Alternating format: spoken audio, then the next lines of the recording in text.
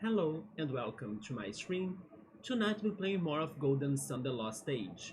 And last time I can say that finally it looks like, and I really want to believe, that we were able to progress pretty much, right? And against all of my beliefs from before, the progression path was not in Al-Hafra. Piers was not in Al-Hafra. So basically, once I left that city, that cursed city that got me stuck in it forever, I could start finding more differences in the previous cities we have been to, and then in the areas we have visited before. And then they have changed, they have updated, and then those updates are now leading me to where Piers might be at. So basically, we left Al-Hafra and then we went back to the Yampi Desert. I managed to find an alternative way there. I'm not sure if the sandstorm that used to happen in there is finished, because honestly, I was thinking it was still going. As both there was a character in Al-Hafra itself that used to say and to mention that the sandstorm was there and everything, it was like dangerous and all sorts of stuff, but also I believe the Yampi Desert will also connect to this one important area for the future. That's the Thunder's Rock or something. I believe that Air's Rock. Never mind. I checked my notes in here. Air's Rock. Yeah. I say it sounds important because I have a big um, suspicion that it's going to be one of the lighthouses. So, yes, I was thinking that the sandstorm was happening to prevent us from going to this Ayers Rock spot that might be very important for the plot, as I'm suspecting it's a lighthouse. So, yeah, I returned to the desert. I could not find the sandstorms, but I found another way that led me to a new town, and we ended up in Mikasala, right? I believe that's how it was called. And it was a very simple place, not much was going on in there, but it already gave me hopes that I was finding new stuff, or that I should keep on backtracking and returning to places instead of focusing only in Al Hafra, right? And then we were able to go back as well to Madra. And in Madra, I learned again, probably because I forgot about it, right? That Piers was locked in there. But the news from Nalhafra got to Madra, so they knew that Piers was innocent, and then they freed him. Hopefully that's the right way to say the verb. I believe it is. They freed him, right? Or is it freed him? Anyway, now Piers is free, right? There we go. And he went to Gondowan Cliffs.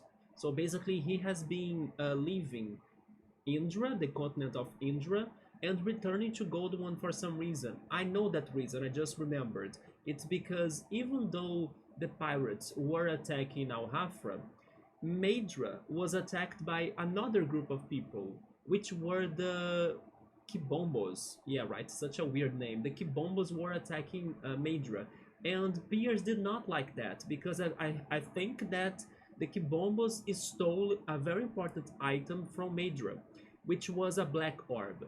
And then also I had a very big flashback from the first game that the black rock is an item necessary for the ships to actually navigate, or at least to reach some certain areas. I'm not really sure what was the catch about the black orb, but for example, the ship that Isaac, Garrett, Mia, and also Ivan took in the end of the last game, the first game, they had to get a black orb.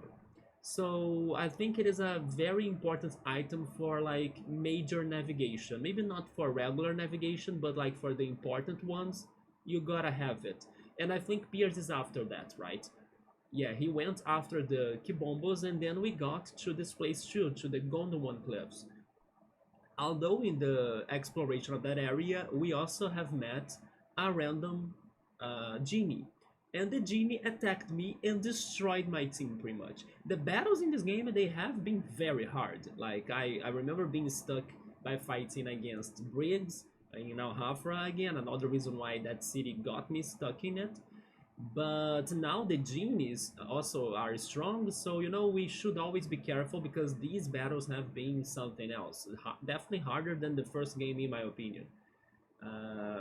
But yeah, and then I got beaten up. Jenna was the only survivor. Jenna saved the day. Jenna returned to Madra, and Jenna resurrected the party. So how important you are, right, Jenna? We are here all to love and praise you, aren't we? Imagine if by the end of this game I end up liking Jenna more. I cannot see that happening. Nope, I refuse. I will riot before that happens in this channel, right? But yeah, thanks Jenna, I guess, for like allowing us to not have a game over and win against the genie in our first attempt. But next time we need to be more careful. I may also consider, I don't know, carry more items, more healing items with me or something, just in case, right? Because, for example, we needed to use some herbs in there, but sadly, as two of my party members, both Felix and also Shiba, they fainted. I didn't have ways of resurrecting them, right? So yeah, that was a big deal. But anyway, Jenna was able to return to Madra, we resurrected everyone in the sanctuary, and then now we are ready to go back to Gondowan Cliffs to go after Piers. And hopefully we can understand what's going on.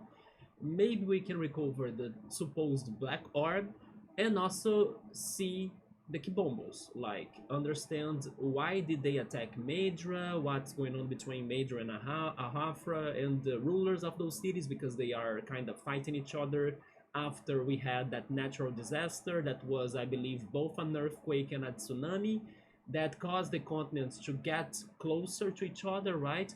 I think this natural disaster might be related to the end of Golden Sun 1 as well, or at least vague memories that I'm getting. I'm not sure.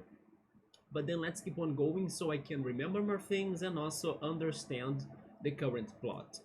Hopefully the stream is alright. I'm not fully sure, as I have been getting stream problems a lot lately, unfortunately. It's sometimes the Twitch servers, it's sometimes OBS crashing. Yesterday, for example, in Paper Trail, OBS decided to crash for some reason. Or sometimes it is the game itself, like Roller Coaster Tycoon gave me trouble. So hopefully today it's going to be alright.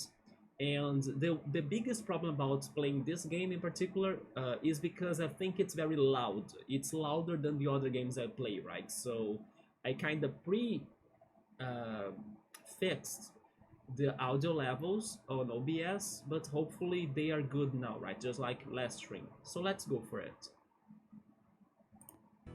Now that I'm playing this on my old monitor, I need to have the game working on this monitor, but then I need to be looking there, right? So let's go.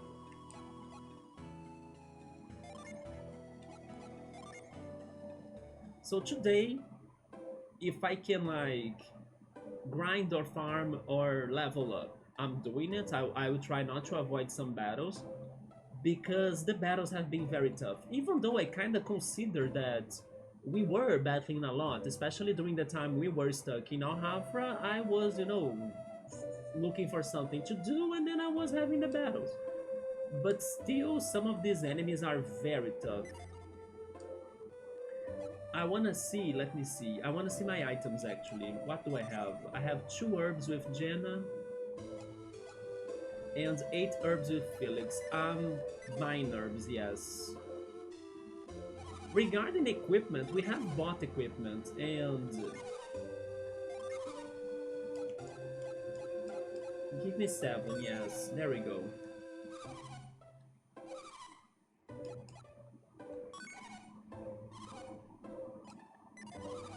Yes, I have been buying the equipment every time I can, but it's also not enough for me to stay safe, right?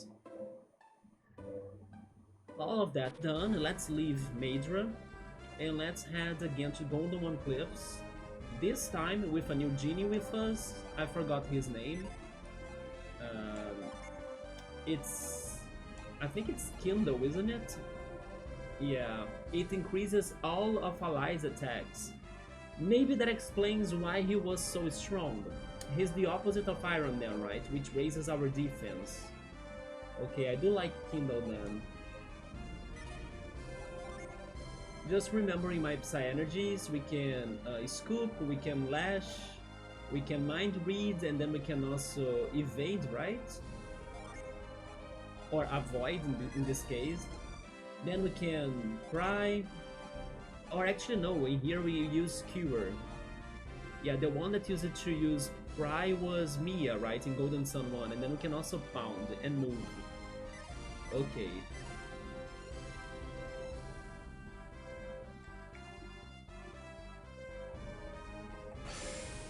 That was the genie recharging, right?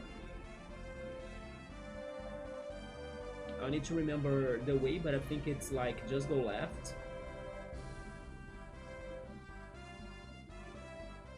Is it that? It's not that, right? That's a dead end. Let's go back then. Where are the enemies? Is it because I was using Avoid to get... Yeah, okay, it's because I was using Avoid to get Jenna safely back to Indra. Okay. There we go. Okay, we're starting today with Shrek encounters. The Dreamtide, yes! It's always worth looking at that animation. I love it so much. I still need... It's going to make it to our whiteboard, but I still need to find time to like draw it myself, right? The Dreamtide. Right now the whiteboard is erased. It's like without anything. But I will add it definitely to my whiteboard. At least today I managed to finish the Kirby clips. All of the 5 games we played weeks ago are with their clips. So next I can go back to the more commonly played games of the channel, right? Like Roller Coaster Tycoon, now Paper Trail as well, and then Golden Sun. I feel like I'm missing another game. Journey as well, right? We played Journey this week. And then I'll be working on their clips. And maybe after that, then I will have more time to possibly draw something on my whiteboard. I mean, I could try doing it before doing the clips as well, but I need to organize myself. Okay, now we found a throw. The Dreamtide's activated every freaking moment. Let's go. It's not the most strong weapon that Felix could be having, but it's the best. It's not only about strength, right, and attack power. It's also about style. And that, my friends, is the most stylish weapon you see in this game. So this is also not it. How can I look at the map again? Like this. Okay. I think I'll need to go north. Oh, never mind. That's the cliffs right down there. Yeah. So I need to go south. Thank goodness I was checking the map.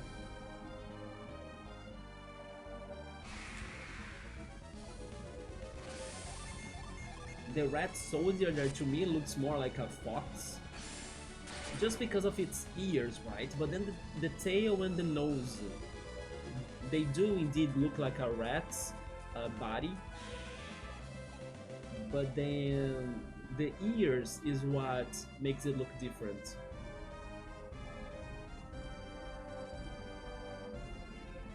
There it is, we found it. This is Gondowan Cliffs. Thank you, Doggo. I will need to return here later, I believe.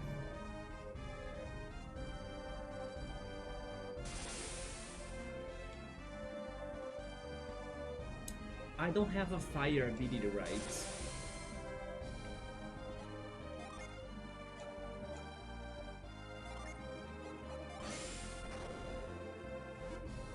Yeah, either fire or that grass attack as well. Wasn't it the grass attack? Let me check my notes. Do I have its name in here? Growth. I think that growth could maybe get rid of that. Either growth or whirlwind. Yeah, whirlwind could also maybe do something about this. But then I will probably need more genies or work on their combinations.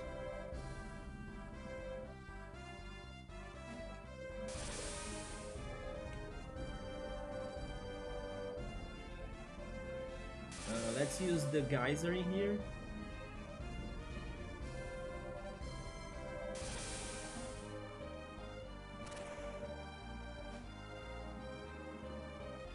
Then we need Lash, right?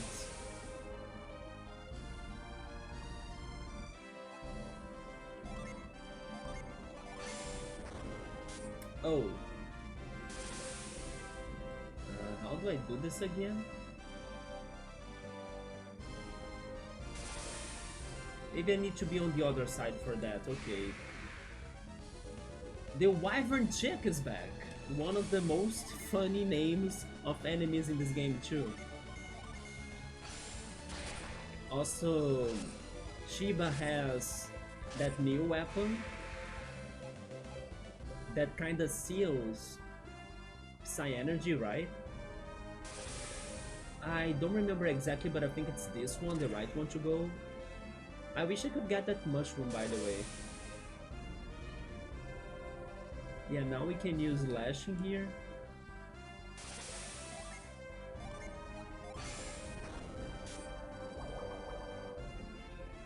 But then I needed to do it. I'm not sure.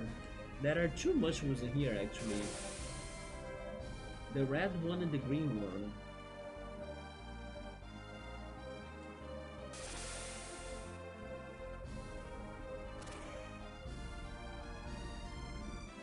We need to go down here too, right? And do this platforming.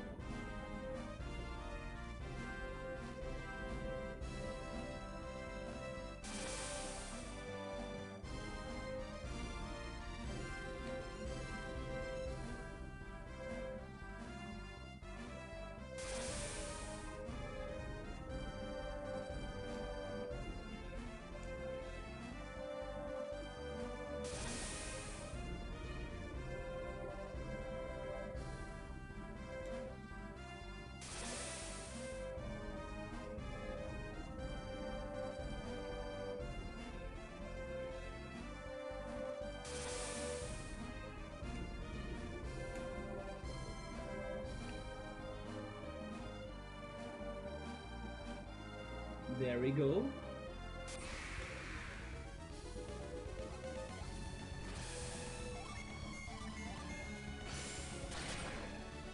Yeah, the weapon is the Siphon Steel.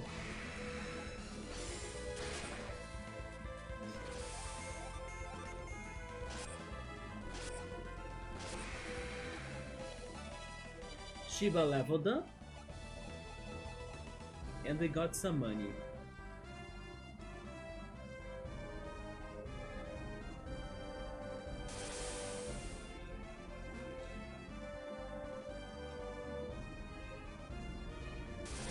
This right here was for us to reach the... A Wolfkin Cub also appeared. To reach the one genie that gave us a lot of trouble, right? I'm a little bit scared of this fight actually, so you know what?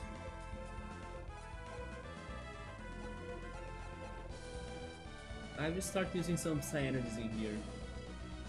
Let's test this out.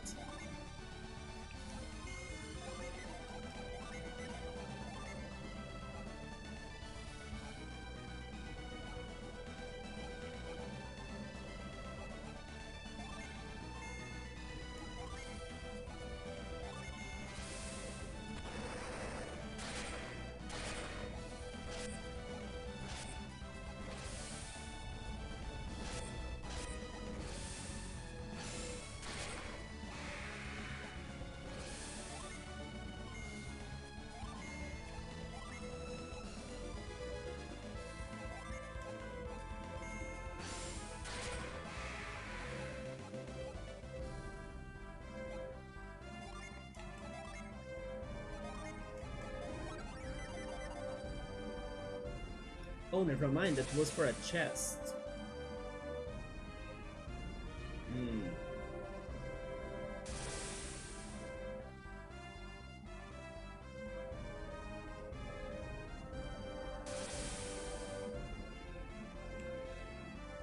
Oh, it's up here that goes to the location where the genie was. But now we are trying to find piers, so let's cross the road, right? What's happening on this side? This is probably Gondowan already.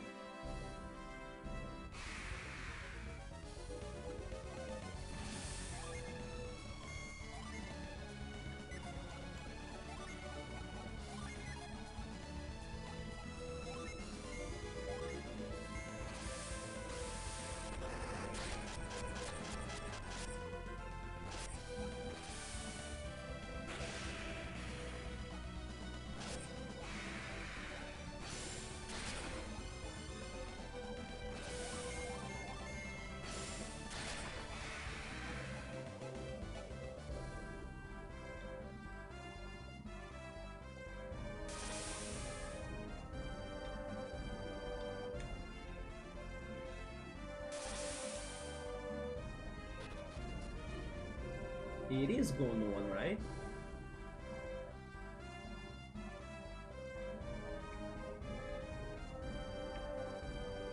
It is.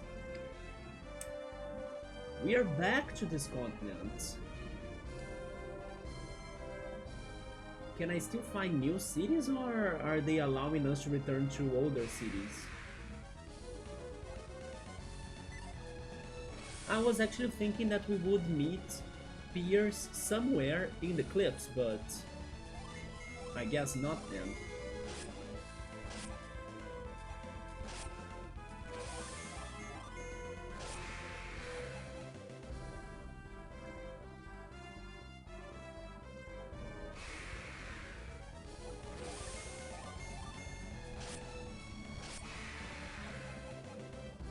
I take an elixir.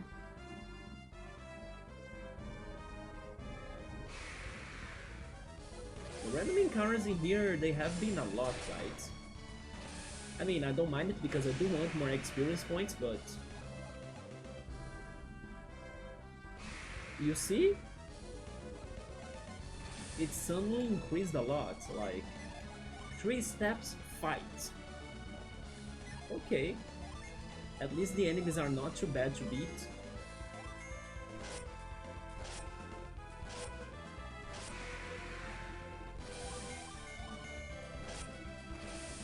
Fire breathe. Actually, never mind. Fire breath, right?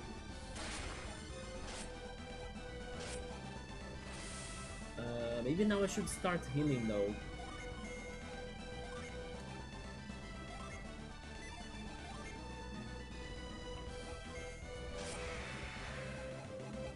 Another elixir, nice.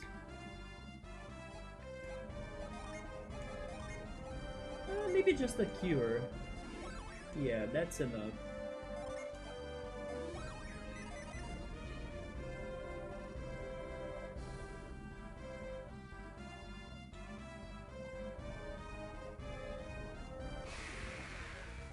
A skeleton, dead head, and the bone fighter.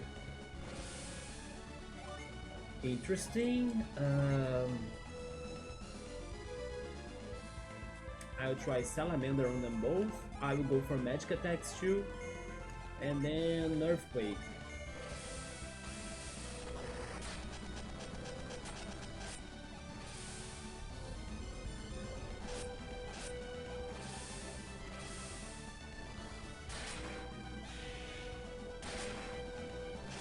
He still survived. What about the physical attacks? Okay, physical attacks were good. As they were very different enemies, I was thinking that they could have been weak to magic, but physical did great too. So we are going physical now, yeah. Especially with a Siphon Seal, which is very useful in this case. Oh, never mind. Physical defeats them in a single group attack. Now we have 3 of them. Yeah, I guess now I will go for magic.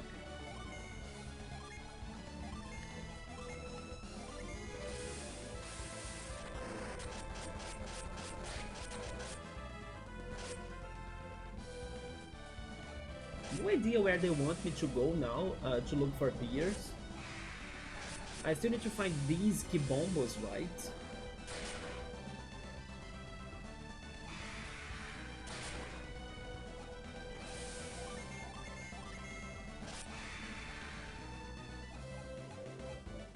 But that was a lot of experience points. Oh, okay. There is a city here. I don't remember this at all, so I'm guessing it's a new place. Naribwe? I can't even say that. Naribwe? Naribwe. Naribwe. Hello people, I like that you guys have a name, I need that.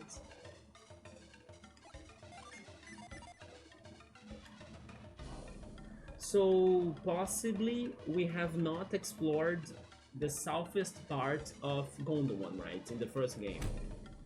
That's why this place is new. How can I get to that chest right there? In case I can't figure it out, I should write it down on my paper, on my notes, and I got a new paper because the last one was already full, right? I think I will write it already because maybe I can forget about the chest. Chest in Naribwe. There we go.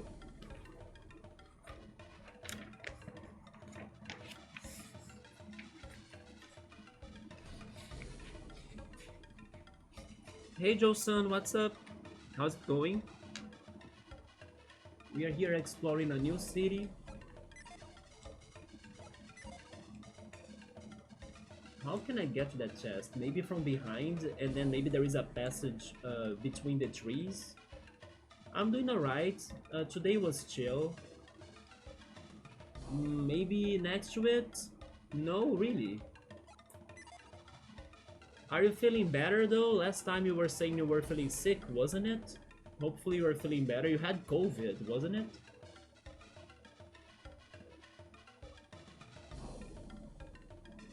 Everyone kinda got sick recently, like Bookmark was sick too, and then Scapuni was also feeling sick.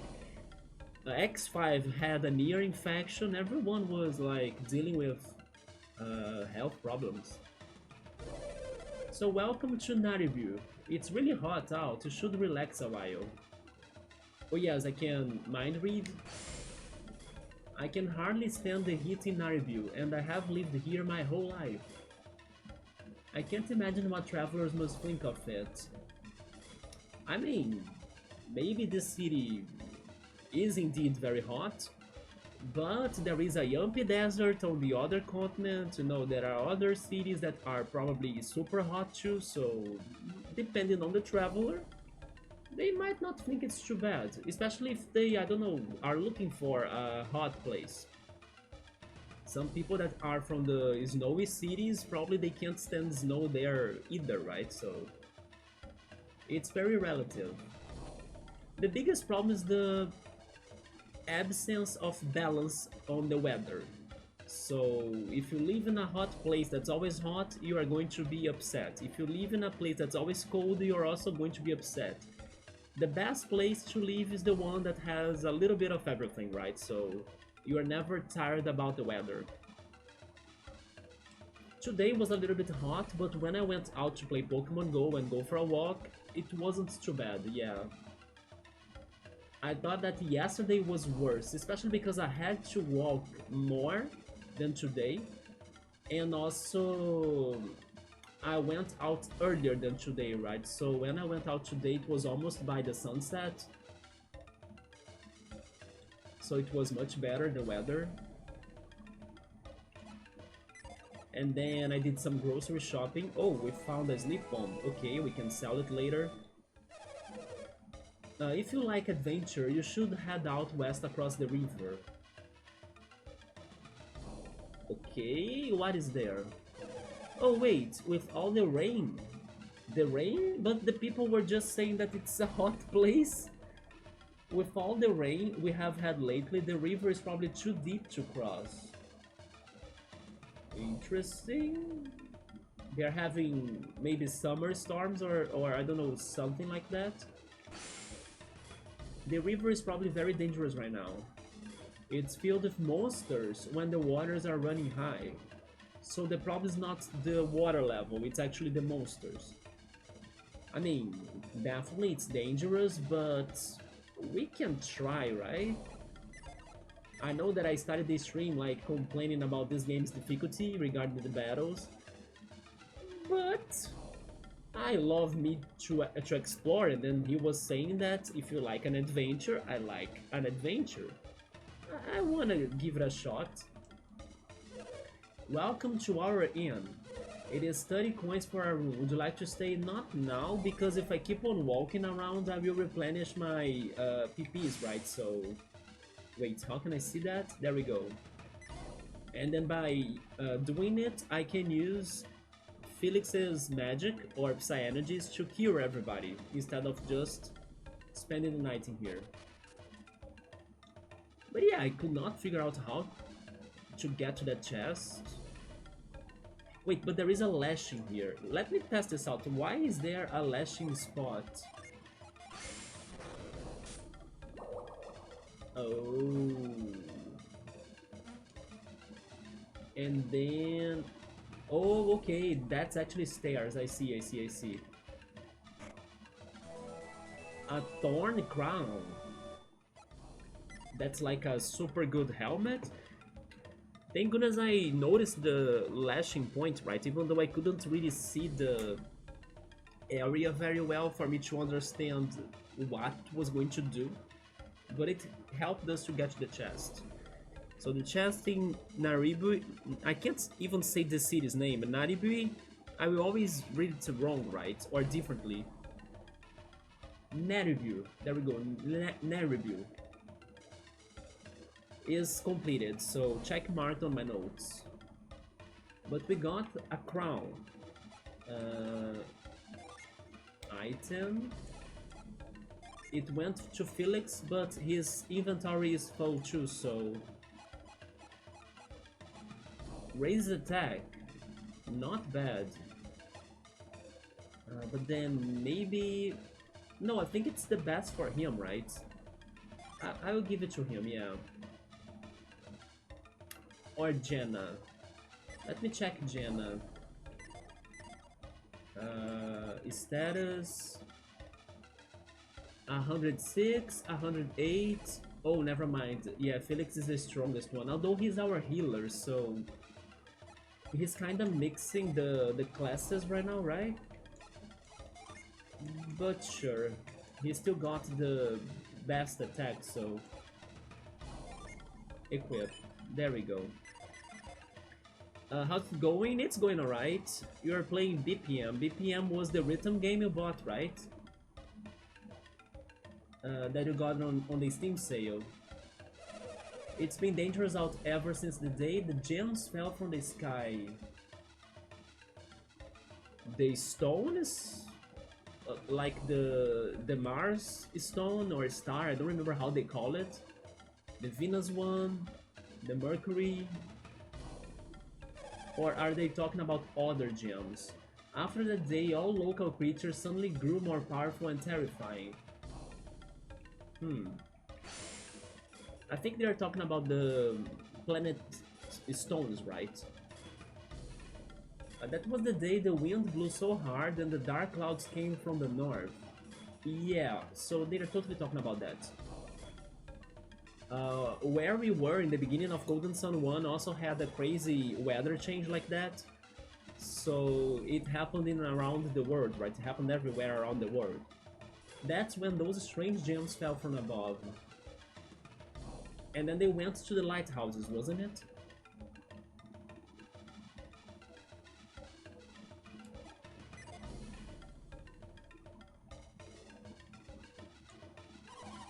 No one can see the future, absolutely no one, except for our fortune teller. Interesting. They have a fortune teller. I'm very curious to see what they have to say. Just by looking at your items, he can see the path you are meant to follow. I hope it is a real fortune teller and not like somebody posing as a fortune teller, right? Even if I wanted my fortune told, I don't have any armor or weapons to show him. Wait, this has really something to do about weapons and armor? If he were only willing to look at other items, I'm sure he would get more business. Never mind, it is not maybe a plot-related fortune teller, it's more like I don't know, a character that could be upgrading our weapons and armor. That's a little bit different. We found an elixir, awesome. The elixirs are for health, isn't it? It's not for like power points. Or Psy Energy points actually. In this game, the PPs are Psy Energy points, right? Elixirs. Let me see. They are for none, right? They actually are... they are an item or items that cure delusion, stun, and sleep. So they are for statuses. Okay. So they are not as great. I could consider selling them. I talked to you, right? Yeah. Did I check your mind? Yes, okay. What about you up here? The Kibombo went on an expedition to the east, but they have already returned. So this city is the Kibombo city, so this is probably where Piers is at too. Do you know what kind of expedition it was? They pretty much attacked Indra, right? And I don't know what was their goal, but I believe they returned with the Black Orb. I don't know if they went there to steal it, or if they went there to attack the city, but as a consequence or as something else, they decided to also steal it out of nowhere, or it was not really planned from the beginning.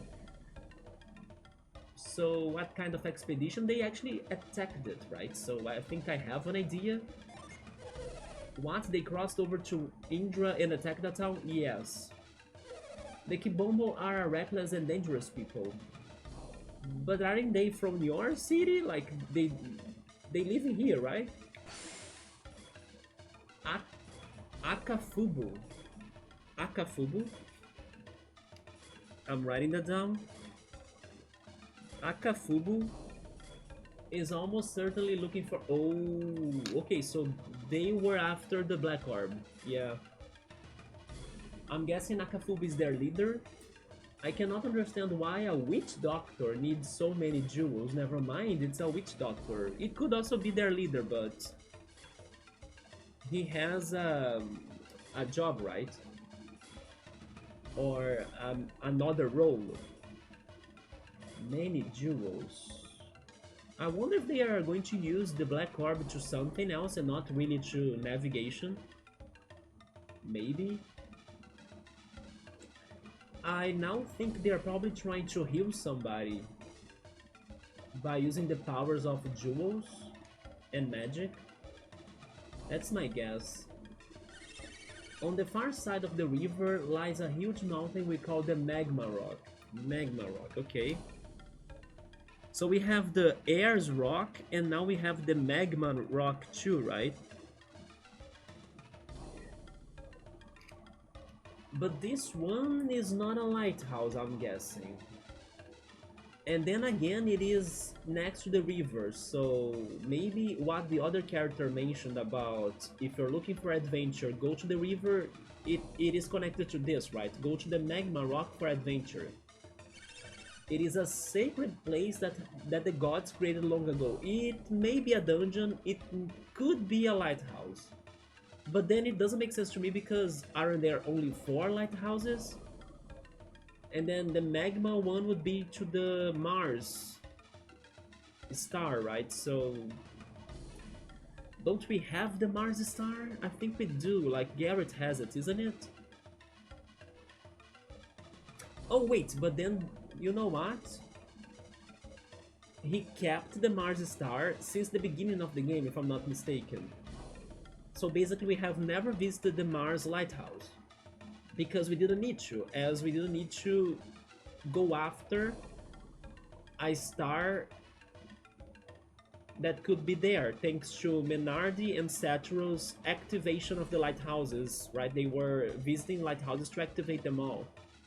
But as they didn't have the Mars star because it was always with us, especially Garrett, they probably have never been to the lighthouse of Mars.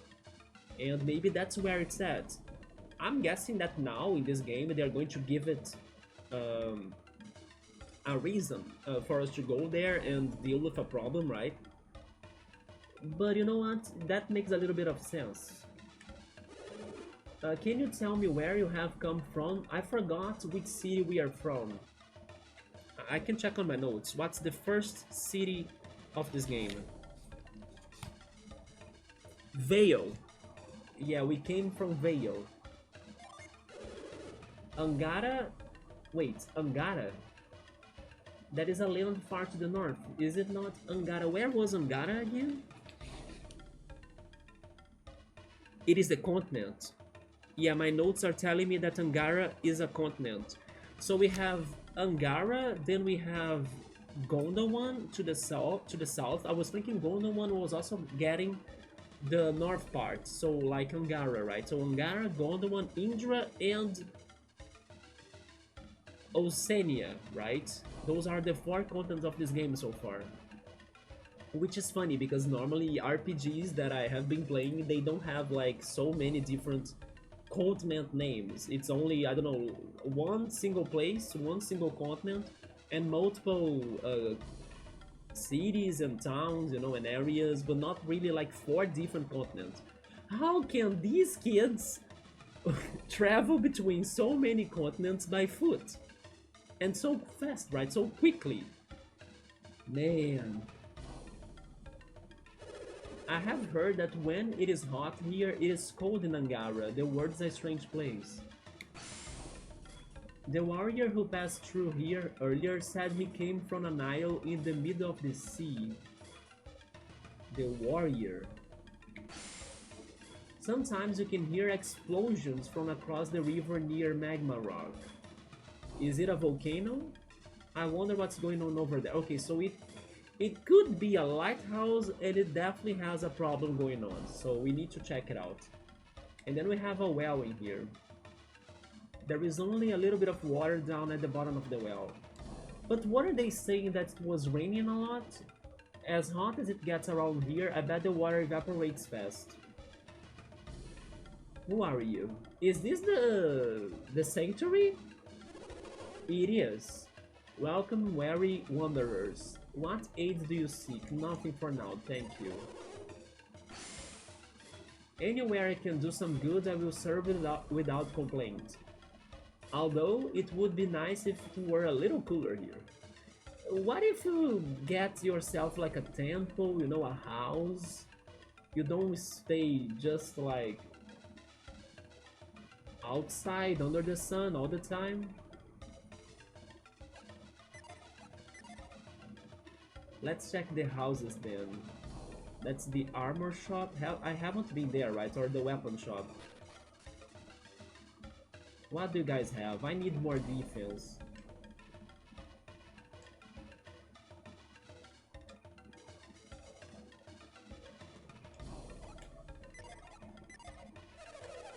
If you are burdened with many concerns, take a weapon to the fortune teller. He can read your future by studying the weapons that you carry. I think that's so weird.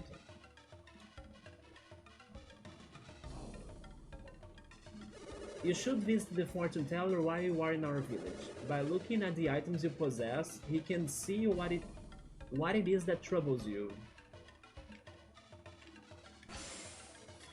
I can look at any weapon and see the monsters it faced, but I cannot read its future. Whenever I get my fortune read, I offer up some armor. Yeah. Wait. Armor. There we go. I think this might be why I find so many rare and valuable artifacts. I hope the fortune teller will say great things about our pirate sword and its amazing ability of Dreamtide. But then, what are they selling? Come in, welcome, take a look at our fine weapons. Yes, what do you have? The broadsword. It is better than my pirate sword, but I don't want it. The light blade. Oh my god, it is very good. How much is it? It's almost 3,000 coins, right? The broad axe and also the battle mace.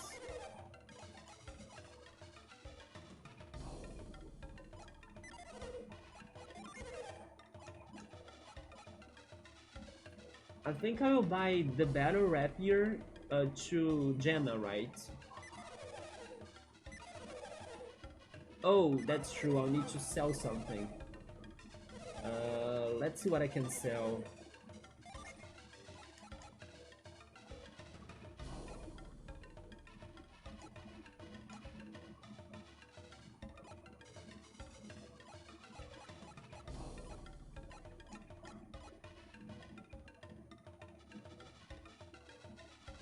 I'm not sure actually. I can sell those 2 sleep bombs. This is a smoke bomb, right? I'm selling that too.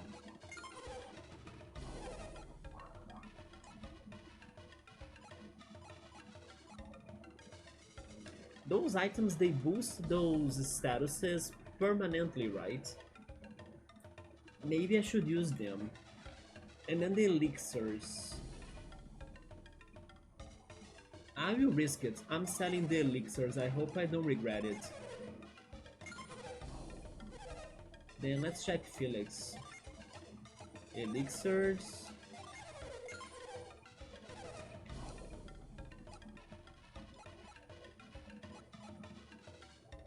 I will sell the helm because now he has the crown.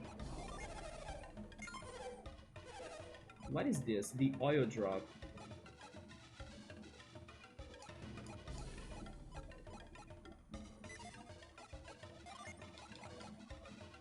The hunter's sword doesn't have an ability, so I can sell that too. Let me go back to the menu and give the hard nut to Shiba, yes, and also the coin, right? The lucky medal.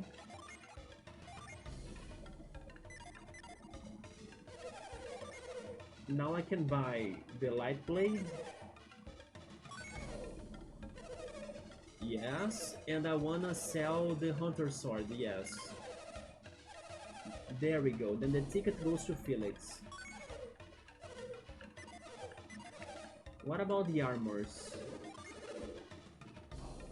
Adapt clothes. It boosts PPs. It's not expensive. The silk robe. The iron shield. Armlets, bronze helm, wooden cap, and silver circlet. How good is this? It is very good. What about the second one? Wait, 15 versus 12. 90 versus 88. It is worth getting the Adept clothes because it is way cheaper and it has the extra effect of boosting PPs and their differences are not too much, right? So yes, I'm going for this one. Yes, I will sell the travel robe. Game ticket is always for Felix. Give me another one. Nice. Yes, sell it. There we go. Then Felix. No, I still want to check the shields and stuff, right? The iron shield. It is better than the leather gloves. Let me check the leather gloves.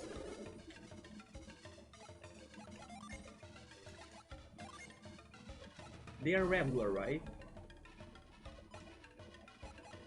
Okay, they are regular gloves, so I can sell them.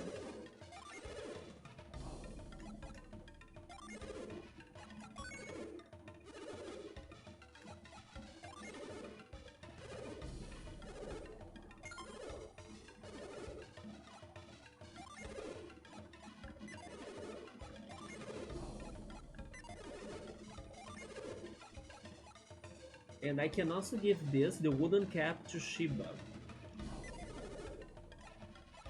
I'm going for it. But it is... Okay, only 400, it's fine, yes. Yes. You know what? This was very good shopping. We were able to sell our things, we were able to get more defense, also some attack boost as well, but especially defense, because we have been dying to the enemies, right? So these upgrades were very good in my opinion.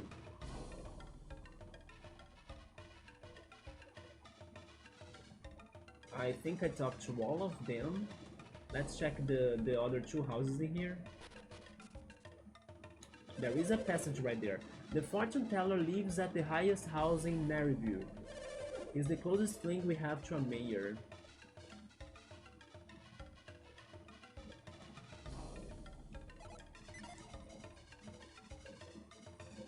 Let me drink some water. It's been an hour of stream already. Yeah, I'm starting to get tired.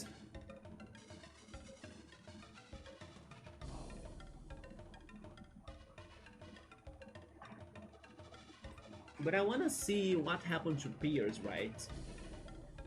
It's been forever since we have been trying to understand that situation.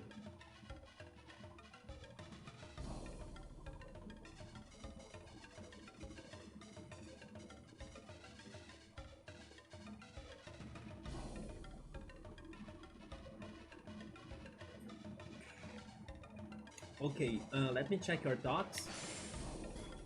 The fortune teller in Naribwe has quite a reputation. His predictions are so accurate, but then he only predicts the future by checking weapons. He's always done them for us alone, so I don't understand how he got so famous. Good point. We found money, nice, or we are maybe stealing money, right? What made him famous? People with bad intentions? People that want to use him?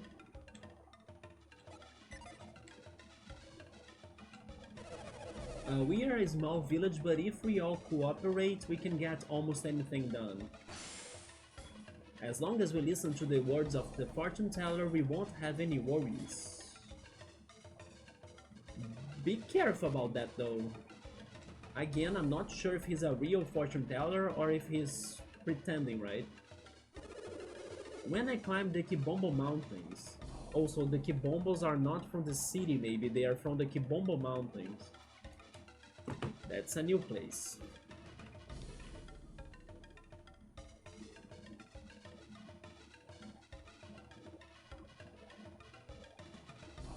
When they mentioned a warrior that visited this place, they could have been talking about Piers.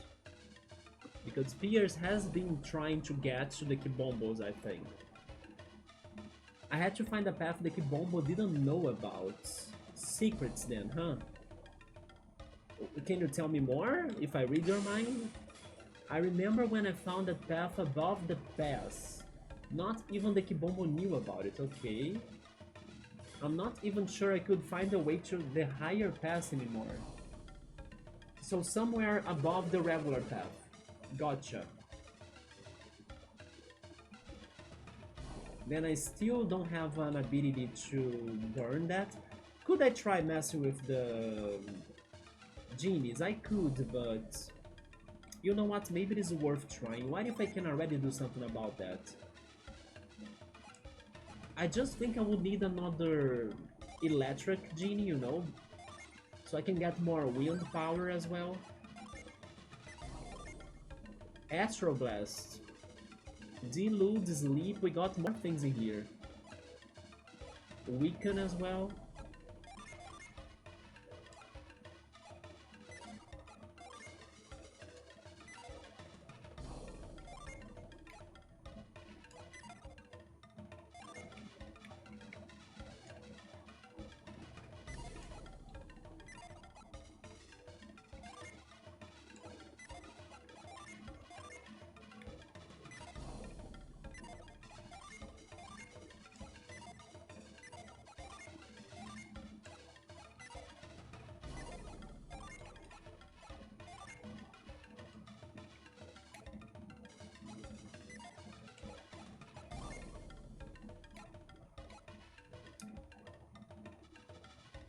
We actually can get that. Look at that. So when Felix has Echo and Fog, he can do some grass attacks. Let me write that down. Echo plus Fog.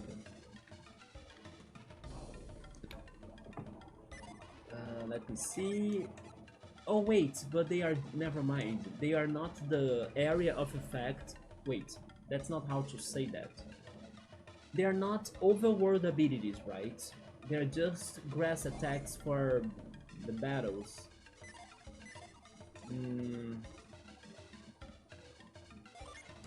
But it was a big change, so studying them could be important.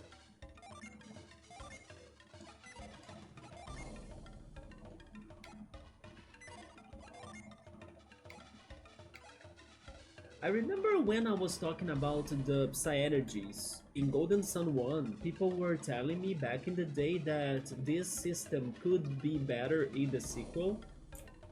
To me, it's been the same. It's been as hard as in Golden Sun 1 for me to study the changes of the Psy-energies, right? And the genies. It's pretty much a lucky guess how to combine them to like get new things. Not to mention that it's confusing AF.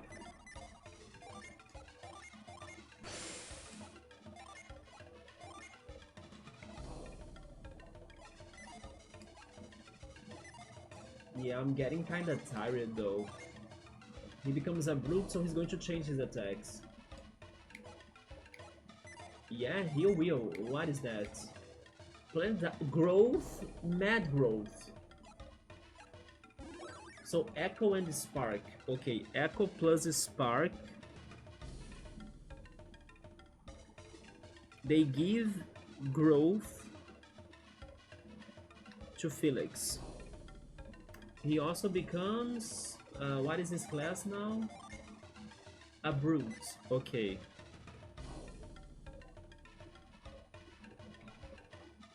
Felix. Was growth the one ability I needed? I think it was Whirlwind, wasn't it? Attack with wild plants. Yeah, I think I need Whirlwind. According to my notes, Whirlwind was Gust and Breeze. Yeah, it is all about...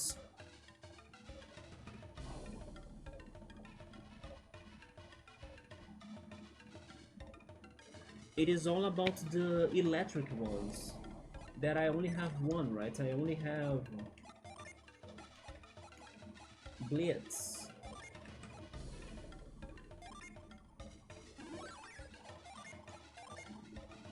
He's becoming a Ruffia now? How is that? It's not that different.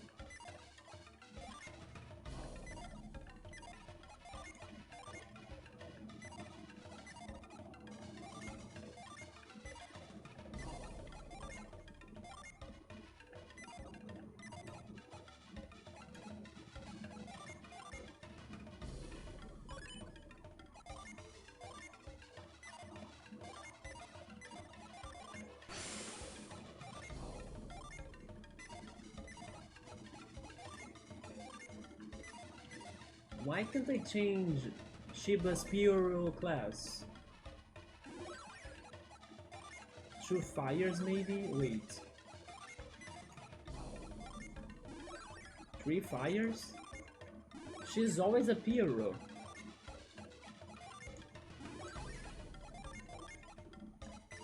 Wait, he got... Oh, he got Astral Blast? I remember loving Astral Blast.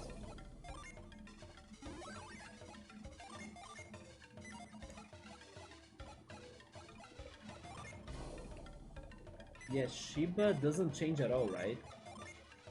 Let's see if we can change Jenna somehow.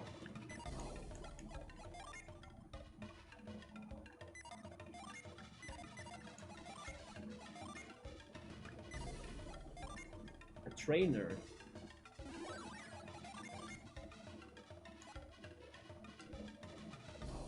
She learned Subaru?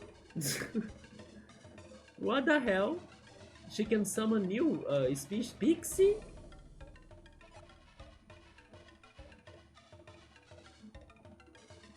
I mean, I gotta try it, right?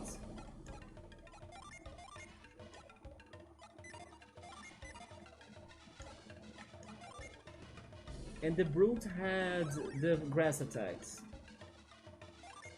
Yes. Instead of the earth attacks. But I think he was better with the earth attacks, yeah.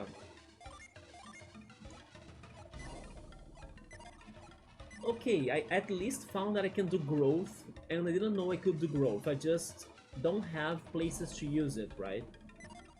But sure. And I do think it is whirlwind for me to cut that grass. I checked these houses already. Oh, I mean, I don't remember. Okay, I do. Yes, I do remember now. Hello?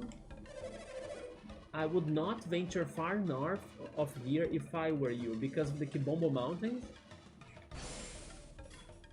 It is awful to the north of Naribwe. It is hotter and the creatures are fierce. And worst of all, that's where the Kibombo are. Yeah, the Kibombo Mountains, man. This is probably the fortune teller's house. When Oeya?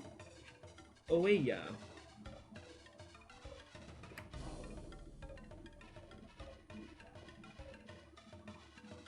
When Oeya was their witch doctor, the Kibombo were much more peaceful. I'm still thinking they're trying to heal somebody, because that's something that happens a lot in RPGs. Like when a group of people attack another group of people, sometimes they are after some sort of resurrection magic, you know, resurrecting item, because somebody fell ill or sick. So you see, this is also kind of telling me that what happened to this Oeya? Maybe she is now, or he is now, I'm not sure, but maybe they are now sick and they are trying to help them out, right?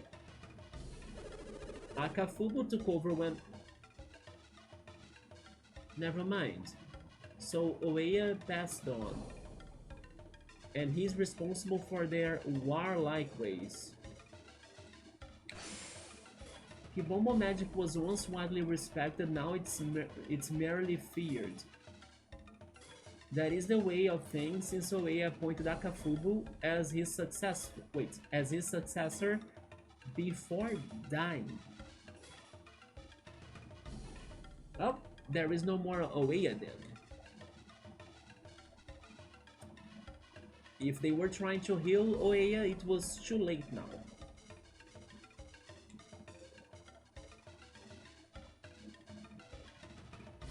I believe the last thing to do is check in the fortune teller, so... Is that a skull?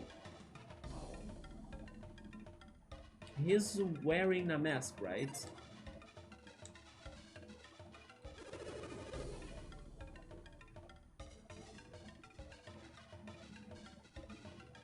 Yeah, I'm feeling tired. Maybe I want to do a very long stream tonight. By painting our bodies, we bring about good luck. You should try it too. Body painting also protects us from the magic of the witch doctor, or so I'm told. My father is a fortune teller, not a witch doctor. There are a great many differences between him and Akafubu or Kibombo. Never mind. I'll read that again.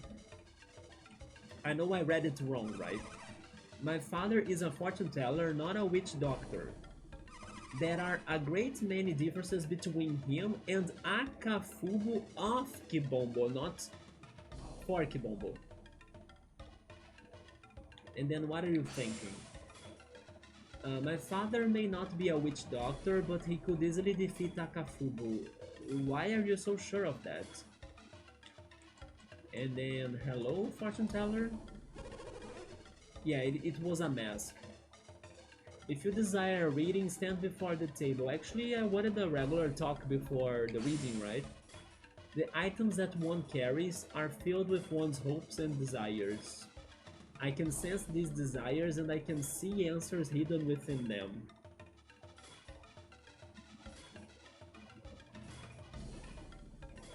Okay. Let's see, right? Please say something about my pirate sword, my most beloved sword. I'm a teller of fortunes. Would you like to have a reading? Yes. Oh, it costs 20 coins to hear what your future holds. Will you pay? I hope this is not like one of those spoilery characters, right? But I think I need to test this out because it's not sounding very clear if that's what he's doing. Very well, show me one of your items. Oh, I actually picked the item? I wanna pick the pirate sword. Pirate sword, pirate sword. Felix placed the pirate sword on the table. Please don't get rid of my Dreamtide, right? Are you prepared? I'm scared. Oh my god, I think he's going to transform it. Oh my god, don't get rid of my Dreamtide, please.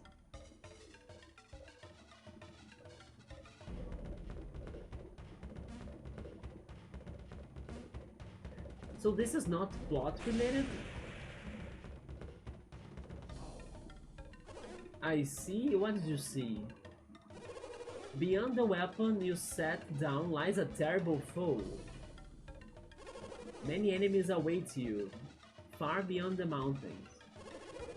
If you move to strike them, you meet with great disaster. Pierce? I mean, I gotta go there, but then I need to be careful because maybe there will be something bigger than just the Kibombos there, right?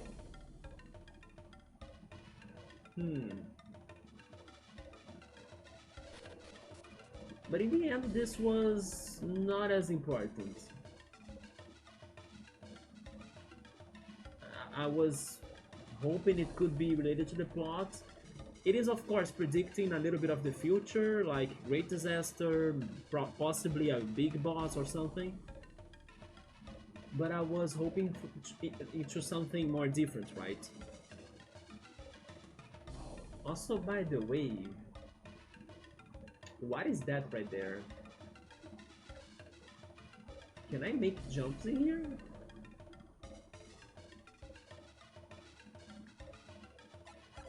I cannot. But we gotta go north. Let me save the game.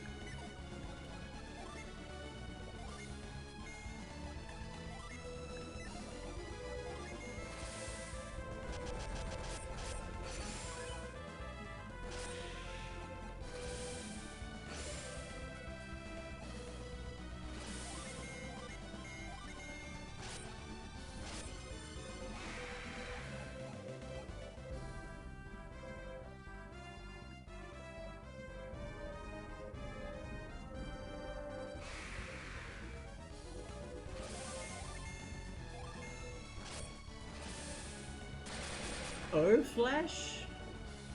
Or is it your flesh? No, I think it is our flesh, right?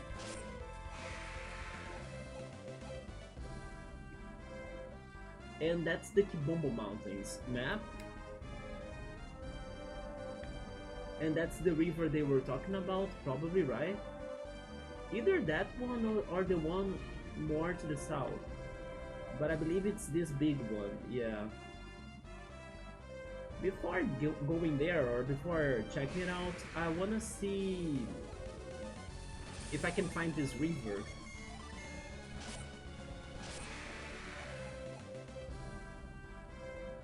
I also need to refill my strategy points, even though it's kinda not really doing it, because it's being slow and I'm getting hurt as well, so that's never good.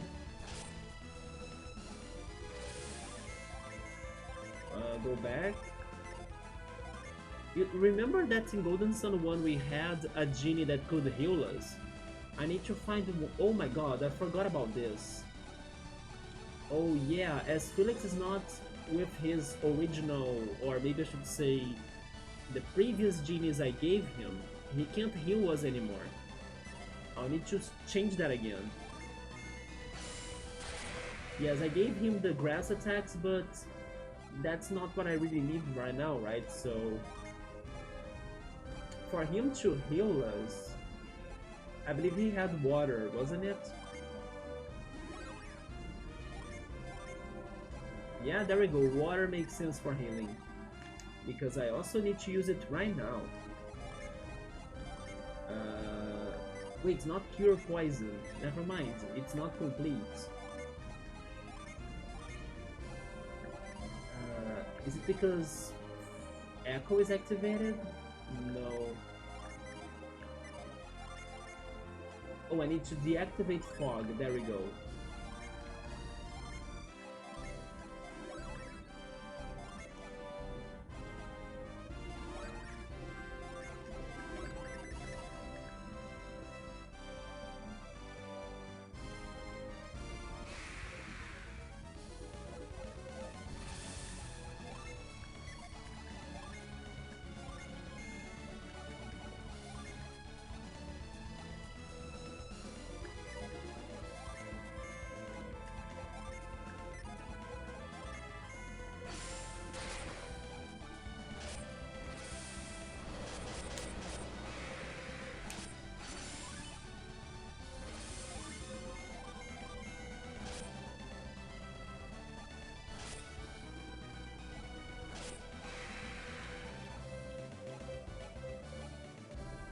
As we're getting a lot of money from the battles, I think it is worth actually resting at the inn in the cities, right? It is only 30 bucks, and we get like 140 something from a simple battle, so yeah, I think it's worth doing it. I was hoping we could recharge our synergy points before, I don't know, needing to use them again, but I think it's not the case anymore. These enemies do hurt us little by little. So there was nothing there. Yes, I think I'll return to the previous city to heal me. This is also some good grinding, so I take it. Yeah, this city, Naribwe, right? Naribwe?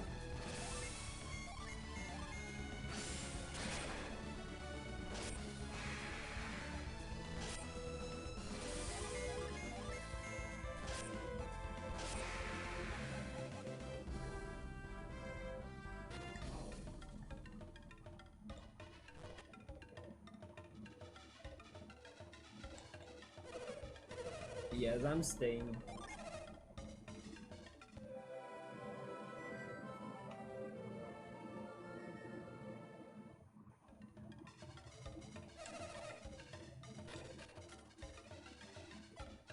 I'm saving again just in case.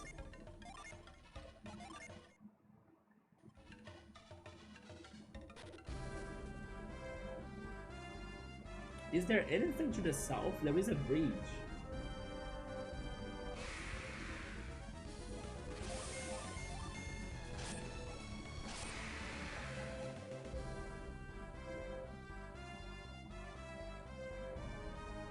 This area looks strange. Is there a hidden genie here? In these lighter colored green grass? These green greens from Kirby? Nah, that's not a genie.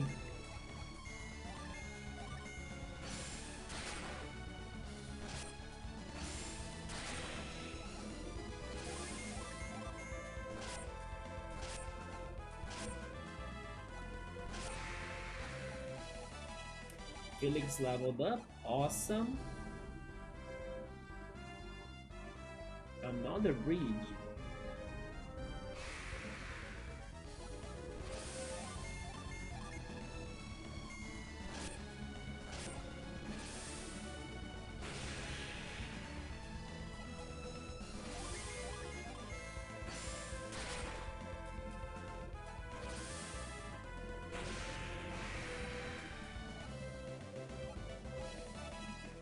Jenna also leveled up.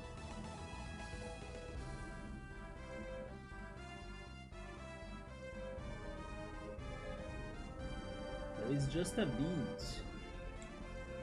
Any encounters here?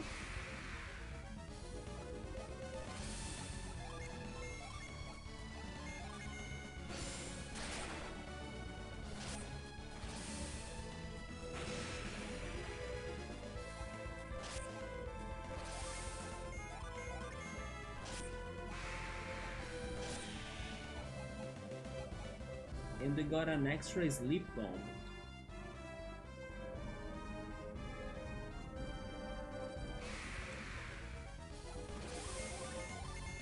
Yeah, so this river to the south was not the river they were talking about earlier in Naribwe, right?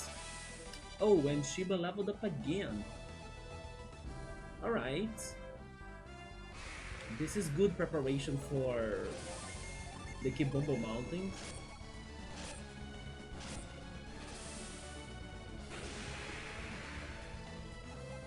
I'm also trying to understand what made that enemy from the previous fight to fall asleep. Maybe Dreamtide has a small chance to put them to sleep, I'm not sure. I'll try paying more attention to that. Because we have been triggering Dreamtide a lot, but it was the only time I can remember that I saw the enemy falling asleep, right?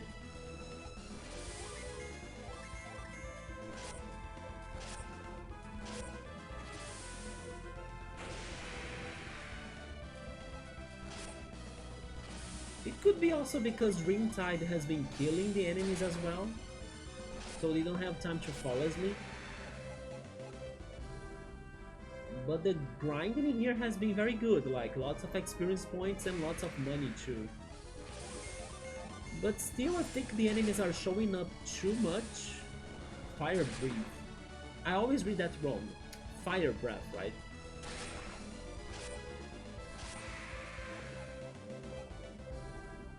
But yeah, I think the random encounters are...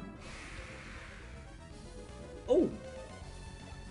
Never mind, I have no problems, nothing to complain about the random encounters, right? This is awesome, but be careful because they are strong. Felix, you're going to be healing us all the time, but I need to be fast too or they can run away, right? They can flee. Let me think, I also have my genies as well, I can boost my defense. But then the other one that has the Earth or Venus genie is actually Felix, and then Felix needs it for him to be healing us, right? Because I wanted to boost our defense. You know what? I will do it. Okay. And then I have the fire ones. Sure, let's go Kindle, and then we start healing, and he has Echo, the other one. But I need him to... Oh, I can't heal right now because they are both activated. I need to deactivate Fog then.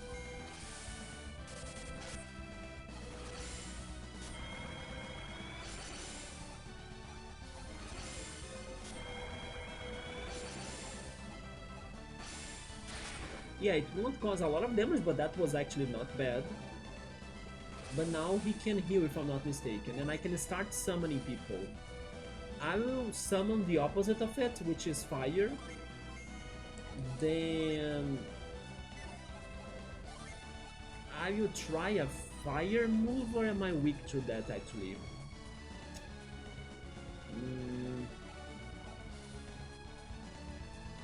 Sword card won't work. I think I tried it against the fire genie and it was useless, right?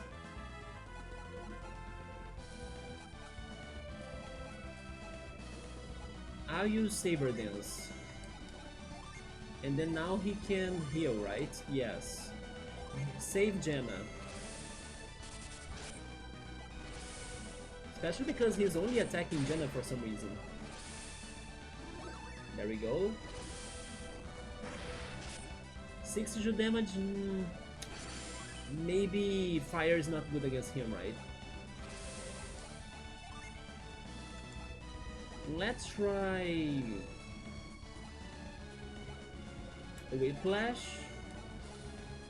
Then maybe I can try as well Venus. And then we're going for another healing. Cure well Shiba. He ran away. There's no escape? Wait, seriously? I didn't know that could happen in our benefit, right? Normally, we are the ones that can't escape, not the enemies. What? But then I should kill him very fast. I don't know if I will have time to do it. I did like Whiplash, by the way, so go for it again. Mercury, no, I would rather go for Upside Energy. Saber Dance was alright. Can we attack as well now that everybody's kinda healed? Inspire, Massive Quake. I think I'll try Ragnarok.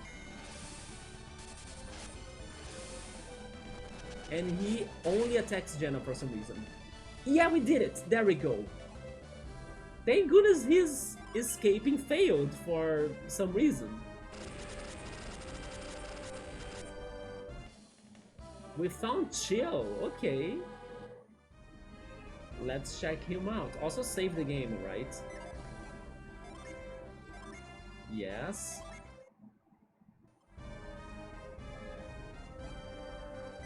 Then let's see.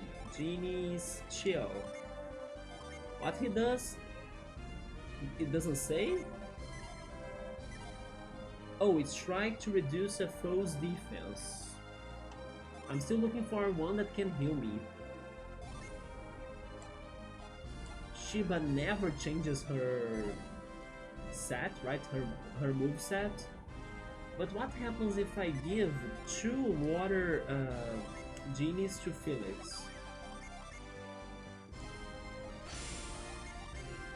He learns Fly. I remember Flying being better than Cure, right?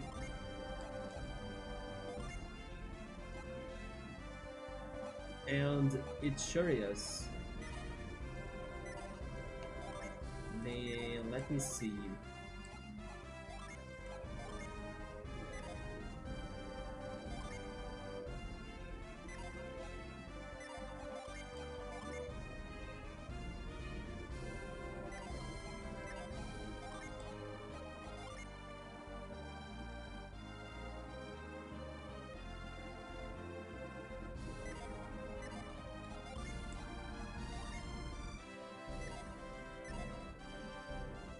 I think I will stay like that, yes.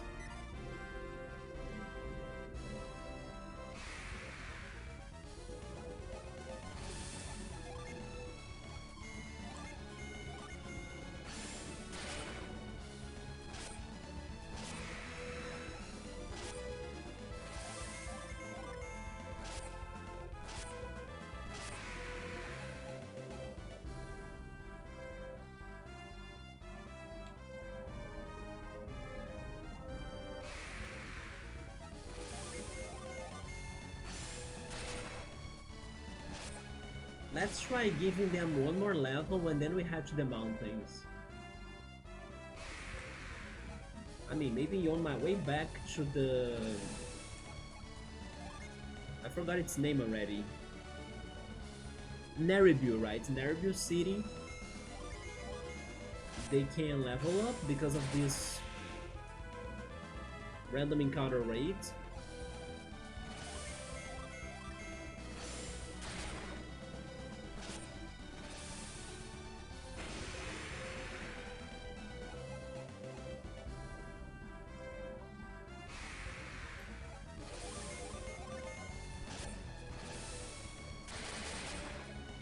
2 damage?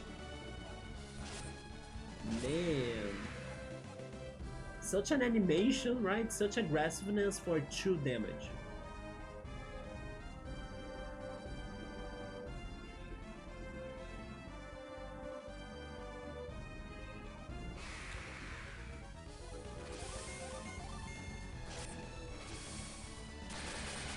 Oh, but Shiba takes more damage than 2.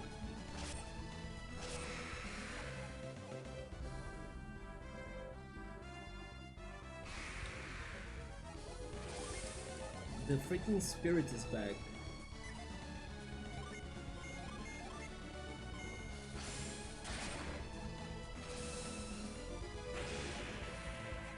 It does make them to fall asleep, okay. So Dreamtide had an ability.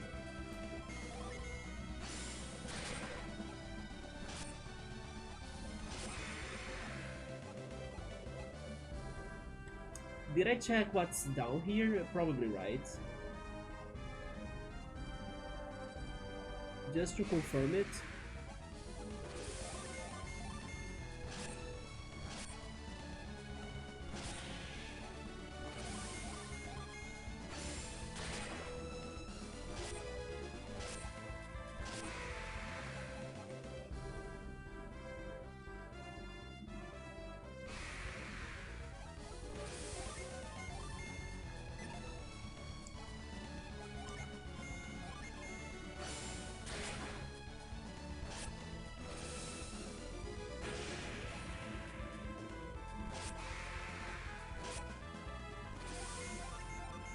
Yeah, now Felix's defenses are amazing, which is very good because he's our healer. Even though he has like an amazing attack too. Yeah, there is nothing here, okay.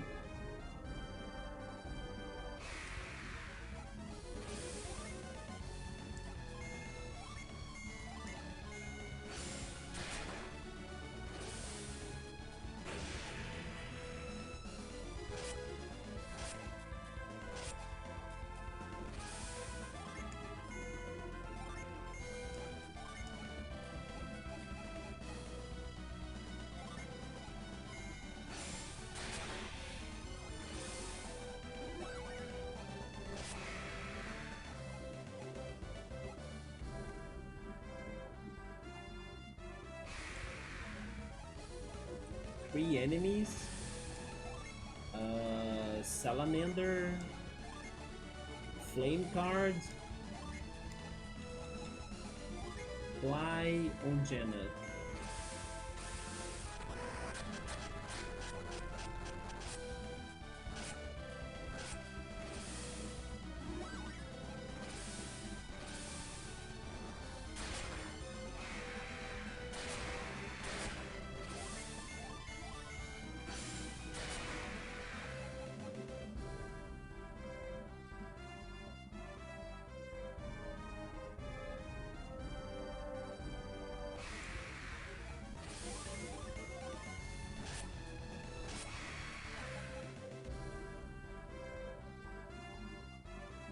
How's our stats now?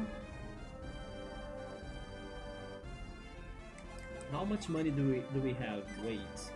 Item? 6,124. And we can even sell some items again, like that smoke bomb right there. Or actually the sleep bomb. What is that, by the way? Oh, the blow mace. I will risk it. I won't heal myself right now. I could, it's not expensive, but I think we can keep on going, right?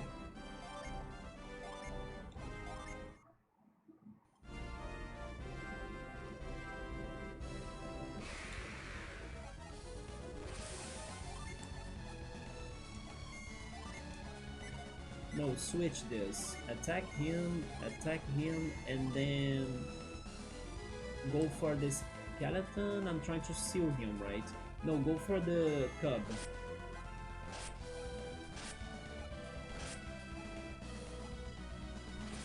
Although I could not seal him. But the cut is most likely dying, so attack the skeleton. I ended up sealing the skeleton. But there we go, okay. It did not work as what I was planning, but sure. There is also a path to the left, and now we have 3 enemies. Salamander, Flame card, and Riot? Go for it. Let's go grass attacks now, not earthquake anymore. Although they are flying enemies, right, so maybe this won't be too good.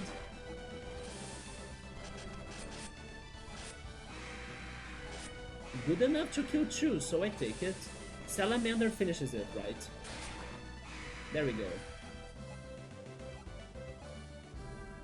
Now I should heal myself.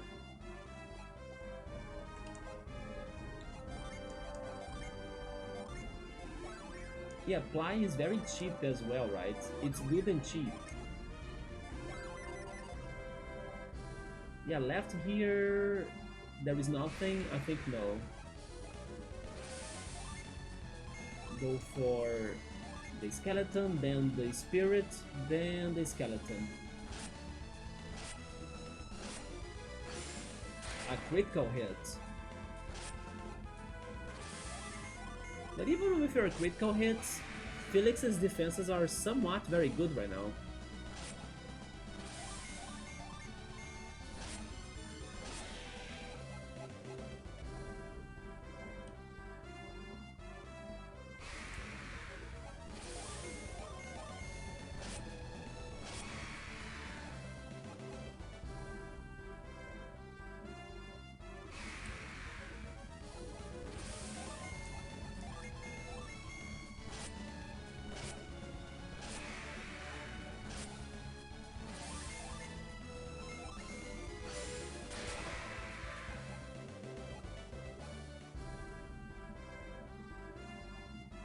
Okay.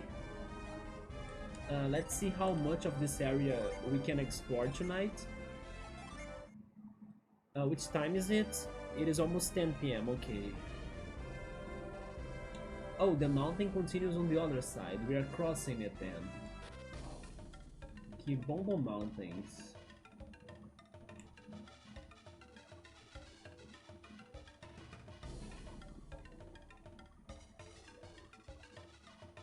Probably this is going to have some puzzles, right? Like this big box. Is the way clear? Who's that? Is that a Kibombo? This area is clear. The strange one has not been seen. Piers, right?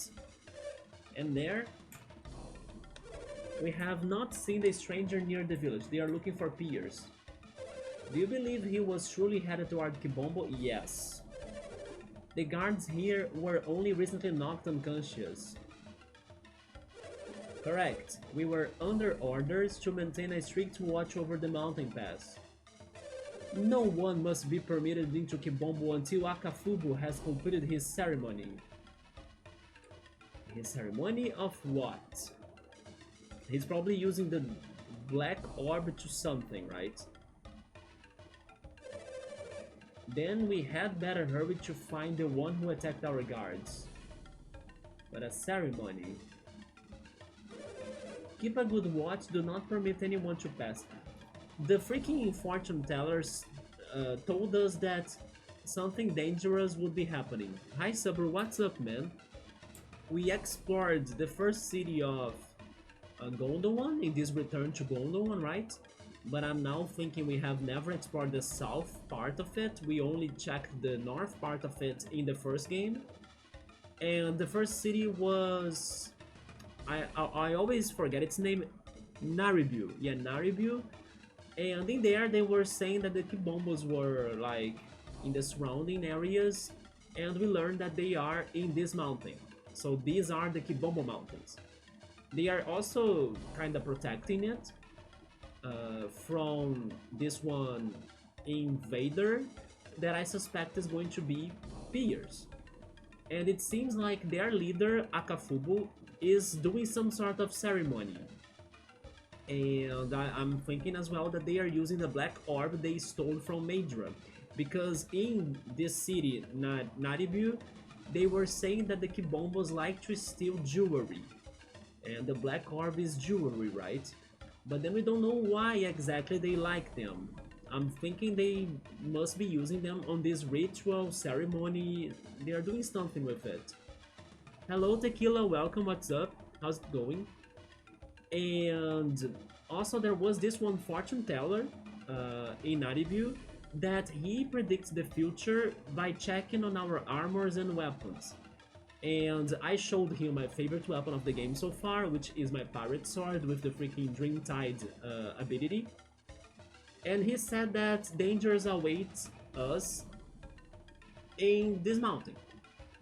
So I'm now thinking that something else is going to happen besides the Kibombos and besides even Piers. I'm thinking like a new threat is probably going to show up thanks to this fortune teller prediction. So basically that's what we have done in today's stream so far. Subway is bringing up that maybe there is like a tribute of some sorts in this ceremony, like a sacrifice. I mean, that's a good theory. Nothing has pointed out to that direction so far, but it's not a bad theory. I was just not thinking they would go that far, right?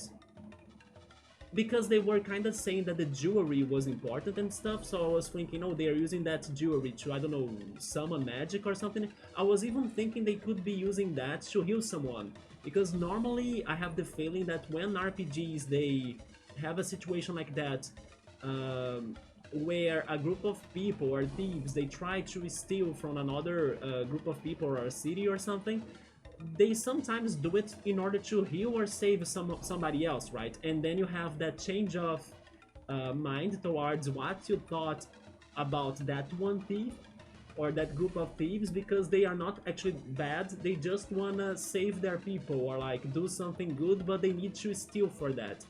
So I was kind of thinking they were trying to use the jewelry to like heal somebody, right? But I'm just guessing, I don't know. But then maybe it's also something that you were saying, right? They could be doing some sort of ceremony that has some sacrifices going on. Hopefully not, though. Good, I love watching people playing Golden Sun for the first time. So welcome, right? I have been playing this game on every Sunday. It's one of your favorite RPGs. It is a crazy mix of things, right? It is a mix of RPGs and then also puzzles in here. Sometimes I get stuck in the battles of the RPG side of it, sometimes I get stuck in the puzzles of it, but overall I have been enjoying it. Many people, and I believe you as well, you can confirm that in the chat, have been preferring the sequel, right? When I ask like, oh, do you like this game more or the sequel of it? And then people say this sequel, right? I said this game more when I was playing Golden Sun 1 just before playing this. But yeah, most people have been preferring the sequel of it. So far, I have been thinking that this sequel has been more challenging. The battles in particular have been almost beating me up or beating me up. For example, in Al-Hafra, there was a fight against the pirate leader, which was Briggs, right? I had to grind until finally beating him up. And then last stream, when I was checking the Gondowan Cliffs, there was a genie that challenged me to a battle, and then only Jenna survived. So Jenna saved the day, even though I don't like Jenna that much, right? But yeah, thanks to Jenna, I hate to admit it, we lived. And then we got that one genie that I forgot his name already, maybe Canon or something. They are both fantastic. Okay, so maybe you don't have a favorite one. The thing about the first one that was somewhat like a bummer was that it ended at the mid of the story, right? I was not expecting that to happen. So I was kind of hoping it was like a complete game, but it's definitely not complete. Like, this sequel is starting right from where it stopped. But I was not expecting to be like, it's starting at half of everything. I was thinking it was a new story after the conclusions of the first game. So it was very random when the game ended. I was like, are you kidding me? But yeah, but overall, it's been a good game. I just thought as well that the beginning of it was a little bit confusing, or like too much happened under a short amount of time. Like we had the stars getting stolen from the temple, and then Saturos and Menardi. It was a lot of things happening, and I didn't even know the characters that much or the village that much as well. I was still digesting everything, and then no, there was no time for digestion. You had to just swallow everything in and just go, right? And then little by little, then I was getting more used to the game mechanics and the places, the cities, and everything. Yeah, the beginning was extra chaotic, right? Yeah, but thankfully, little by little, we were following things up a little bit more. Yeah. I especially didn't like Jenna because in the beginning I thought she was making very bad decisions. I don't remember them as much right now because it's been some time since I started this franchise, right? These playthroughs. I even took some breaks in between them, so that also has been kind of hard for me to like remember everything that happened. This is just the second stream of like my return, my second return to this game. So yeah, I'm trying here to remember everything. But I remember Jenna being very annoying and also not going for good decisions. For example, in that beginning, I remember that she was pressuring Isaac and Garrett to go get the freaking stars of the temple. And I was like, Jenna, this is not going to do well, you know? This is not going to help us for nothing. And then she was there, no, but you gotta do it. We are here already or something. She was pairing up with freaking Professor Craydon, like to convince us to get the things, and then it ended in a disaster. Like it was a horrible situation that we created after that exploration of the temple, right? So anyway, since then I got a grudge on Gemma, basically. And then when in this game they told me that I was going to have her in my party, you can imagine how I felt about it, right? So I'm still struggling with that, but sometimes there are situations like Let's Stream that I need to thank Jenna, right? Thank you, Jenna, for like being alive, but I'm still not convinced I like her. Yeah. I do think it kind of fleshes out her character as a young girl who doesn't understand what's going on. A little bit. Yes, and then I was upset on her decision making in the beginning of the game mostly. But then there was also the situation about Felix as well. At the beginning, I remember Felix wanting to battle us and, fight us. And I don't know, Jenna was, of course, it's hard to put ourselves in her shoes, but like, I think she was taking bigger risks without any guarantees that Felix would spare her, because they are brothers or something. So I think she was too careless at those moments as well. I don't remember exactly what happened because it's been too long, like I said, but I have the feeling that Jenna gave up on traveling with us to go after Felix, right?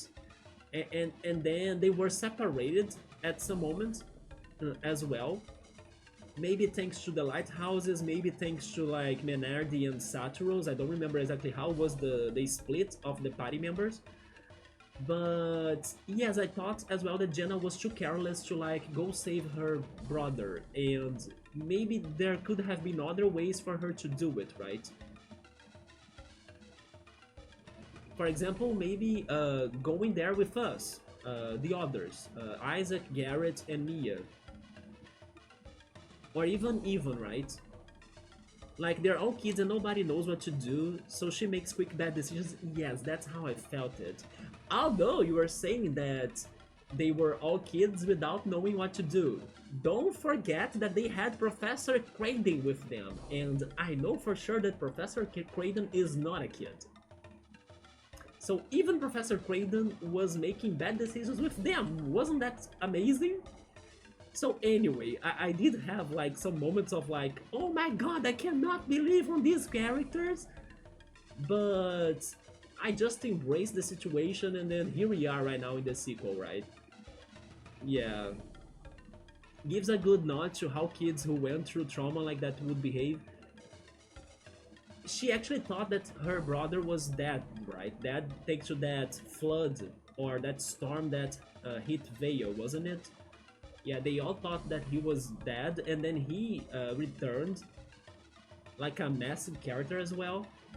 And I don't remember now if he was like saying that he was with an amnesia or something. I actually think he remembered everything, but he had like a bigger goal, right? And then he was also trying to trick Menardi and Saturos, if I'm not mistaken, like playing as a double agent, wasn't it? In the end, it seems like Felix is a somewhat good character, but also as an antagonist of Isaac. I need to see what is going to happen when both paths they cross each other, like Isaac's path and also Felix's path, right? Not to mention Alex. I think that Alex is still a very mysterious character that has been pretty much controlling this group of these three right here, Felix, Jenna, and Shiba. Yeah, she thought he was dead, and then he shows up with the evil people, and they chase and chase. She's mostly with Isaac and Gary to find Felix. Although they were separated, maybe because of the lighthouse, wasn't it? But something did happen at early game that separated them, because like Jenna was never in our party, or I mean, maybe she was in our party in the very beginning, but then Ivan took her place, right? Yeah, that's what I remember from the first game. It was the end game when they all gathered together, wasn't it? Although the very end of the first game was Isaac and his crew setting sail or going on like a travel, right? Going on a trip to get to that one ancient city. I forgot its name now. It is on my notes if I look on them, right? I take notes of like names of characters, side quests that I'm missing, genies that I need to go back or something. I also have this chart in here to help me out to combine the genies to get the Psy-energies for the puzzles in the overworld. But yeah, how was the city again? Let me see if I can find it. It is on the notes of the first game. Lemuria? That sounds familiar. Was it Lemuria?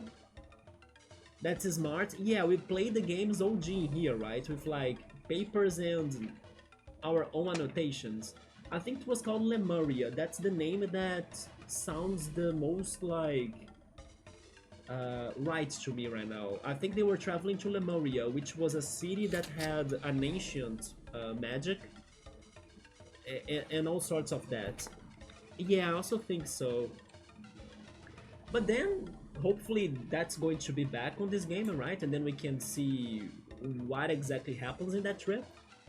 But right now we are looking for Piers, that I thought at first he was locked in Al-Hafra, so I actually got stuck in Al-Hafra hoping to find Piers, but in the end he was in Madra.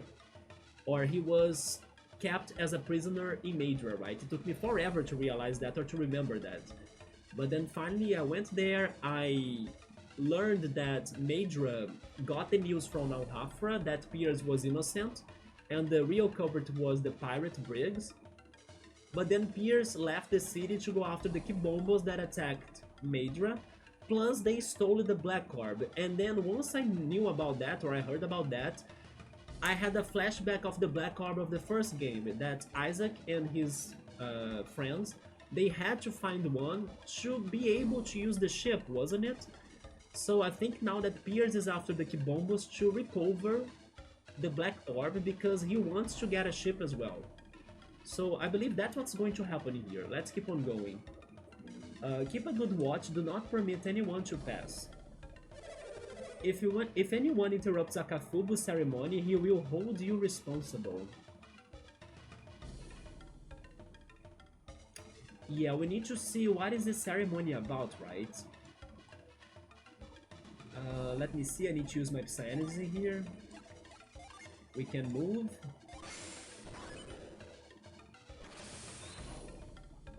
As I did not set move, I'll need to be using it many times though.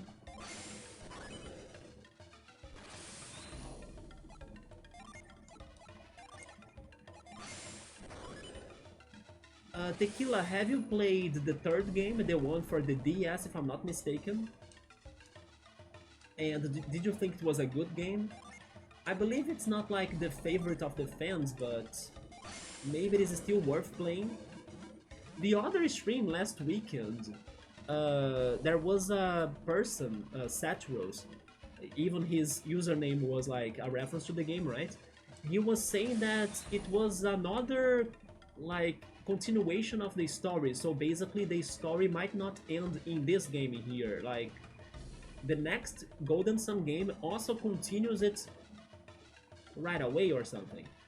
I was thinking it would be a completely different thing, you know, but it sounds that it's not.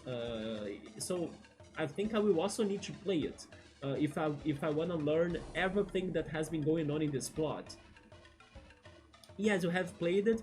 Yes, Subaru. Saturos, the other stream, he was saying that. I mean, I don't know if it ends in the third game, but he was saying that if we want to know everything, we must keep on playing them, right? When I was hoping or assuming it would be a completely separate new story, but it's not.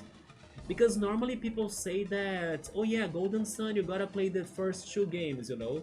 So that made me think that, oh yeah, then those two are like a complete cycle, and then a new cycle starts with the third game.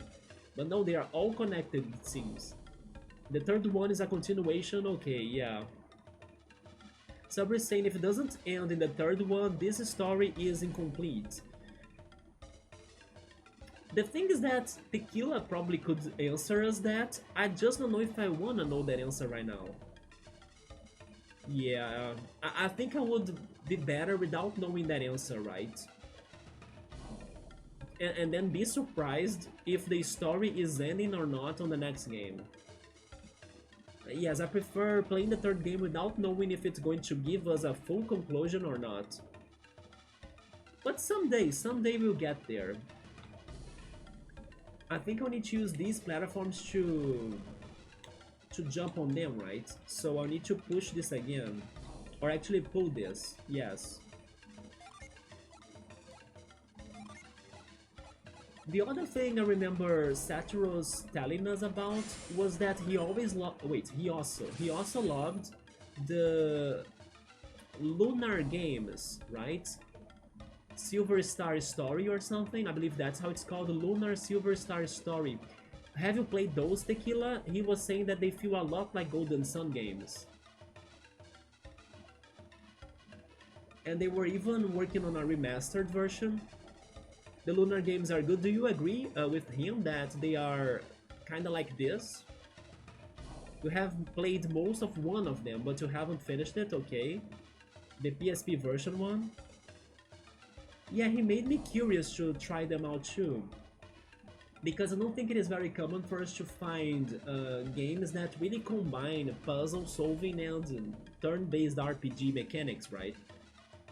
Of course, there are the dungeons in some RPGs that will have the puzzles, but this one game, it does it pretty much everywhere, like even outside the dungeons, in the exploration. The other one that kinda felt a little bit like this though, but I also need to play more titles of that franchise because I only played the first one, was Breath of Fire. Yeah, Breath of Fire did have some overworld puzzles, but just a few ones. But they did feel a little bit like this in here. I forgot to save. Oh no, you forgot to save the game? Oh, and then you lost like 2 hours of progression. To be fair, that's not too bad. But maybe you were too disappointed, right, about it? Yeah, 2 hours is okay, like... I'm pretty sure I had to deal with like... worse scenarios than that in my streams in some games. The one that comes to my mind the most is totally Bomberman 64 The Second Attack. My goodness. That game was like so challenging because when you get a game over, you had to redo the whole dungeon. Like there was no save for you in the dungeon.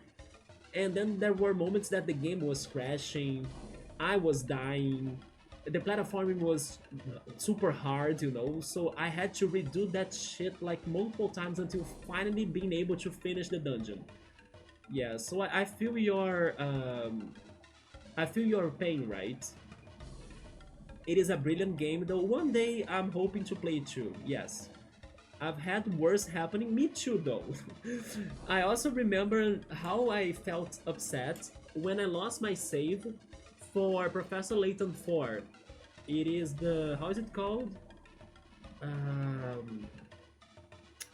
The name disappeared from my mind. Professor Layton 4 was the... not the future one, that's the third one. I really forgot how it's called. Then the Miracle Mask is the 5th, the Azron Legacy is the 6th. How is the 4th one? Let me Google it very quickly, I want to remember its name. Professor Layton 4. Last Spectre, that's true. Professor Layton the Last Spectre. I had my save file getting corrupted 2 times, not only once. And then I had to play the whole game to get to almost the end again, but it got corrupted again. So I don't know how the game ends still, right? But one day, I won't give up, I will go back to it too. Guards, an intruder! Someone is trying to pass. 2 arms, Kibombo warriors, 2 arms. Here, the intruder is here. I don't know if I was supposed to really try to avoid them.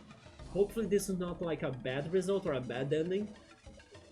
But I don't mind fighting them either, so... Oh wait, are they thinking that we are peers? Maybe they're thinking we were the previous intruder that I think was peers, right? No, we are new intruders.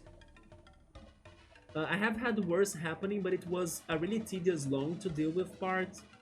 Maybe it was an annoying dungeon, right?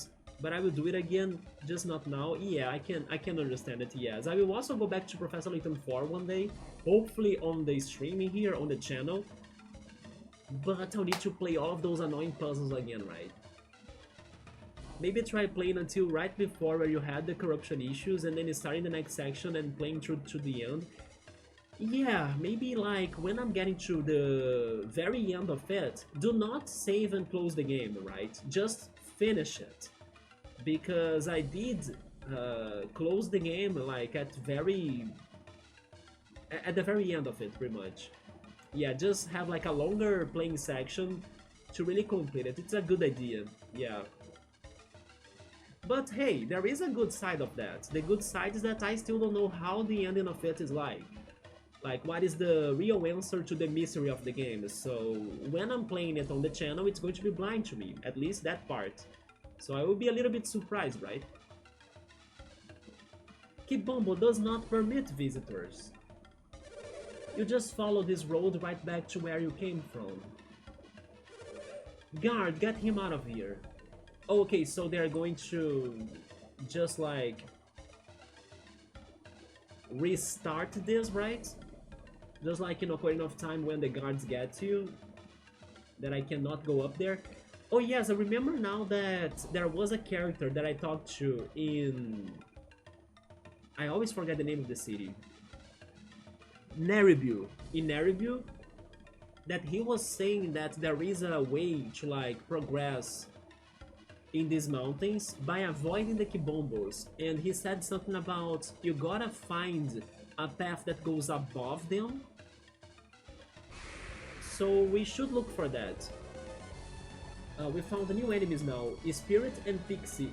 Also, by the way, Subber, you were not in here, but when I was getting the new genies today, and I was equipping them to Jenna, I'll need to reorganize them again in case I want to show that to you and also see it myself, right? But Jenna has the ability, in this game at least, especially when she's a tamer or something, of summoning like monsters to help her out in the battles. I learned that she can summon a very specific monster that I think you are going to like it, Subaru. But also she can summon Pixie right there, that's why I remembered about this. But I still haven't seen her doing it, right? But I need to see your reaction to the one monster that I'm talking about, yeah. But sure, we will investigate that later. Right now she only can summon Salamander and the Wild Wolf. Because I believe she needs maybe the water genies to be equipped with her, but I gave them to Felix so Felix could be a better healer, right?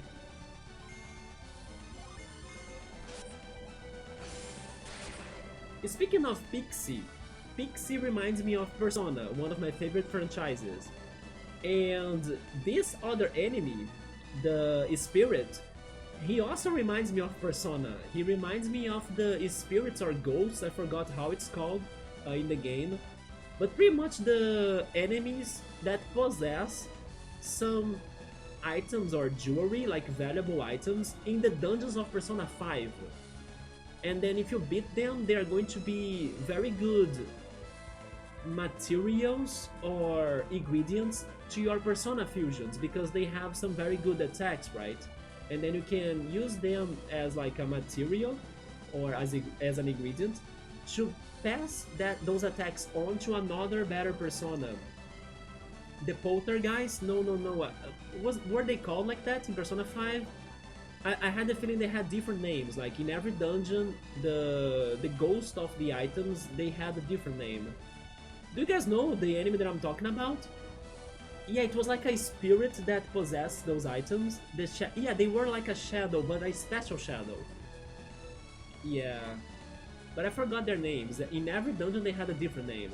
And also different attacks. But there goes the spirit then.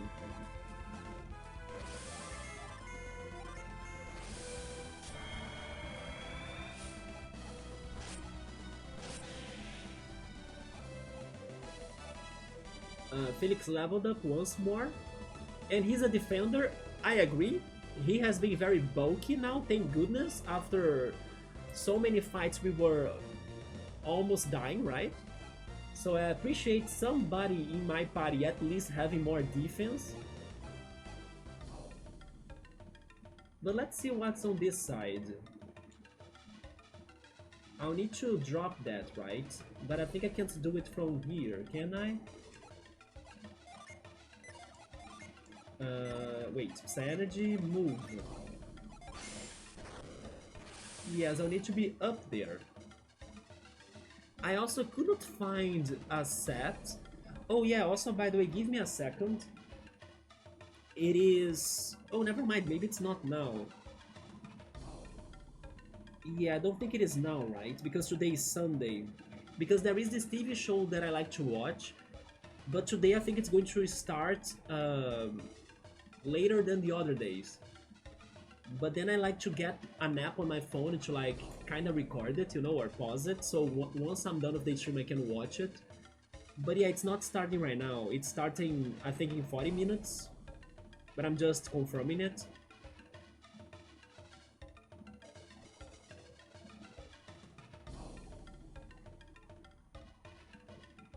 Yeah, it's starting in 40 minutes, I think. Okay. So later I check it again. So we cannot move that stone right there. And then I also don't think I have a genie set that allows me to freeze and then make a ice pillar out of that water right there. So which show, I mean, maybe it is popular in other countries. It's Big Brother, right? Do you know which show is that one? But it's Big Brother Brazil, right? It's a reality show actually. Like some people are locked in a house for 3 months and they are competing to see who is going to be the favorite to the population. Like the Brazilians will like elect their favorite and that person is going to win like a big amount of money, right? Yeah, it's just a reality show. It's not really an anime or a movie or a series. But speaking of those, I need to go back to Severance. I need to finish watching the 2nd season of Severance because that was very good. Yeah, but then I'm still missing, I guess, 3 episodes. Maybe 4. That's why I was saying that I need to pause the show on the app, right? Because if it were a series or a movie, I could just watch it anytime. But as it happens like in open TV channels, and also it's kinda live, right? I gotta pause it or I won't be able to watch it.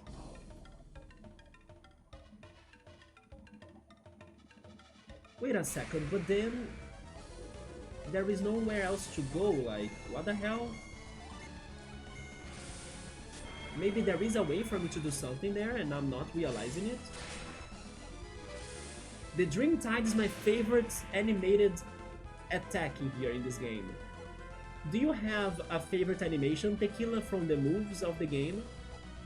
Saturos last week, he was saying that his favorite animation was Ragnarok. My favorite so far is Dreamtide. Dreamtide looks so beautiful to me. We put them both to sleep, so Dreamtide has that ability. Yeah, that's why I had to pause it once it starts. Although I can't really watch it every time I try it, because it only saves it for like an hour and a half. So if I'm past that time on stream, then I lose it, but it's fine. I prefer to be here streaming and like playing the games. But sometimes I can still catch a little bit of it, you know.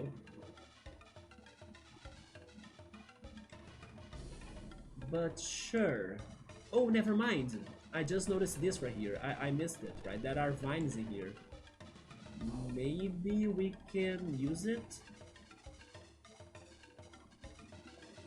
This is not going to go well, right? They look at us too fast.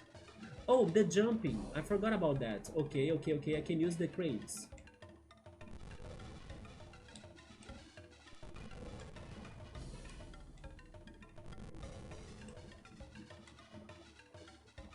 Let's see. Move. There we go. I was gonna ask if you noticed that, but I didn't want a backseat. I noticed that today, actually. Earlier today when I was grinding, I was like, wait, they are asleep now. And then I was like, could it be because of Dreamtide? And as it happened more times today, I was like, oh, okay, that's why. Possibly, I have noticed that in the past, but because it's been like... I have been taking those breaks that I told you about playing this game and sometimes taking breaks from streaming, but now I'm back, right? And hopefully I can stay for longer. So maybe like in the past I noticed that, but now I forgot, you know? And then I had to relearn it. But yeah, today was the day that I noticed it again.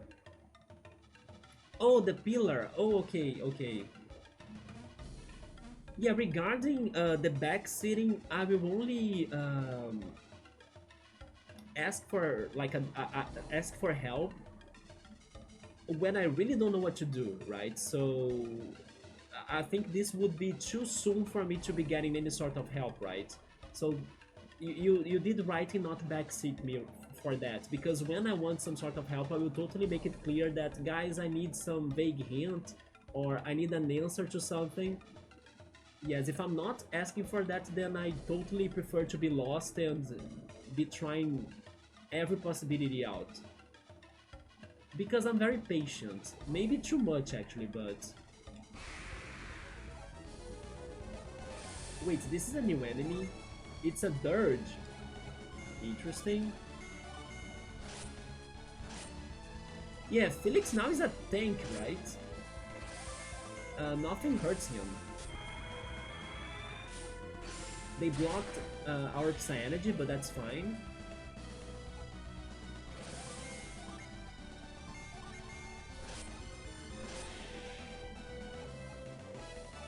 And Jenna leveled up. Shiba as well, but Shiba is one level behind everybody. Maybe that happened because in a boss fight or something, she probably died. And then the others got the experience points but her, right? I don't know. This is suspicious. Let me try something. Can I scoop in here? I could. But not really to solve the puzzle, but just to get an item. I think I'll need to get up there and then do something about it, like move it. The other pillar, and then, oh yeah, it's going to be a shortcut, isn't it?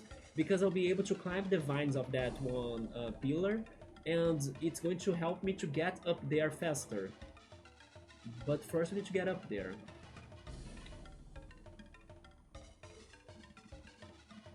We can also do this now. Can I make this jump in here, by the way? I can. Oh, and then I will need to freeze that, but I still don't know how to do it. Is there anything in here? No.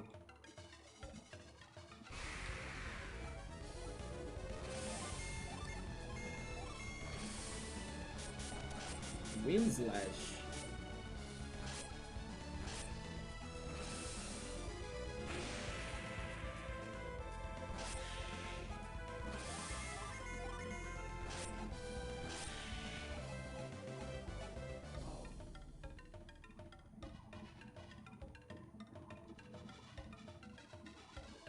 Thankfully now I'm not feeling as tired as I was feeling like maybe an hour ago doing this stream.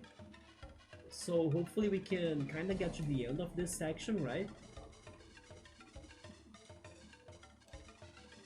Will he notice me if I'm moving this?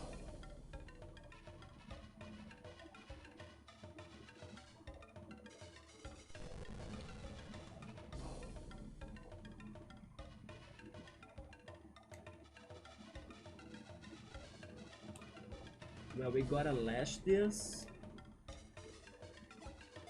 And then also we need to find a way to get to the chest. But I believe I might need to use this, right? I cannot move it from here, can I?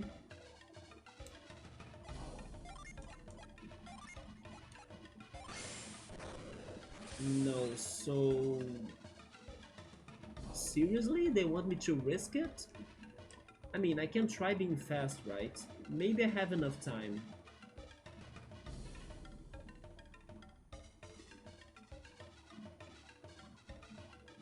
No, I did not have enough time. So that's why we have the shortcuts for the times when we get caught. How do they want me to get to the chest then? Oh wait, what is this? An assassin? Let's go with our magic now, I guess, to hit them both.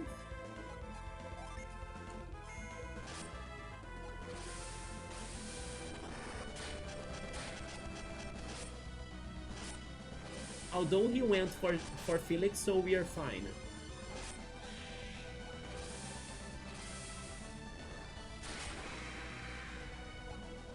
There we go. He was powerful, right? There is also the stairs on the back there.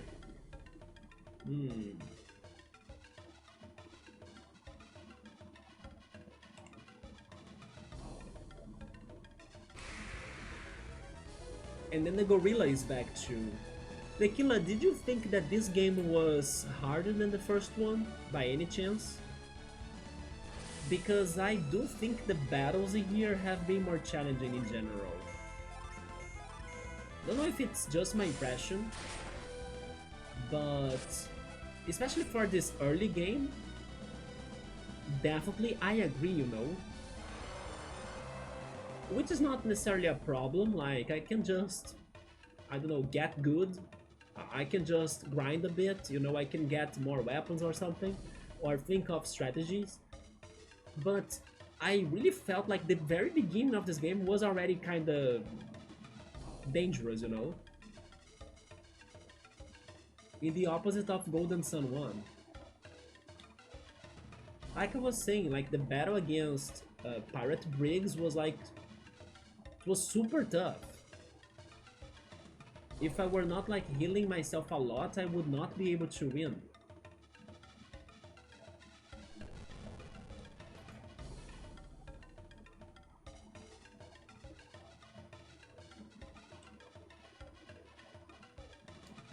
Oh wait, the stairs down there, they connect to that crate. Okay. But then there are more people down there too, right?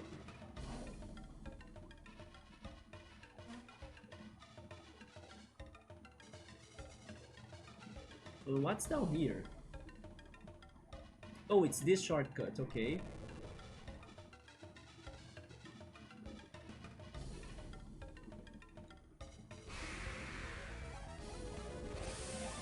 Three enemies. I'm attacking them all, but also healing myself.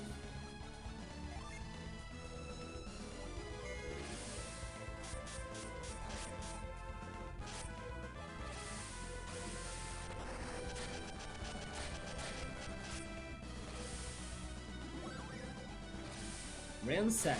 Oh no, Shiba clutched. But there is also another pixie that will attack, right? Okay, thank goodness we killed it. Now this is bad, but I hope that Felix is fast. I think he is. Whiplash, Saber Dance, and Fly Well.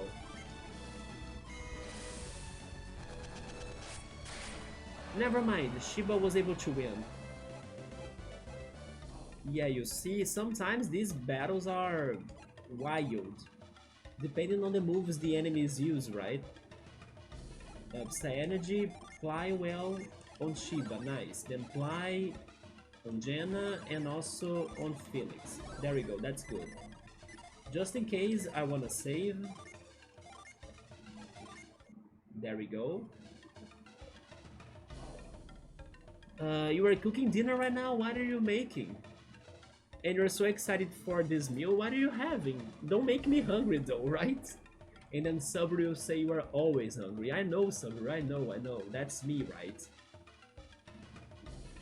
But yes, I'm curious about what Tequila is cooking.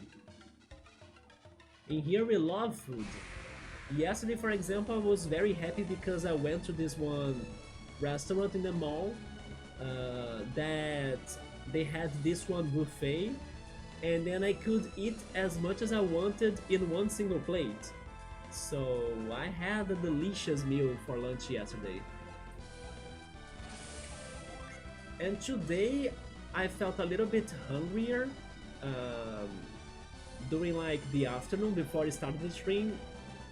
I think it's because yesterday I ate too much, so my body was expecting maybe the same amount of food, right? But gladly I went to the supermarket, I bought groceries. Also, thankfully, I did find some good deals in the supermarket this time. Some things were for a good price in there, like I bought some toast that was much cheaper than the first time I bought toast as a possible snack for me to eat when I'm streaming. And also I bought more chocolate because the chocolate bars were also for a good price in there.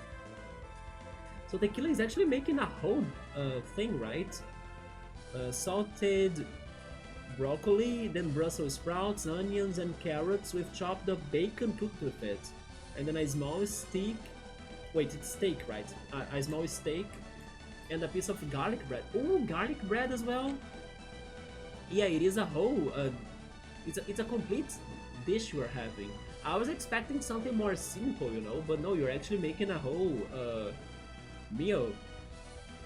I have never had Brussels sprouts, by the way. Yeah. So I'm not sure how it tastes like, but I have the feeling I could like it. As most of the vegetables, I kind of like them, right? And then I'm also going to cook some buttery mushrooms with the steak. Regarding mushrooms, that's something that I wanted to like more. I even bought them sometimes to try them out.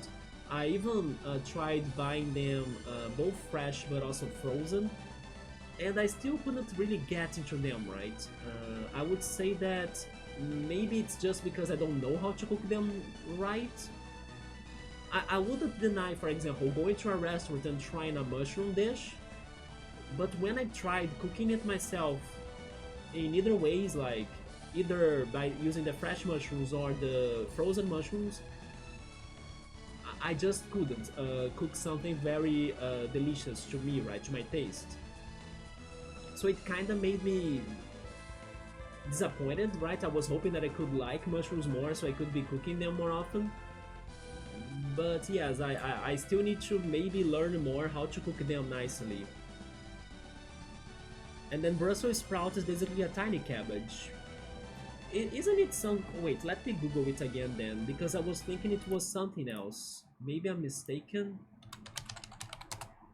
Brussels sprout. You know what? Something funny? There is a band that I'm pretty sure it's called like that. And it is a band that some of my favorite bands, they like that band. Oh yeah, it is like a tiny cabbage. You are right. I have never had it. It is very tiny, right? What the hell? Yes, it is super, super tiny. So you know what? I might like it. How is the band called again? Let me Google it. Oh no, it is... I'm getting the band name again. Oh yeah, it is called Prefab Sprout. Prefab Sprout. They are an English pop rock band from the 80s, right? Yeah, the word Brussels sprouts remind me of Prefab Sprout. I heard a couple of songs of them, but not many. But I know that some of the bands that I really like White Nothing, for example, they got lots of inspirations from this band, Prefab Sprout. Yeah, I was also going to Google this because I believe that's what I was thinking.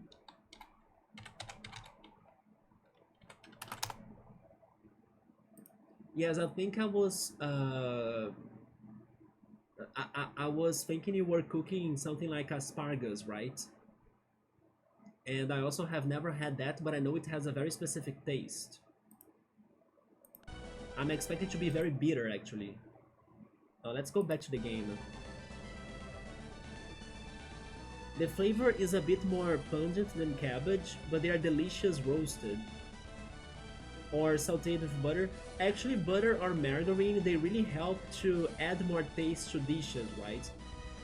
For example, when I cook my garlic pasta, adding margarine to it, because I prefer margarine over butter, really makes the dish much better, you know, even though it is a very simple dish with few ingredients. But when I don't add the margarine, then the garlic is not powerful enough to season the entire pasta, in my opinion. So I can totally see the effect you're saying for the Brussels sprouts. And they go very well with bacon. Interesting, with bacon. I wonder if there is some sort of contrast in there, thanks to the, I don't know, the savory taste of bacon that's going to mix with something else of the sprouts, maybe some bitterness of the sprouts with bacon. But honestly as well, what doesn't go well with bacon? There is also that part of the story, right? We got 2 gorillas in here. I will try the regular attacks, hopefully they will spare us.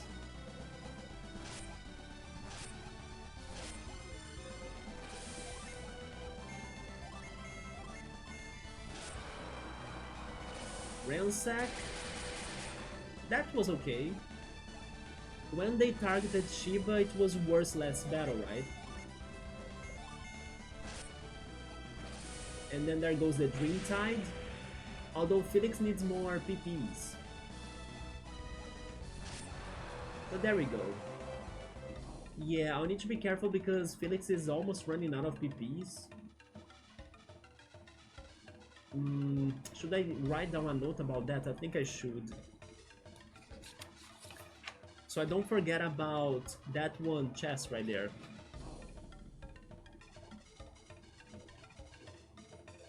There is a chest by the entrance of the Kibombo Mountains.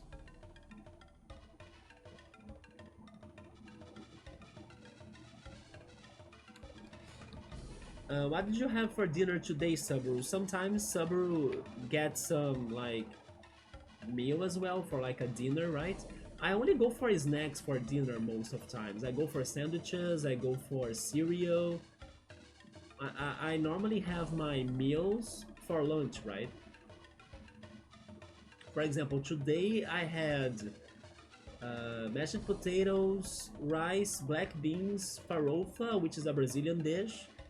Um, yeah, that was my lunch. Only those four things plus a yogurt glass or a glass of yogurt. Yeah, it's the fatty saltiness of the bacon that's quite complementary to the slight bitterness, okay, of the sprouts, right? I see. And then the crisp and green flavor. Saburo had rice and chicken steak for dinner. You see, he has been eating lots of meals for dinner lately. When are the hot dogs back, Saburo? I always think of you eating hot dogs and making me to crave them, right? Yeah. You would like to try more Brazilian food? If you have the chance, go to a Brazilian barbecue. Yeah, our barbecue is amazing, but honestly, our cuisine is way more vast than you would imagine. Yeah, if you stick around us in here, you're going to learn about a lot more of dishes, like things that people have no idea about. Just to throw some names out here, Brigadeiros, which is our most famous chocolate snack and dessert. Brigadeiros. Also guava paste. I love guava paste, thank goodness some of the foreigners, they could find guava paste in the US by ordering it in Amazon, and I told them like, eat it with like slices of cheese. They did it and they loved it. Sometimes I have been eating pão de queijo, which is like cheese bread. Cheese bread mix is also possible to be found in the US, for example. I have heard of that before. And in here it's super common, you can buy the cheese bread in like bakeries everywhere. Like my bakery near my home, it sells it. I will hopefully bring it again to the channel very soon. I don't know, there are so many things. Oh, you know, cheese bread, pão de queijo, yeah, it's very, very good, isn't it? I was eating it this week when I stopped by the bakery. We also have different flavors or toppings for popular food.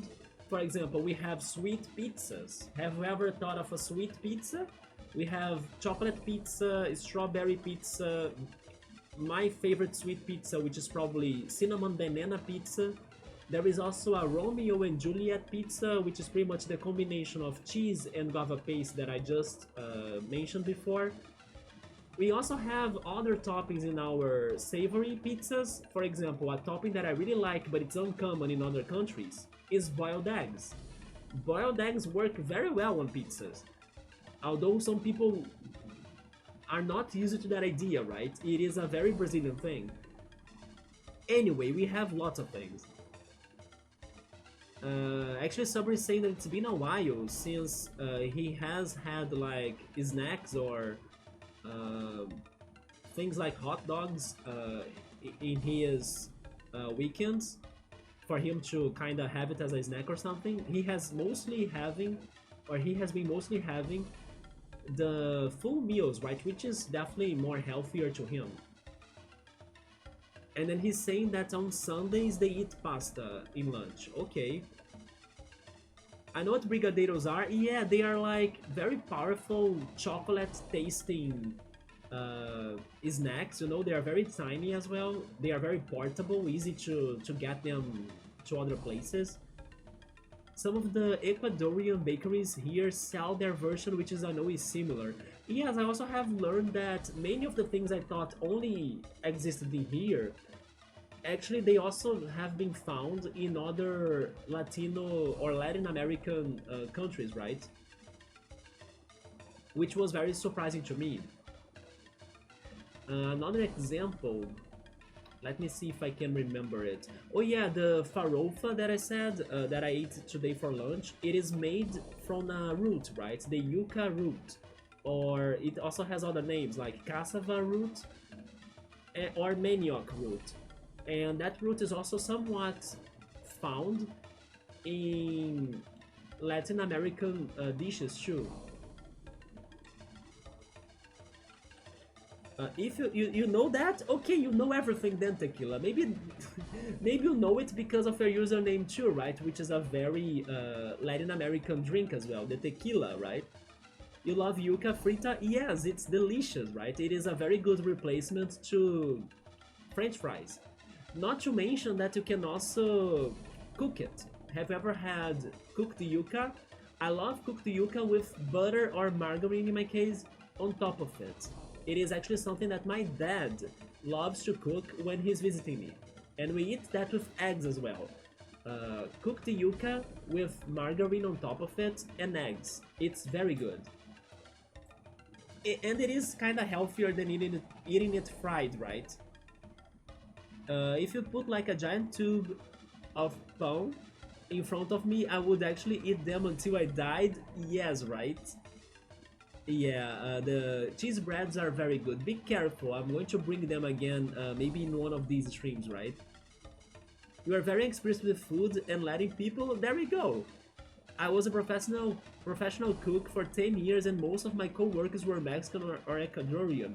So you were able to learn a lot about Latino cuisine, right? Yeah, that makes me happy because sometimes when people, I don't know, when they try to think about, oh, what do you eat there in Brazil? Is it tacos? You know, is it something like burritos? And actually, that's not how Brazilian food goes around, or it's not really what we have in here. But people just like copy and paste what they know from Mexican food, for example. It is actually very different. There are things in common, like we are discussing in here, but what normally people think is more the Mexican specialty that is not the Brazilian specialty. Our specialty in here, by the way, I would say it's like some bean dishes as well. For example, feijoada. Feijoada is like a heavy black beans dish with lots of like meat cuts and sausages and things. It's a very heavy but powerful and tasty beans dish, right? I was even talking about that dish with Piero, another person in the community. And then we were like, oh yeah, he was cooking like bean salad, but I was telling him that in here it's kind of hard to find bean salad because normally when we eat beans, it's more like something that has a stew, you know, it's something more heavy going with like his cuts of meat and all sorts of things together on it with spices and everything. So I don't know, it's something more particular. But there are many other things. Another way to go that I like to say when I'm talking to, I don't know, especially Americans, is how our desserts are different than the desserts they have in there. Especially for this one ingredient that's very common in the US, corn. It blew my mind how there aren't corn desserts or many corn desserts in the US when they could, because they have corn everywhere, right? And then I have like tons of corn desserts here in Brazil that normally Americans don't know about, like canjica or pamonha or curau. I love them all, you know? They are many different corn desserts that we normally eat them in June, because in June we have this sort of party going on in all cities or in all places that they cook some traditional kind of country-like dishes, and then they host those parties around the whole country, and then you can eat those particular dishes more easily than the rest of the year. And yeah, the corn desserts are amazing. And then when I ask Americans about corn desserts, they only say, oh yeah, pudding. Or like, I think cornbread as well, if I'm not mistaken. So, you know, there are so much richness in our Brazilian cuisine, or like in our recipes, that I think other countries, they need to also try them out, or like they should get the inspiration as well for ingredients they have in there, like corn that they only eat it the same way. But I need to be honest though, there was one dish in particular that I think here in Brazil it should be more popular, but I had no idea about it before. and I'm talking about chili, right? Do you know what's chili tequila? I was taught that chili is actually ground beef with beans. And that actually blew my mind because here in Brazil, ground beef and beans are very common. But I have never thought about combining them both. So thankfully, in one of those parties that I just mentioned that happened in June, I found somebody selling chili. I was like, I need to try this out. And I loved it. It is very, very delicious. But yeah, in that case, I gotta admit it. I was surprised that was not a common dish here in Brazil, even though we do have those ingredients everywhere. We even have like hot dogs that go for ground beef instead of sausages. Yeah, in the northeast region of Brazil, they normally have hot dogs with ground beef, not really sausages. It's pretty much the same, but with ground beef.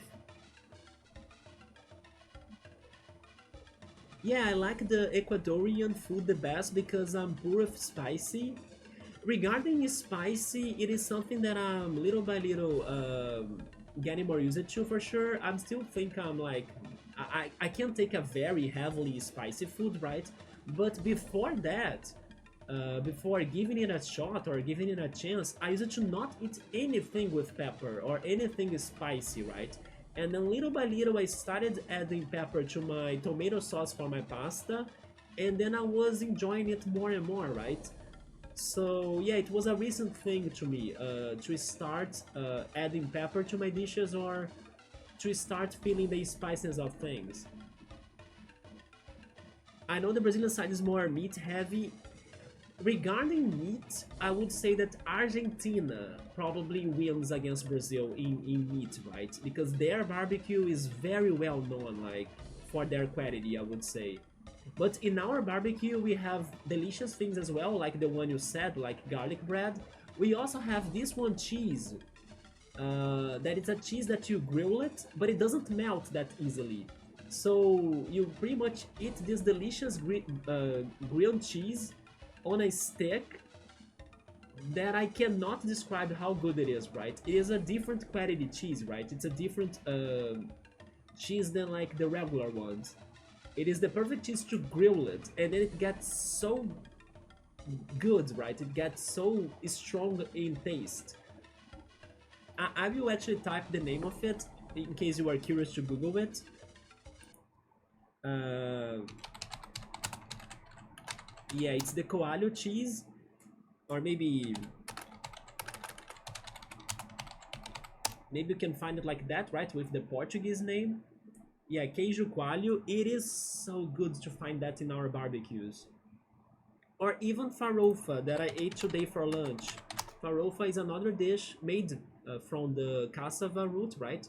It's pretty much the shredded cassava, and then you fry it with spices and eggs and bacon or whatever you want, and garlic and onions. You Google the bread cheese. Wait, bread cheese. Bread cheese? Let me see. It is! So you have had that? Yes, that's pretty much what I was talking about, the coalho cheese or queijo coalho. Yeah.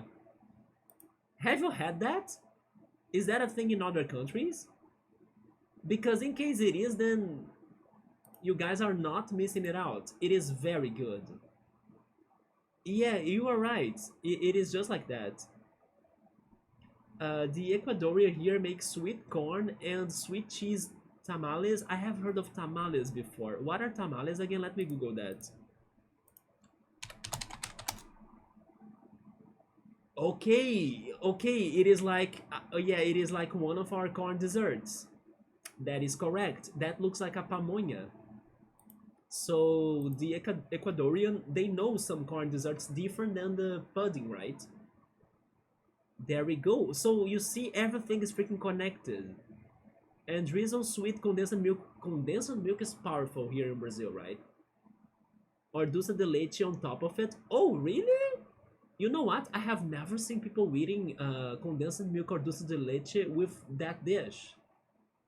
Interesting, because normally when I see my friends normally are the ones that like this one dish, right? I prefer the other corn desserts. I prefer canjica or curau, right? These two right here.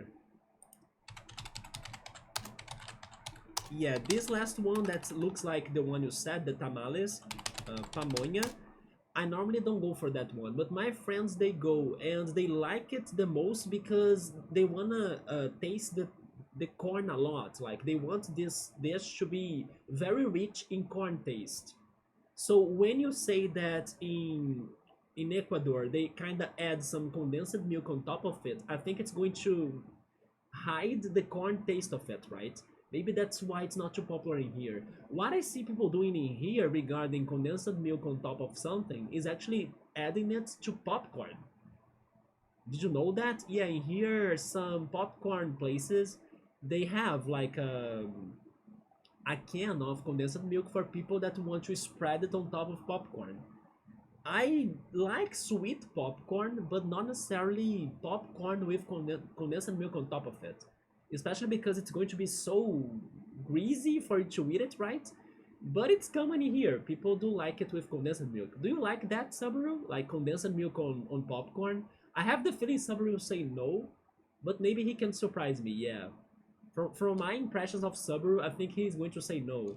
But I do like sweet popcorn, yes. It is the popcorn that gets caramel, right? Wait, Subaru is saying that he has never heard of that? Is that not common in São Paulo, Subaru? Because here in Rio, people do eat popcorn with condensed milk. Yeah, really? Although in São Paulo there are differences, right, in comparison to Rio. For example, in São Paulo they add mashed potatoes to hot dogs. I still gotta try it myself, but even though it sounds very different than how we eat hot dogs in Rio, I'm pretty sure it's delicious. You know, it's just very different. It's delicious because it cannot be bad. Like, how can mashed potatoes be bad with a freaking sausage? It can't. It's going to be delicious. But then the textures are, you know, kind of crazy. But it's the taste that's going to give it, right? To make it. But in São Paulo, they eat hot dogs with that. Um, I'm googling it.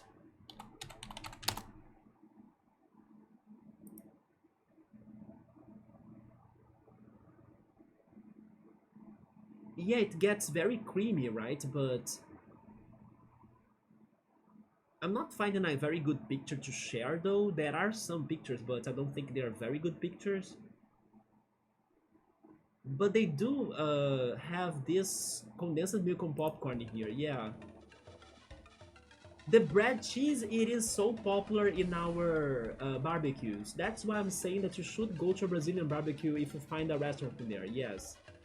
We like to serve it with fig jam. Ooh.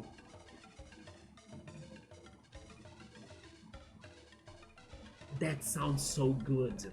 Like the savory versus sweet, right? I hope you can find guava paste. Like, look for guava paste tequila. Hopefully you can find it on Amazon. I don't know, guava paste. Try guava paste with cheese. You thank me later, right? And then I do think that there are dishes with guava paste that other Latin American countries they cook with, because Emily, which is also someone from the community, Emily has told me about some guava paste desserts she has had, right?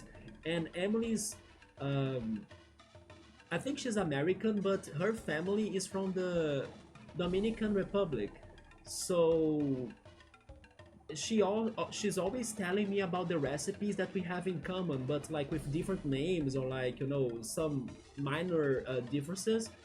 And yeah, she has told me about cakes made with guava paste as well, you know, so it is a very good ingredient that's not very well known out there. It's like something only in Latin American countries. I at first even thought it was only Brazilian thing, but no, other countries also know about that. But definitely it's rare to find it or hard to find it, but it's possible. But yeah, there are many things. You like guava a lot? I actually like guava paste a lot. I can show that to you. Give me a second.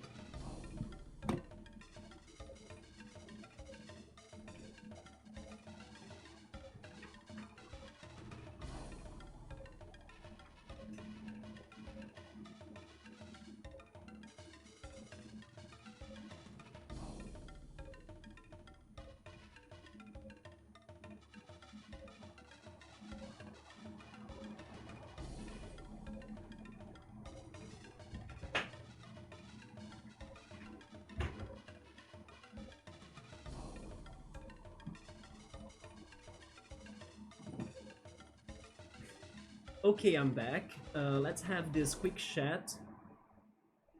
Full cam. So I don't like guava that much. I can take it, for example, if there is guava juice, I can drink it, or guava milkshake. I even think I prefer guava milkshake over guava juice, right? But I'm not the biggest fan of guava. Although I can eat it or drink it. I won't love it, but I can take it. But guava paste, this thing right here, I love it a lot. Yes, it is very good. And then it is very sweet, right?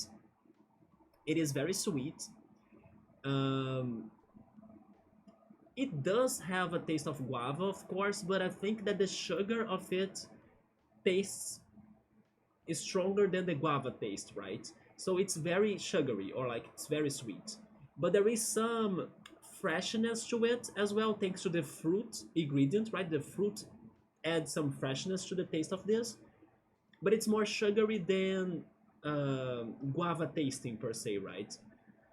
But this with cheese is a very good combination, yes. Hence why we have even a way to refer to it as Romeo and Juliet because it's a perfect combination. And then we have the sweet pizzas of Romeo and Juliet. Pizza eat that, I mean, people, right? People eat that combination as well as a snack. Like they get some tiny wooden sticks, right? And then they add a small cube of cheese and a small cube of this, and then they bite it, as a tiny or easy bite food. So, or finger food, right? I believe that's the expression. This is very good. I hope you can go after this. From our conversation, it sounds like this is the one Brazilian thing you haven't tried yet. So that's my biggest recommendation to you because the Americans that went after this, after I recommended them to go after this on this channel, they were addicted to this. They were thanking me like, yes, my family loved this, and then we ate it with the cheese and everything. I hardly think you won't like it. Sabri is saying a quick chat, so it's like an hour of chatting, right? You have a point, Sabri. Normally things in here that are quick, they take an hour, isn't it? But that's fine, right? Yes, I believe the best way to find this is either by going on supermarket aisles that will be of like foreign products or Latin American products, or looking on Amazon because some people told me that they found this on Amazon. Yeah, we have another pasting here that Meowser, another person from the community, that's also a chef by the way, that he knew about it was sweet potato paste. Have you heard of sweet potato paste, tequila? Meowser knows how to cook that actually. Yeah, in here you can also buy sweet potato paste, and I also recommend trying that out. It is very good. Again, I don't think it tastes that much like a sweet potato because the sugar kind of gets stronger than the potato taste, but it is very delicious, yes. Not sweet potato paste, it is another recommendation then, yeah. Maybe it's going to be harder to find, but you can also try cooking it.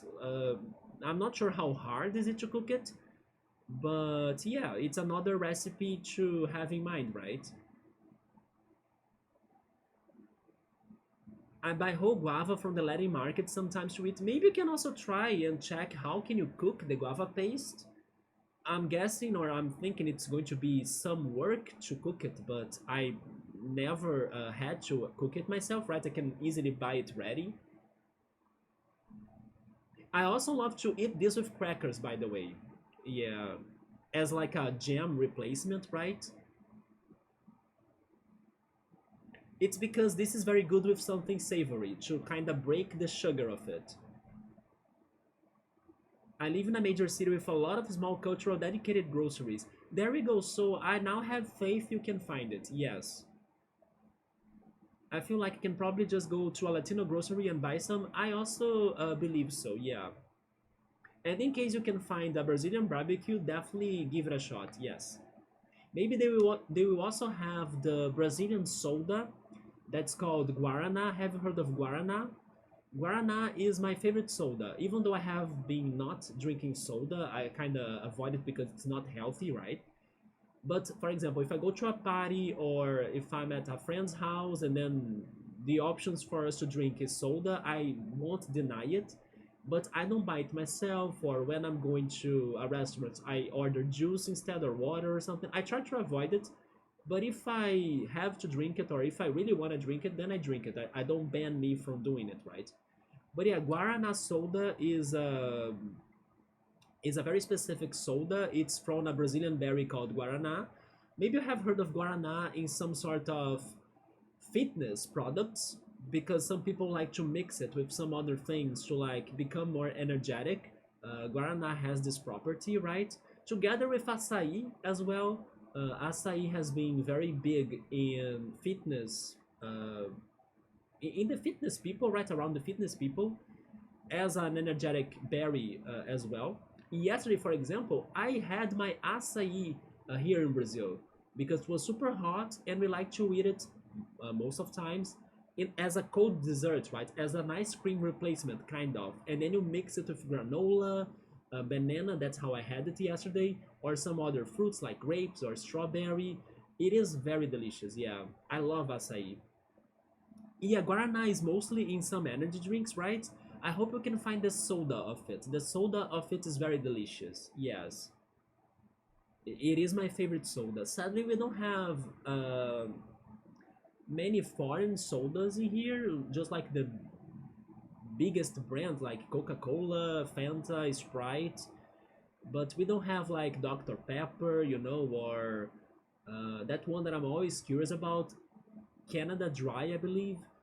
Yeah, some other somewhat popular sodas in other countries, we don't have them in here that easily. So I have never had them. But I know that guarana can be found in other countries, yes.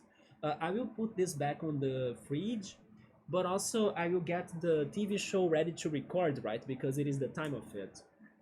And then once I'm back, we'll be continuing Golden Sun then. But it was good to have this talk because I always love to like share some cultural dishes and food that we have in here that some people might not have heard of and they are missing them out. But thankfully, tequila right there knew many of them, even the grilled cheese that it's so rare for people to know it, right? And he knows that it's very good. Let me see. I'm opening the app in here on my phone. There we go. I think it already started. Oh, it has audio. Let me drop it. Drop the volume. Yeah, it's starting right now. There we go. So I set it on pause, and then once my stream is over, I will try checking it out. I'll be right back.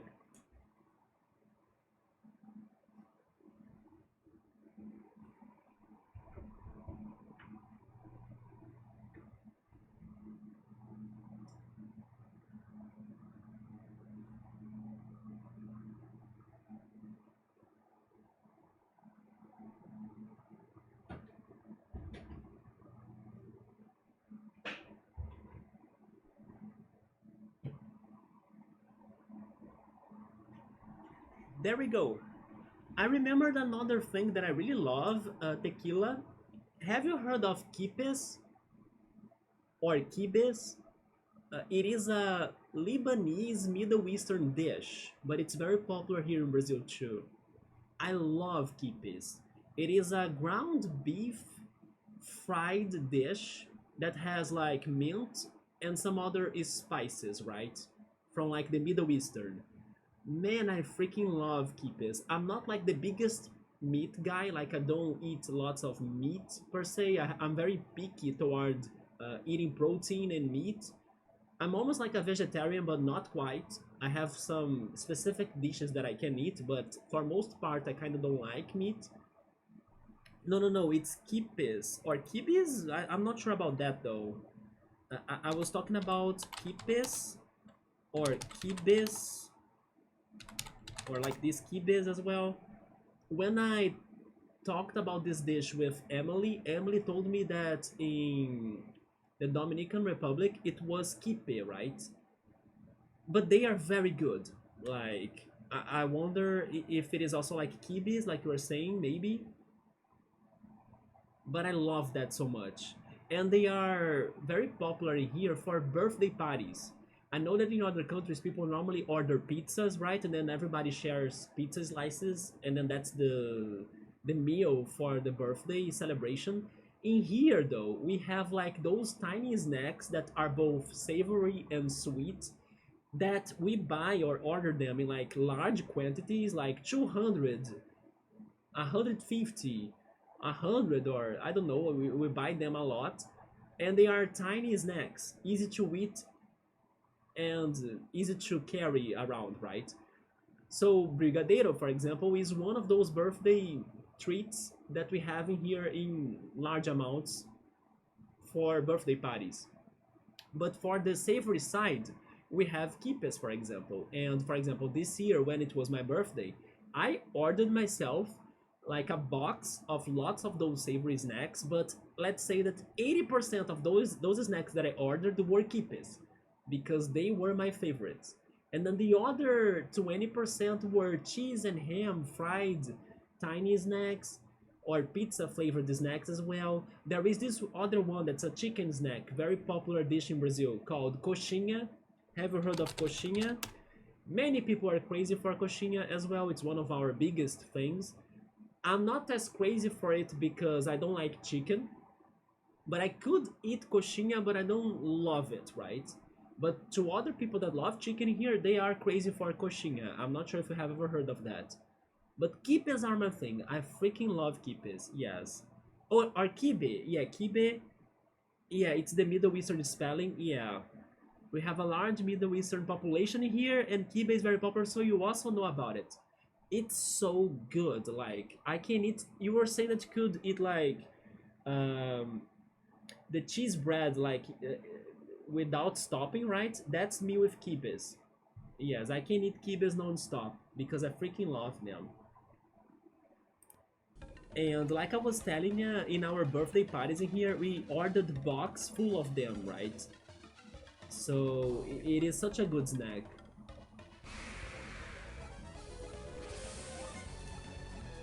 The assassin is back and I was kinda scared of him, so let's take care of him first. The bakery here in my street, they also sell kibes or kipes sometimes, right? So I will also be bringing them when I have the chance.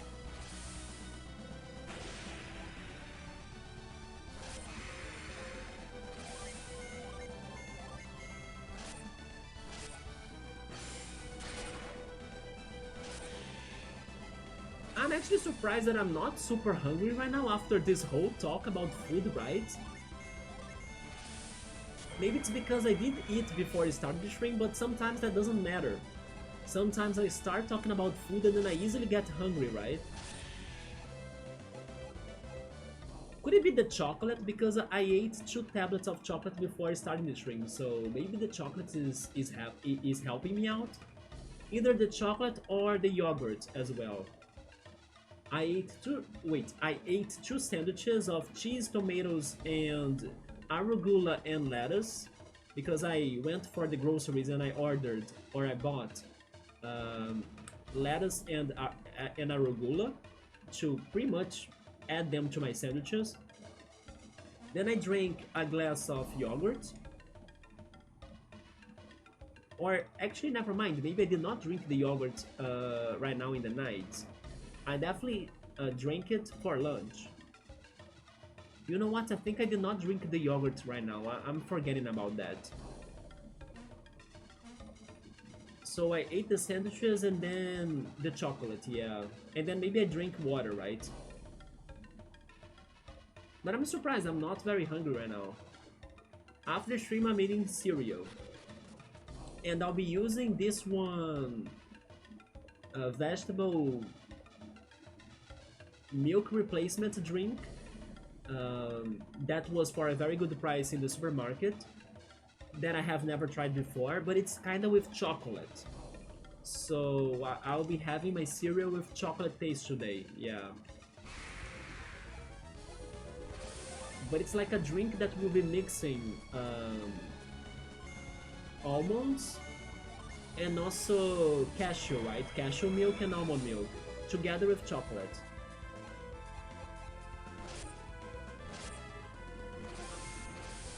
And then my cereal is pretty much granola with some dried fruits like raisins and dried bananas and dried apples. Some cornflakes, but they're not really sugared cornflakes.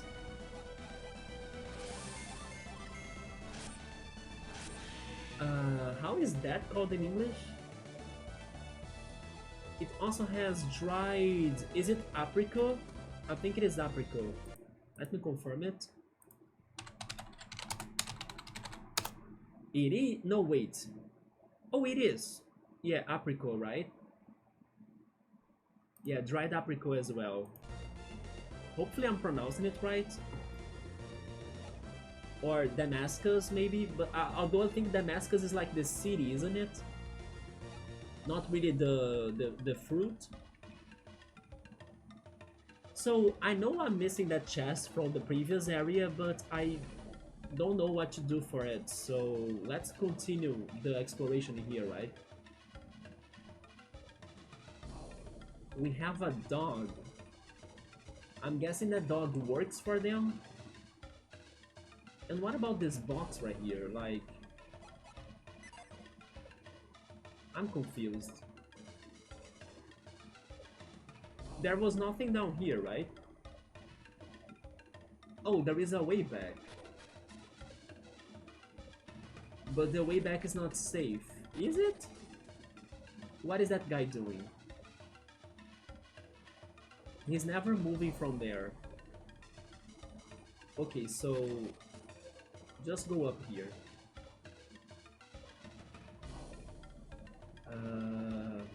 What happens if I jump? There is a chest down there too. I guess I cannot walk on the trees, right? Oh, but I can climb down. But I know for sure that it won't be safe for me to go after that chest because just like in the previous area, the Kibombo is going to notice me, right? Even if he's not facing me. We can climb this tree right here. And make that jump right there, okay. And then we have the dog. I think I need to stop the dog somehow. Hey, cool, what's up, man? You're back from work? Oh no. Today work finished late to you? Hopefully you're doing alright. We are here exploring the Kibombo's mountains.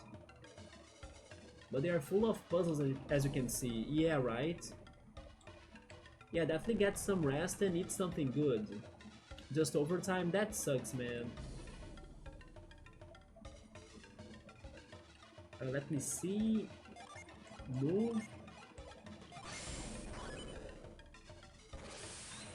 Yeah, I'll need to stop the dog, but... Where should I stop the dog? That's the thing.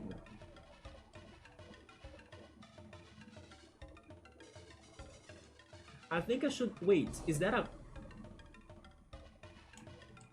That crate right there, it has a symbol on top of it that looks like a bone. So I'm guessing that's dog food?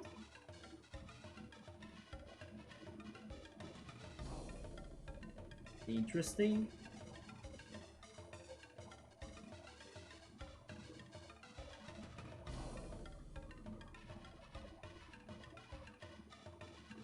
But then I'm not sure still if I should stop the dog there or in the bottom part.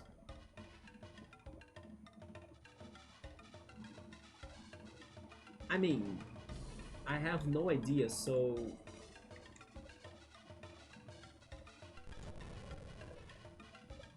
I'll stop the dog on the top.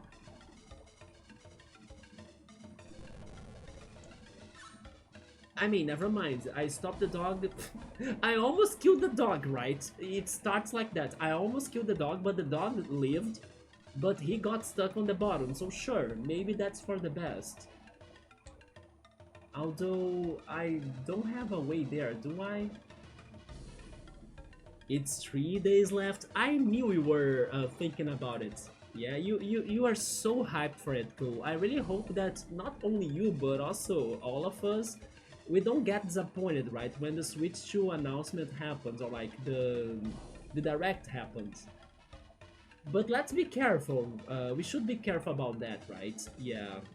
You don't need to say that it's for the direct. I already know you are only thinking about the direct.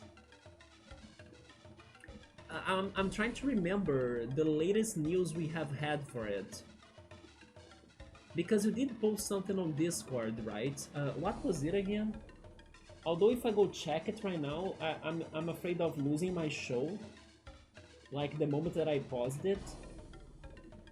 But yeah, you posted something in there. I also posted something about a rumor regarding a possible connection between the Switch 1 and the Switch 2, where you can use the screen or the tablet of the Switch 1 as a controller, or like an extension of the Switch 2, right? Which I hope it happens, because in case that's possible, then we are going to have a very good chance of getting some Wii U ports for the Switch 2, right? It would be amazing, and it would be the perfect strategy for Nintendo to actually convince people that already have the Switch 1 to buy a Switch 2 as well, if they can still use the Switch 1 as an extension for their Switch 2. You know something else that I was watching today though? It's not about the Switch 2, but it's about the Nintendo Direct we had earlier this week. I was kinda going after the reactions of people towards the Tomodachi Life announcement, the sequel of Tomodachi Life announcement for the Switch 1, and I actually learned some facts about the game that I didn't know before. For example, I didn't know that this game that's coming up is the third one in the franchise, because there was one that was an exclusive game for the DS, if I'm not mistaken, for the DS, either the DS or the GBA, but I think it was for the DS, that was only in Japan. It was the first Tomodachi-like game, right? But it was thanks to that game that they had, or they wanted, to develop an avatar creator feature. And according to the video I watched, they came up with the Me idea thanks to that game, right? Thanks to the first Tomodachi game that was released in Japan, and it was exclusive to them. So it's thanks to them that we have the Me, right? The Me creator that was so popular, especially thanks to its music, to its theme. So I had no idea about that. And then they came up with the Tomodachi game for the 3DS, right? And then also now we have the sequel announced for the Direct, or for the Switch on the Direct that we had. But the thing as well was that on Twitter, the trailer that was in one of their tweets of Nintendo, right? I think the Japanese one as well, was one, if not the most liked tweet of these games that they had in there. So that's only for you to understand that even though it is one of those games that you either like it or you hate it, the fans of it are like really big fans of the franchise, or like they really were hoping for the sequel to be announced. They really wanted to see more of that game, and that's why I felt happy, because I knew that there were some people that were really hoping for this game to return, but I had no idea that those people were actually more than what I thought, or they were more passionate than what I thought.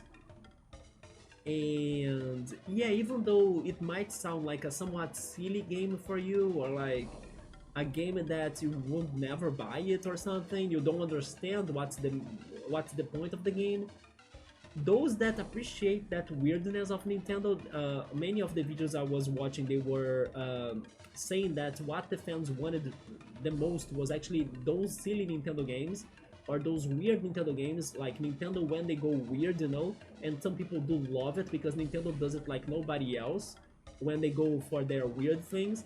And Tomodachi Life is one of those big examples, or biggest examples. So the fans were hoping to see more of that crazy humor of them, right? Anyway, I was watching those videos and they were talking about that. They were talking that the fan base can be more passionate than what you think.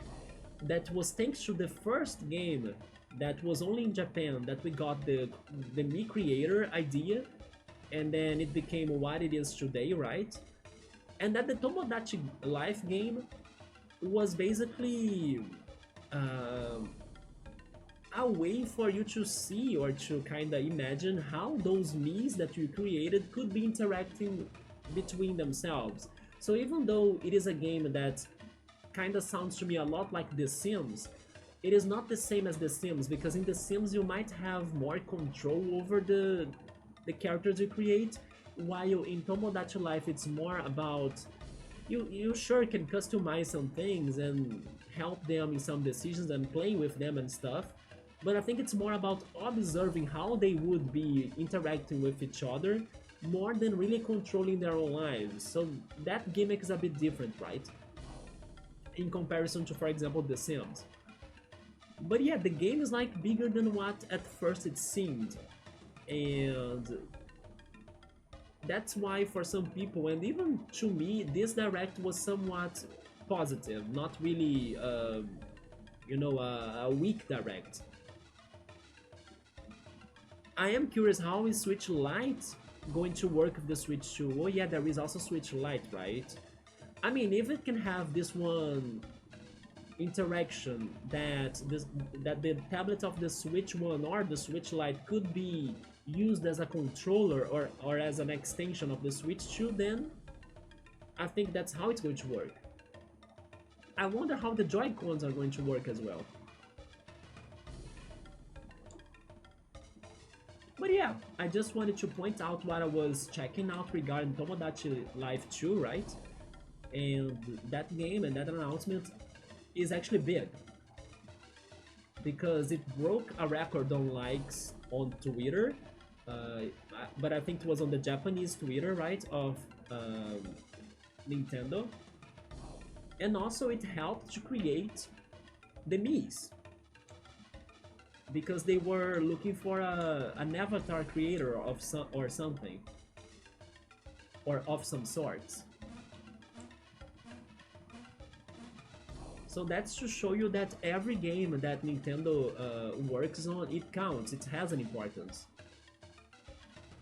I'll probably get Tomodachi Life next year once the reviews come out.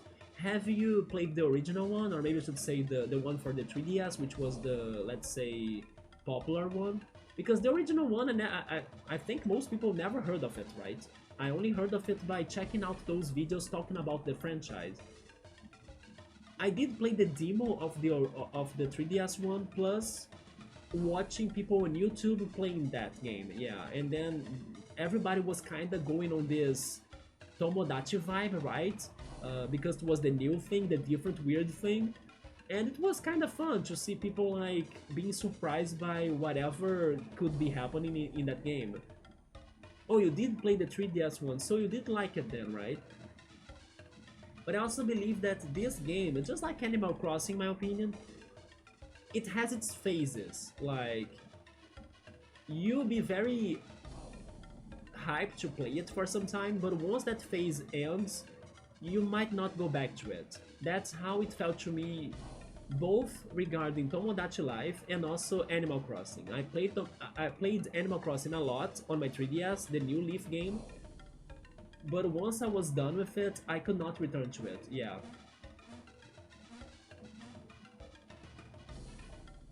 Maybe that's why many people were not really talking about Tomodachi Life after some months it was out, right? When the first trailer was out, I thought it was Animal Crossing, yeah, right? Like this trailer right now made me think it was an Animal Crossing thing, yeah. The graphics were a lot like it.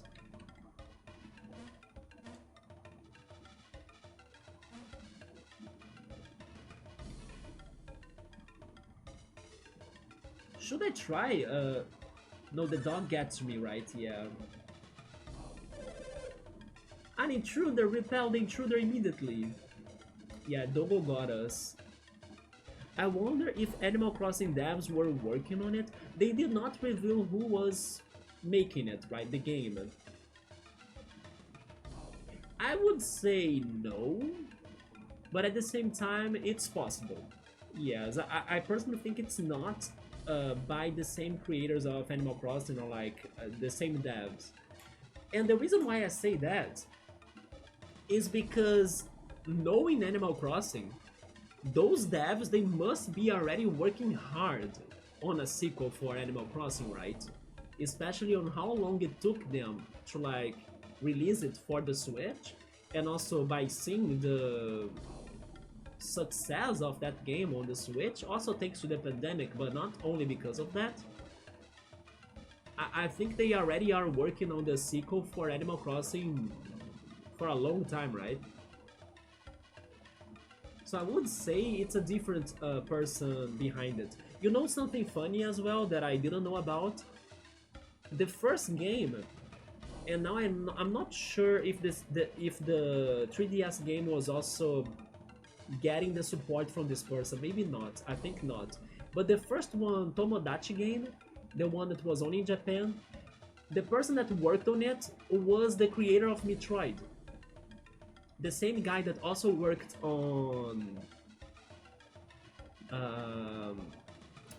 the Famicom Detective Club game, that was the last one that was out for the Switch. Emio and the Smiling Man or something. Yeah, it's the same guy that worked back in the day for the Tomodachi Life game. It was not called Tomodachi Life, the first one, but Tomodachi something. For the Japanese one title, right? By the way, maybe now I'm getting a little bit hungry. I think it's because of these puzzles right here. I cannot think and concentrate in them anymore.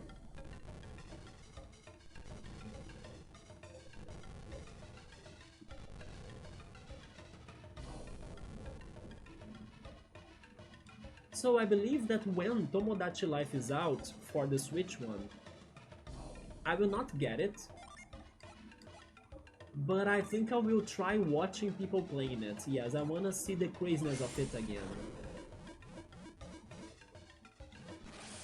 And one of the people that I was watching on YouTube talking about the game, they pointed out that the fans of Tomodachi Life are pretty much that other part of the fans of Nintendo that normally don't get the spotlight, but they are very big as well.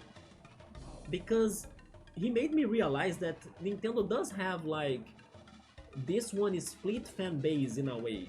Like we have the fans of like Zelda, Metroid, Pokemon, you know, we have Mario as well. We have that fan base, but we also have the Animal Crossing kind of fan base, right? It's like the Animal Crossing side of the fan base.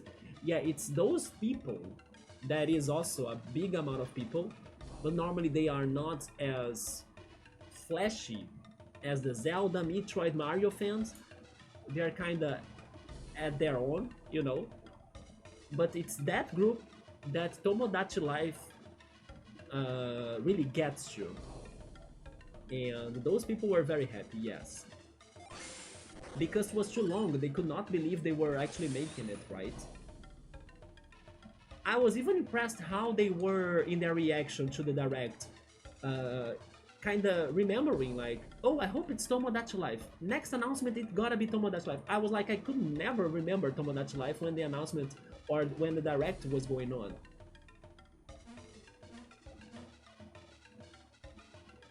So yeah, it is for that fan base of Animal Crossing fans, pretty much.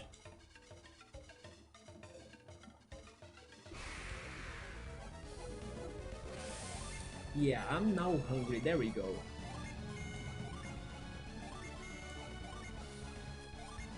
I will try attacking them all, hoping to kill them. Although they are faster than me.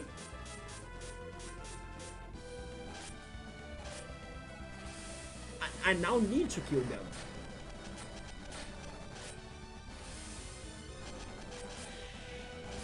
We did it, there we go. You see when I say that this game is harder than the first one?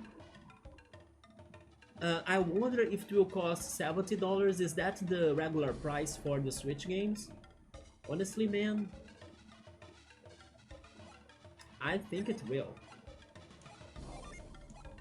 Unless they change the base price of the Switch 1 games thanks to the Switch 2, but then again, it's Nintendo, right? Nintendo doesn't like to change their prices.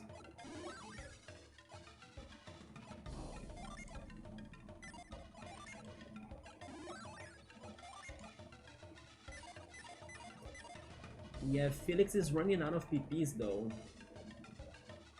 I forgot how much the 3DS one was. It was the same price, I think.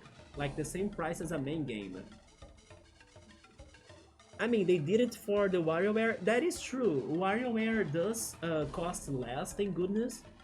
And I'm actually willing to get it at some point. I wanna get the WarioWare game.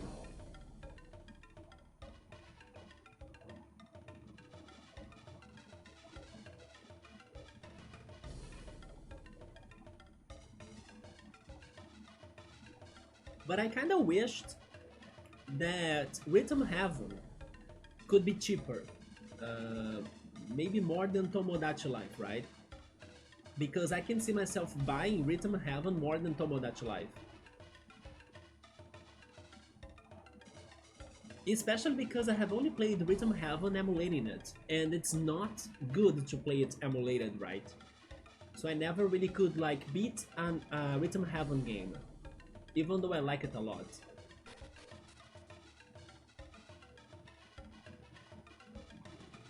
But again, the next game that I'm possibly buying this year for the Switch is Professor Layton.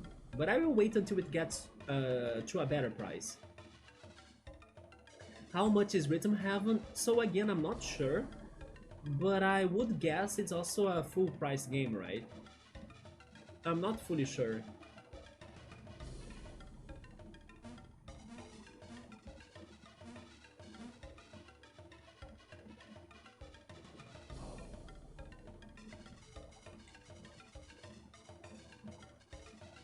Oh, this is how it goes, I see. We made it to a cave. We found a smoke bomb.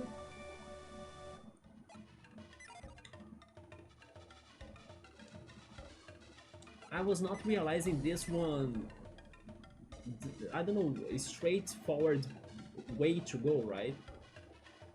But then I need to be careful because the dog is almost getting to us. But there is also the... I think that's dog food, right?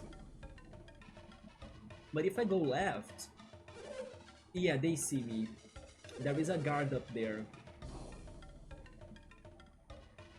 Oh my god. But let's not give up on this.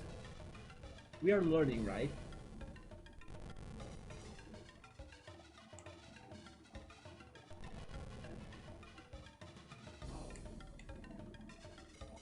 Oh yeah, the thing you actually posted as well was the DLC for Castle Pressure, Castle Pressures. I kinda checked it out as well.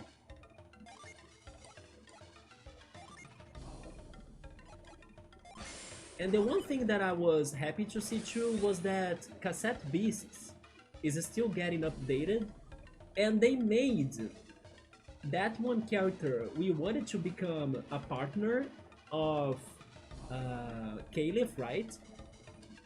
Which was the zombie character of Cassette Beasts, Sunny. They made Sunny a partner in this DLC. So I was like, holy shit, it's finally happening. It was pretty much that, the DLC, right? The rest was,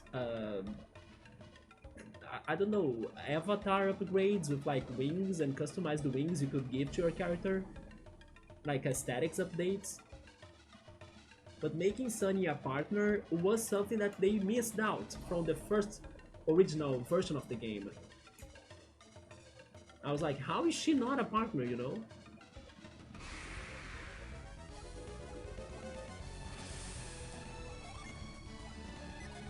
The freaking pixies are fast and dangerous too. But I think the assassin is the worst, right? So... Although the pixies, they die to like multi-targeting hits. So I will go with Salamander, Flame card, and then I will try to kill the assassin with a strong attack. That's going to be his physical, because I should not waste my PPs. Unless I go for a genie.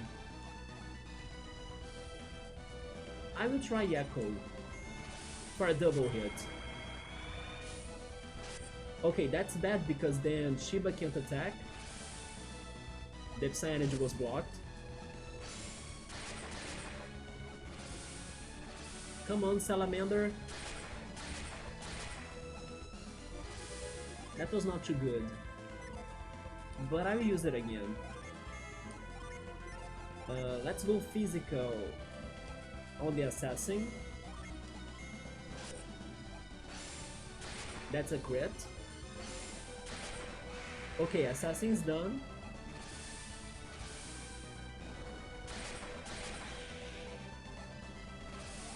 Okay, now we got this.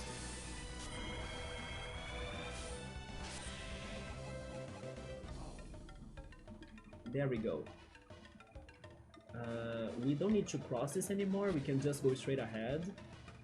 Then we have this second phase, right? I still don't understand what to do with this box.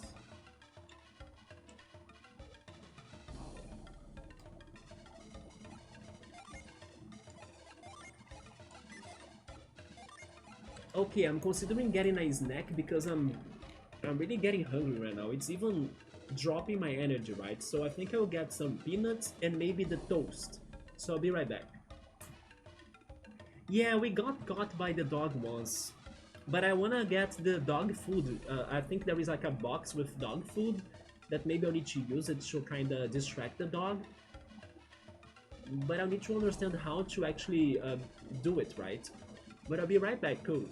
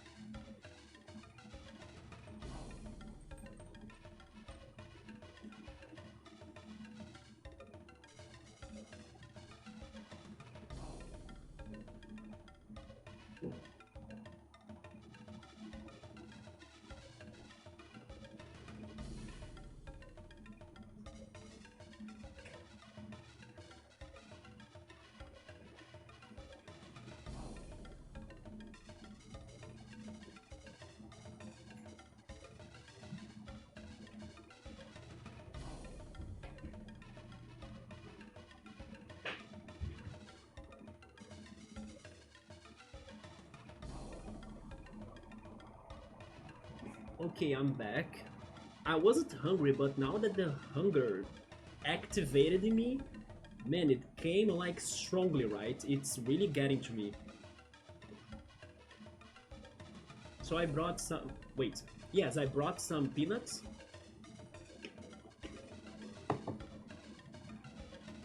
And also some toast. Thankfully today, the toast was very cheap in the supermarket, so I bought 2 more packages, and it's going to be a good snack option for the future streams. Yeah, this toast right here.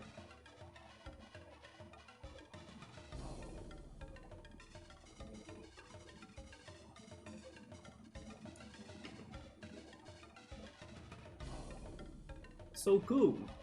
Now that we had the direct one and its games announced, what do you expect to see being announced in the Switch 2 Direct?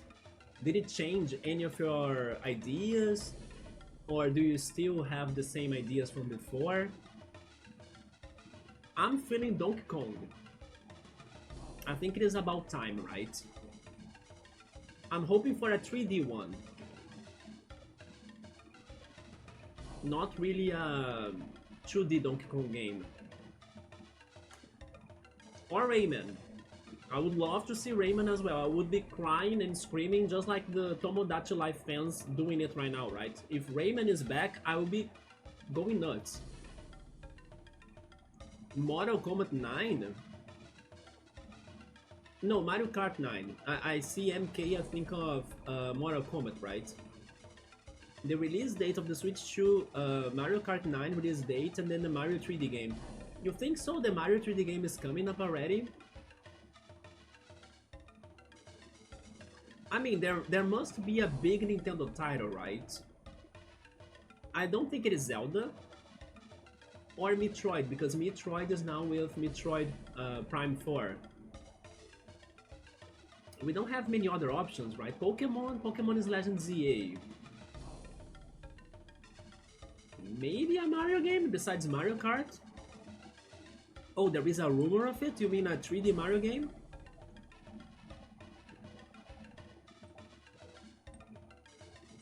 I actually hope it is Odyssey 2. Would you rather have something different than Odyssey? Normally the Mario games, especially the 3D ones, they are like tutorial games for the controls or the gameplay of the console, right? So from what we know so far of the Switch 2, I mean, I actually hope we can get even more details on this direct of things we are not imagining that the Switch 2 can be doing, right? But from what we know so far, it's pretty much the Switch 1 with enhanced graphics, but also the Joy-Cons now have a supposed mouse feature. So it would be a Mario game, a 3D Mario game, that would be using that mouse feature. You want a Sunshine 2? Can you imagine a Sunshine 2 using the mouse feature?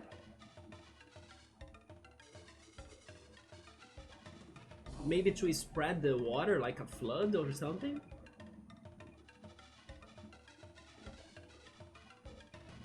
A game that I also kinda considered that could be returning, but I also don't see it as much as a release game, right, for the Switch 2. But it would be Luigi's Mansion. When I was checking one video this week about the number of sales of some of the Nintendo games, I don't remember the order anymore or anything like that, but I remember feeling like Luigi's Mansion sold more than what I thought. So it is a somewhat very popular franchise too.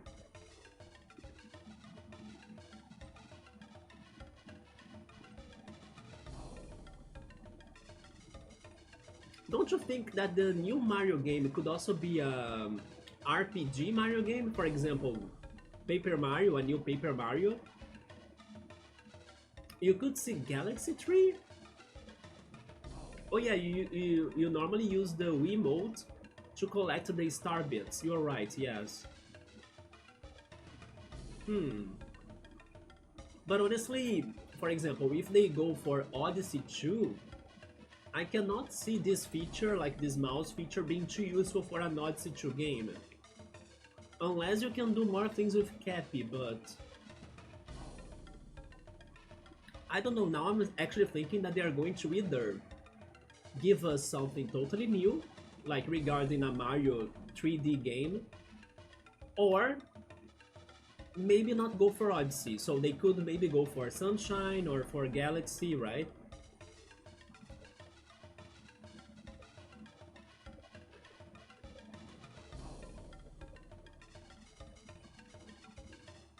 You know something else? Let's suppose they go to a Galaxy 3 game. It would be great, especially because of Rosalina. Because don't you think that those especially the princesses of Mario, Rosalina, Daisy. Don't you think that they could still be getting more attention than we actually have from them? But they have only been pretty much in their, let's say, main Mario game, and then they are never back to any other adventure, just like the side games or the spin-offs. They could do something else with them, don't you think? Like maybe giving Rosalina her own game or something? Just like what they have done to Captain Toad, or like Princess Peach as well, even though it took forever. I can see Nintendo doing more things with their other characters, like Waluigi, for example. People love Waluigi. Wario has his games already, like the WarioWare franchise and also the Wario Land games. What about Waluigi? I can now kinda expect a Waluigi something, thanks to the popularity of him. You see, Cool wants another Wario Land. I need to play them more. I have only played them a little bit. Have you tried Pizza Tower, by the way? Because Pizza Tower kind of follows a lot of Wario Land's mechanics, right? You know a game that I was checking out a little bit this week too? Animal Well. Have you guys played Animal Well? It is like a Metroidvania game,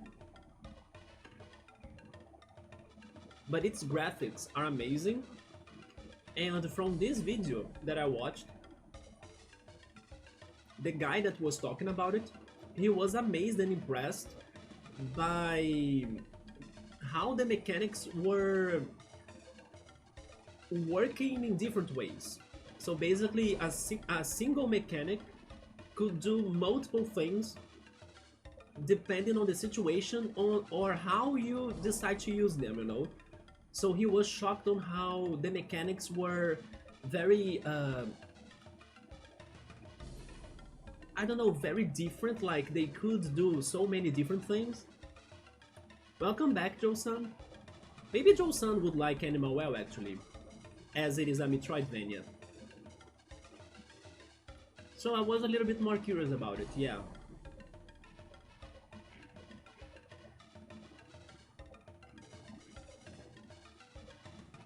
Like what? Animal Well? Haven't you heard of it? You have never seen it? Really? It's been a very trendy indie game. Yeah, you guys should check it out. Especially for the very good-looking pixelated graphics of it. Animal Well, yes.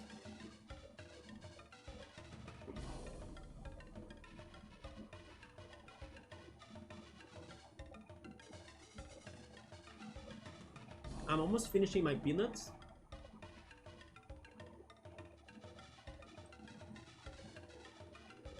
But cool, Pizza Tower, you know it, right? You have checked it out before, haven't you? Pizza Tower was even competing in the Game Awards this year. I haven't played it, but I only hear people saying great things about it. It is a Metroidvania with a very specific and unique style of it, right? Like the graphics of it. You have seen a couple of Pizza Towers? Wait, a couple of Pizza Towers? What do you mean? A couple streams or something? So people do say that both of those games are very good. Pizza Tower and also Animal Well. Oh, a couple of streams. Oh, okay, there we go. Yeah, aren't you looking forward to play it? Now I'm going for the toast, right?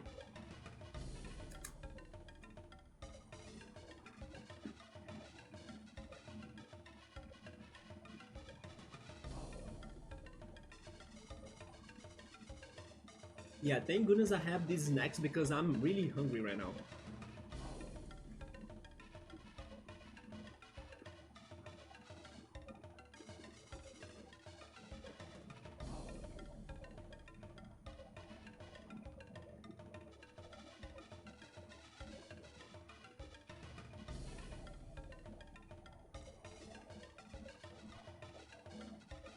have only seen some quick clips of it. I haven't watched like a whole playthrough or something, especially because maybe one day I can try it. But Pizza Tower is a lot like Wario Land. Yeah, if you have seen Wario Land before, you have a good idea on how it works, right? It's kind of like a mix of Wario Land with the art style of Earthworm Jim. Because it's very cartoonish like, right? And then Animal Well is a Metroidvania that has a very crazy, beautiful looking pixelated graphics to it. It is very unique looking, like it's even hard to compare it to another game.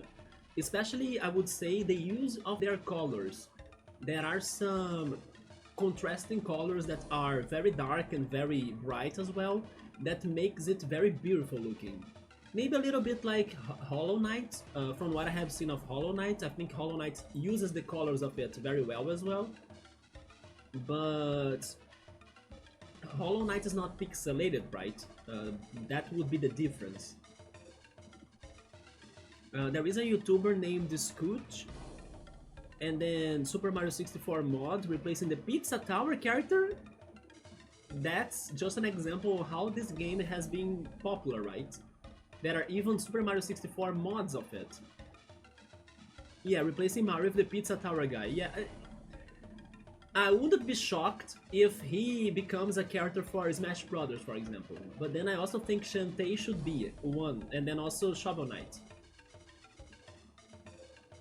Hollow Knight is still this Souls-like hybrid with Metroidvania. Yeah, I wanna play it. I was actually surprised that we did not get it announced. The Silk Song game was not announced for the Switch 1 Direct. Maybe they bring it for the Switch 2, but then... I don't know. I would rather have it on the Switch 1 because I think both Switches could be running the game, right? And then the Switch 1 kinda had a somewhat polemic Direct, so if they had Silk Song on it, people would love it still. But there is still some hope, right, for us to see it on the Switch 2 Direct. It is the only Souls-like you have, Hollow Knight. I also have Hollow Knight, yes, I just need to play it.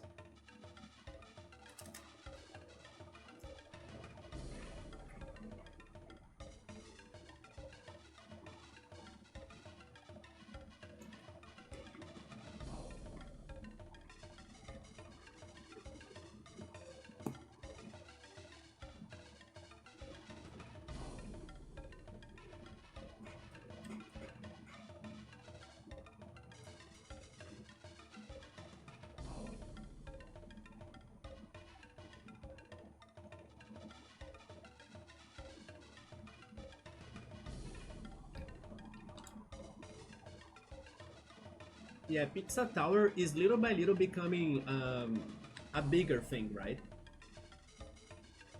I wonder if people modded in Wario into Pizza Tower. That I'm not sure, but I wouldn't be fully surprised, right? Okay, so let's go back to the game. Oh, I mean, that's not too bad, but I don't necessarily need that right now. I still don't understand what's the point of this crate right here. Oh yeah, the reason why Felix was not having a lot of PPs is because I'm using Move as well. As he's the one that uses it, right? I will try dropping it in here. It is what it sounds like I need to be doing. I wonder if I need to... Oh, you know what? I will try it. Maybe I need to lock the Kibombo under this crate. How did I not think on that, right? It was the only thing to do. There we go. We got some power bread. So we solved one problem. The other problem is the dog. Oh wait, I will also need to go up there again. Because I need to get to the other side like this. Oh, never mind. The way to go up there is from this tree right here. There we go. Now I have the dog.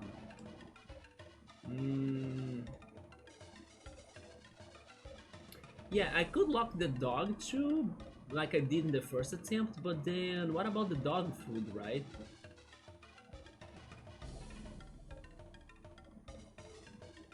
I think I need to lock the dog in here, otherwise I won't be able to do anything on the other side, so I will try it again, yes. Move.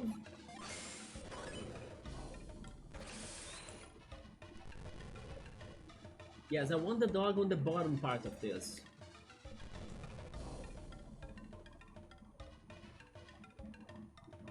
Now. There we go. Yes, stay there. Because now I know how to check the upper part. Yeah, I just need to go like this. I checked the cave already, I found an item here. Now I believe I won't find anything. Yeah.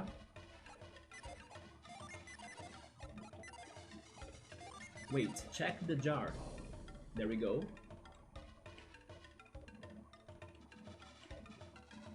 This won't reset it, right? It does.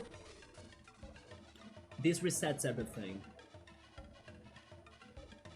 I have a question. Why do people make a 2D version of a genre?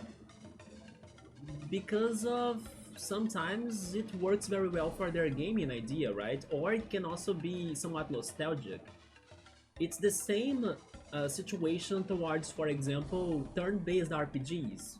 Like today, most RPGs, they have been going on the action style, right?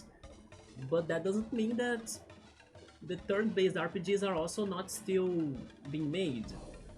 Because there are the more nostalgic people and also those that just prefer the turn-based games. And then sometimes there are indie games, most of times, for them to play as the turn-based option instead of the action option, right? I'm not sure if I explained that well, but I see that there is this trend of like, oh yeah, let's turn the RPGs all into action-based RPGs, but then the turn-based RPGs still exist. Sometimes it is nostalgia, but also because, I don't know, some people just prefer it. I actually kind of prefer it. I have kind of both things. I have a little bit of nostalgia towards, for example, a turn-based game, but I'm more used to them, you know, so I feel safer or more comfortable playing a turn-based game than an action-based game. But then why make a 2D version of a Souls-like? Also because they want to innovate or create something new or different than what everybody else is doing. If everyone only creates 3D Souls-likes, maybe the game you are developing won't be better or unique or find its place thanks to the competition towards the other ones that are 3D as well. But if you make the 2D one, your game gets more space. Like, it is the one 2D Souls-like. So like, it's not competing against a lot of other games, and it will still find a group of people that could be willing to play it, even if it's very different than what is out there the most. Me too, I actually prefer turn-based RPG games. Part of it is because of nostalgia, but also because it is my comfort zone, right? I have played so many of them that I kinda get the hang of them more easily than like an action RPG. The one action RPG that I remember playing was Tales of Symphonia, and I did struggle a little. It was still fun, but I don't know, I don't have a lot of experience on that one RPG option, right? Not that I don't want to, I do want to play more Tales of games, and I can also play more action-based RPG games. It's just that normally I play the turn-based ones and they suit me well. I don't think they are slow games like many people would be thinking, or I don't think they are boring as well. Maybe some people, they think that, oh yes, I don't like turn-based RPGs because they are slow and boring. I disagree. Like, I think that they are very thoughtful. Like, you need to think a lot and strategize a lot to perform your turns and your actions, right? But I'm also not saying that in action-based RPGs you also do not need to strategize or use your brain. You also do, but then you also need to be fast on your reaction time. It is just different, basically. Isn't it limited making 2D versions? I'm not sure. I have heard people say that, and I disagree with people who say that, so you disagree with me then, that's okay. It's about preferences, I think. My preferences is like turn-based games, or like I don't mind seeing a 2D Souls-like, for example, even though it's not my the games I play, as I don't play Souls-likes. But I don't think it is too weird or too crazy to see one. Like, to me, a 2D game can be as good as a 3D game if it has quality. I mean, I disagree with people who say turn-based games are boring. Oh, okay, so yeah, me too. But I think that's why they have been changing the market, right? They have been going for the action games because for the majority of people, they are now wanting something more action-based.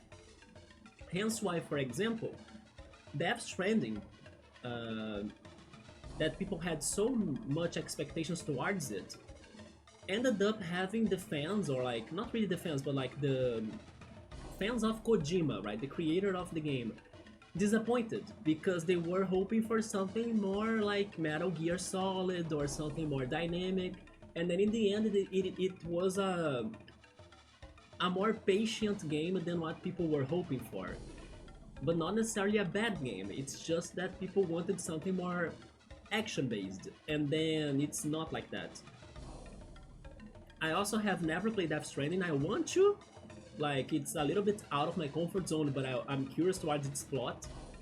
But I know it's slow going. Like, you are pretty much walking from point A to point B to make some deliveries. But sometimes there are monsters you need to face or to encounter or to avoid. But it's not really a game that will have action all the time, you know?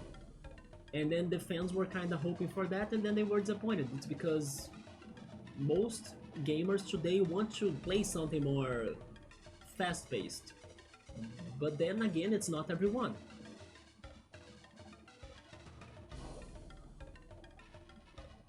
The dog will see me, right?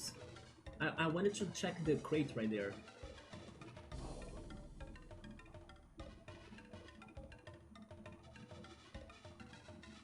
Yeah, he sees me when even he's like looking on the opposite side. There is no way, I need to really block him with the pillar, right?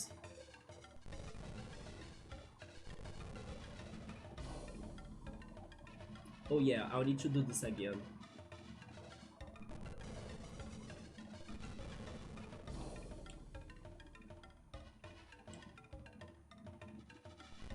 Maybe the dog food is a trap to me, not really a trap to the dog.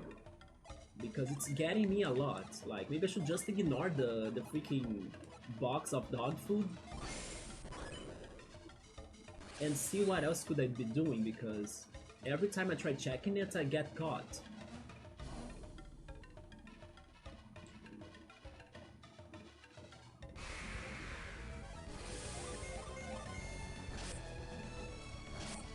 Aren't they making a sequel? Yes. I wonder if the sequel will have more action now that you're saying it. It's possible.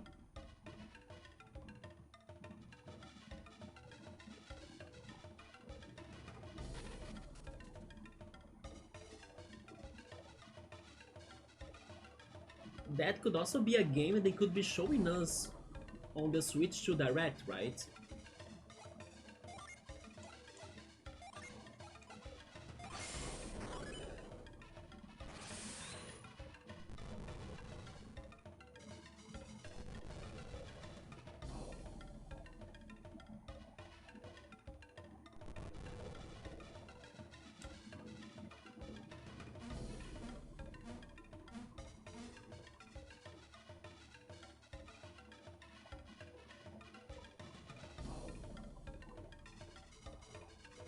I'm not a fan of hybrid RPG games. I forgot which movie Death Stranding is based on.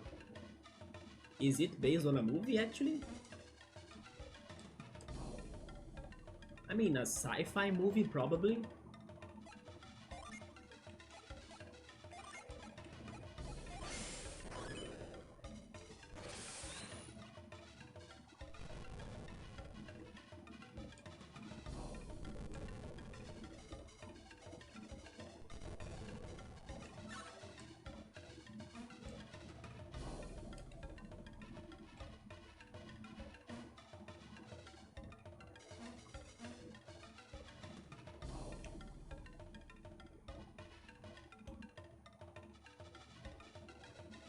Well, now I can get the dog food, right? Move. It's not move? Pound? Maybe it's pound.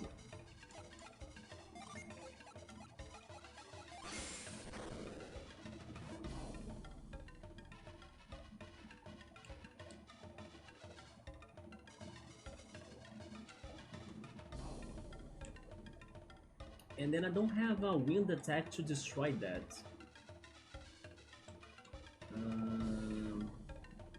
I need this dog food. There is no way I can progress without that.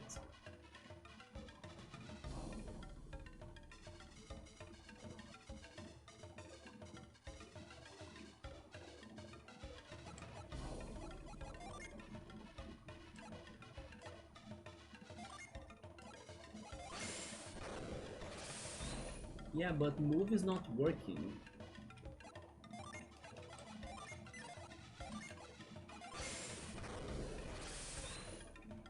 It is not move. Huh.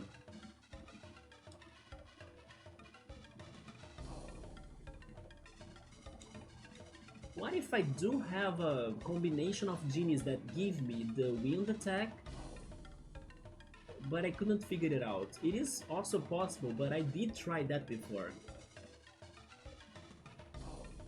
Yeah, I also didn't know that Death Stranding was based on a movie. It looks like a movie, right? But I mean, maybe it has inspirations, right? But all Kojima games were based on movies, because the Metal Gear series is based on the Escape from New York movie series. I haven't heard of that movie series actually. Escape from New York. I don't know why. I mean, I never played Metal Gear, but for some reason, if I had to like name a movie that you think Metal Gear games are based on, I don't know why the first thing that comes to my mind is Mission Impossible, but I'm pretty sure that it's another vibe, right? It's just because it is the first action movie that comes to my mind, I guess.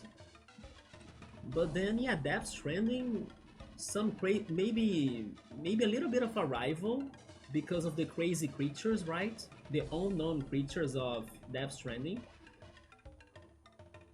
And I don't know, like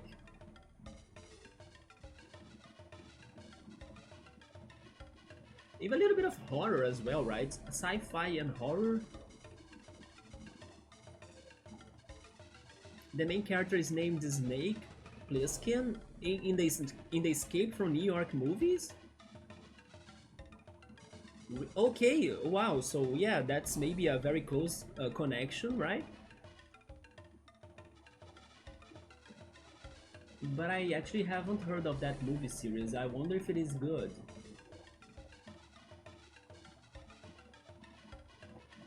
Mm, yeah. It is the dog food. Wait a minute. Let's not give up that easily, right? It gotta be the freaking box right here. It is what the game is telling me or trying to tell me. I cannot make jumps. There is no way for me to get up there either, right? Maybe there is a way to get up there, but not a way for me to fall on this platform right here. I think it is pound. We need to pound the ground. I'll try that again.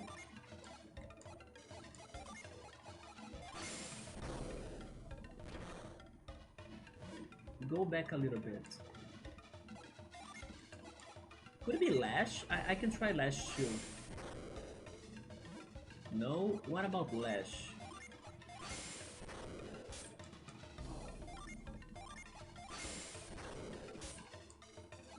But move is the one that makes the most sense to me. But it's too high. So the hand doesn't get it, you know?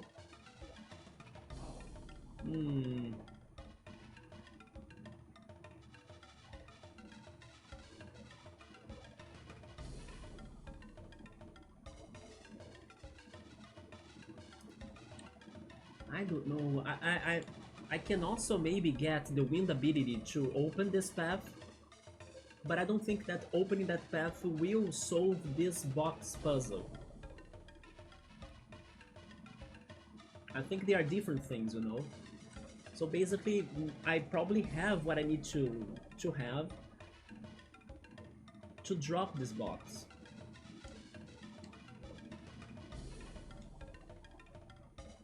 Let me try it from this side.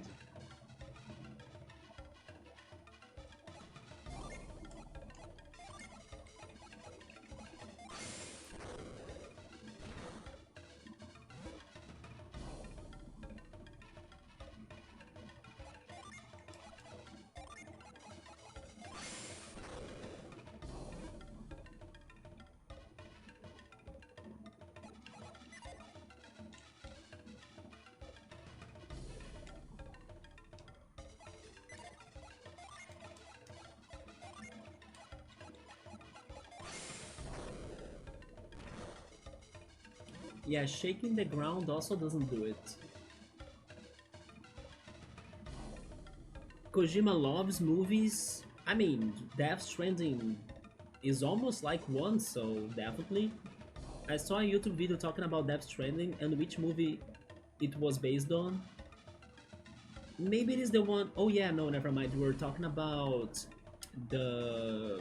I mean, we can Google that, right? Maybe Google knows it. Let's see.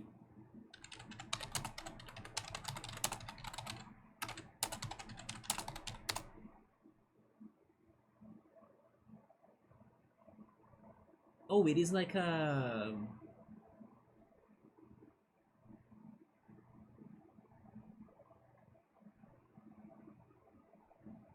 Wait, what?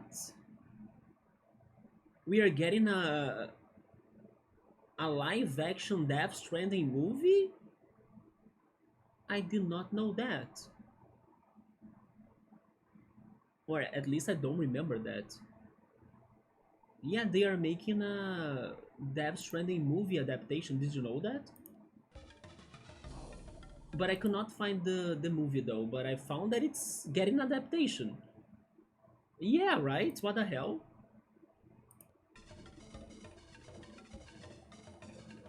There was something else, but I forgot, that was also getting adapted that surprised me. But one thing that I saw today on the Netflix upcoming releases is that their Avatar The Last Airbender live action is also getting new seasons this year. And I did like a little bit the first season of their adaptation, right? It wasn't fully bad. It does have its problems, but I didn't think it was totally bad, right?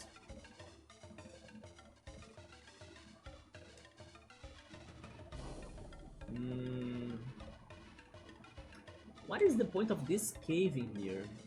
Why would I want to reset things?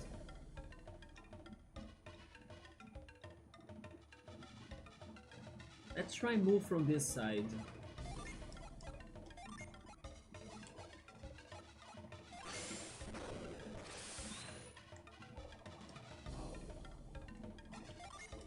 And then the series Alice in Borderland, a very good show on Netflix, is getting its third season in September this year. I haven't watched the second season of Squid Game, but I prefer Alice in Borderland than Squid Game, yeah. Me neither. Maybe they have announced it before, but it didn't get to me, right, that they were adapting Death Stranding.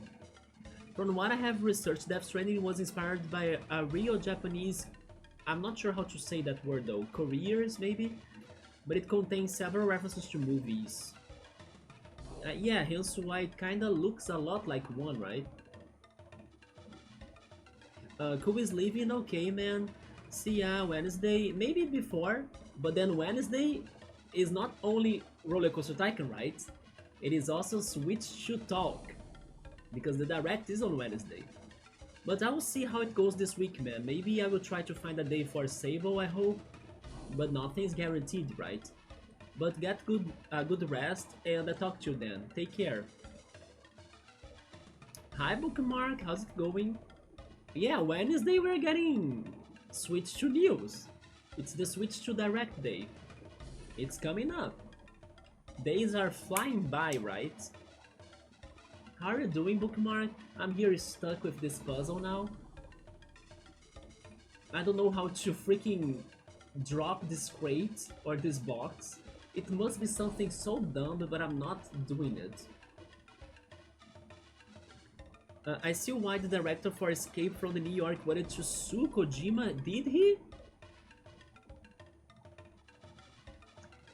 I mean, having an Easter egg of like having the same protagonist name, I think it's okay-ish. Unless the story, like the plot of Metal Gear really copies the movie's story, right? Then we have a problem. I see I'm doing okay, it's just relaxing finally now, there we go. How about you? I'm doing okay too, but I'm getting hungrier. And when I'm hungrier, my body doesn't work properly, so I'm kinda like speaking worse English than normal, or not processing this puzzle correctly as well, like I'm not thinking about this thoroughly. But besides that, I'm doing alright too. Maybe I'm also a little bit tired, but after eating the snacks, I'm not feeling as tired anymore, although my body is still, you know, kinda... My body hasn't forgotten that I was tired. So I'm kinda like a little... what is the word? I'm a little fuzzy right now, I'm a little like... I'm just too chill, maybe. Sounds like another conundrum? Yes, right. It is an area, just like in Ocarina of Time, that you need to avoid the guards. In here we are avoiding the guards and also the dog down there, but there is this box with dog food, I think, and I believe I need to get it. But nothing works, like... I don't know what to do. It's probably something outside of the box, literally, right?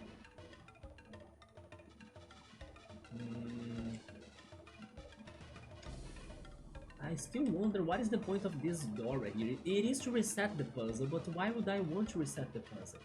Because if the dog is stuck like in here, it is not going to do it, because the dog will get me. The dog needs to be down there, so the puzzle shouldn't be resetted.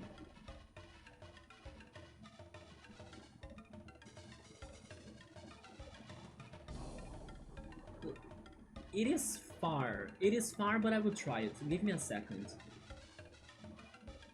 I cannot use move from here, right? It is too far, right? Imagine if it is not too far.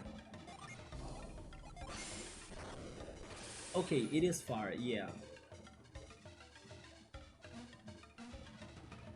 And then going to the other direction only has the vines for me to go down to get the chest, but I cannot because of the dog.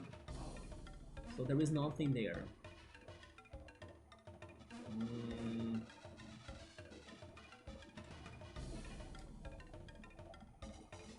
The story was based on the movies, okay, so that sucks. Maybe the director of Escape from New York should have sued Kojima, right? Oh, minus the first Metal Gear? Yeah, I should not get close to them. They are going to catch me.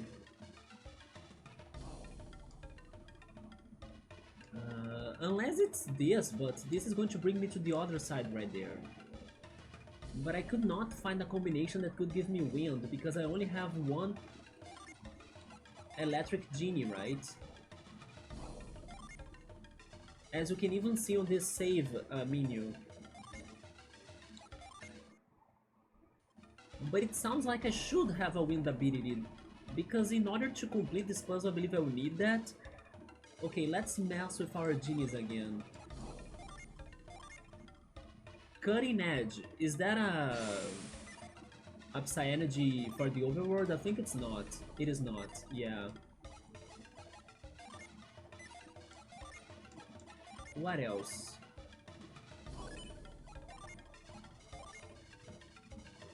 He becomes a swordsman instead of a defender.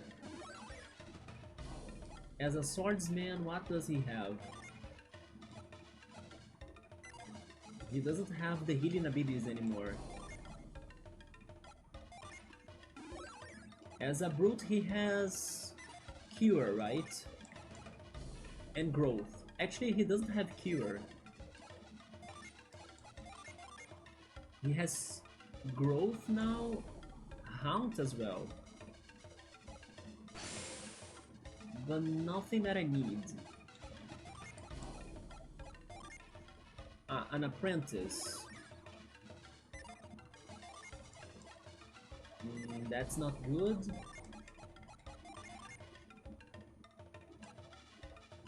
Neither that. Now he could get cure again.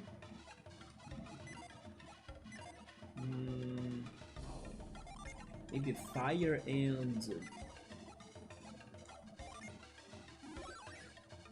electric. No.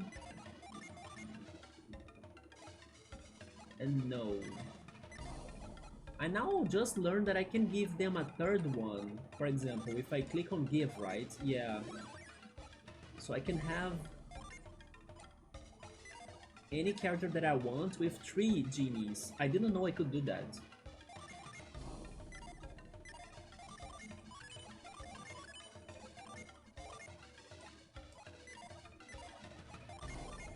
Yes, I don't think this is going to do it. What if I give him the 2 of the Earth abilities? He becomes a level 2 apprentice, but no.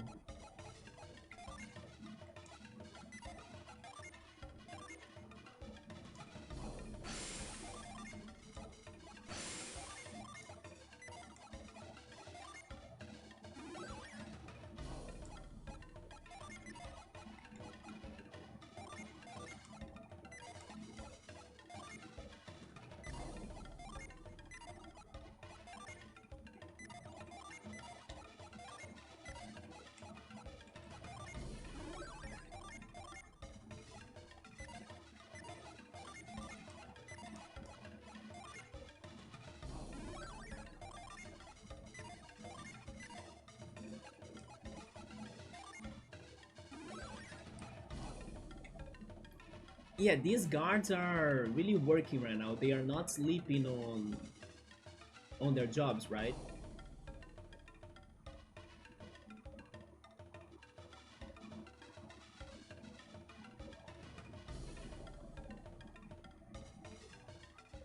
I'm not sure about robots because I haven't played the games.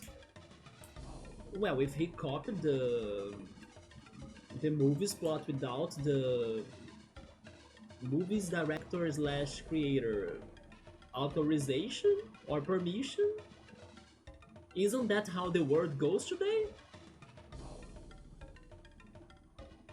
Yeah, right?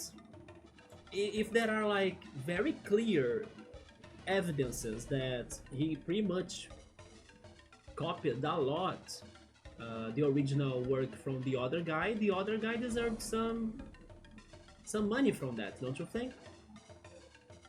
Because he was the one that came up with the idea, and then Kojima watched the movie and made a game out of it.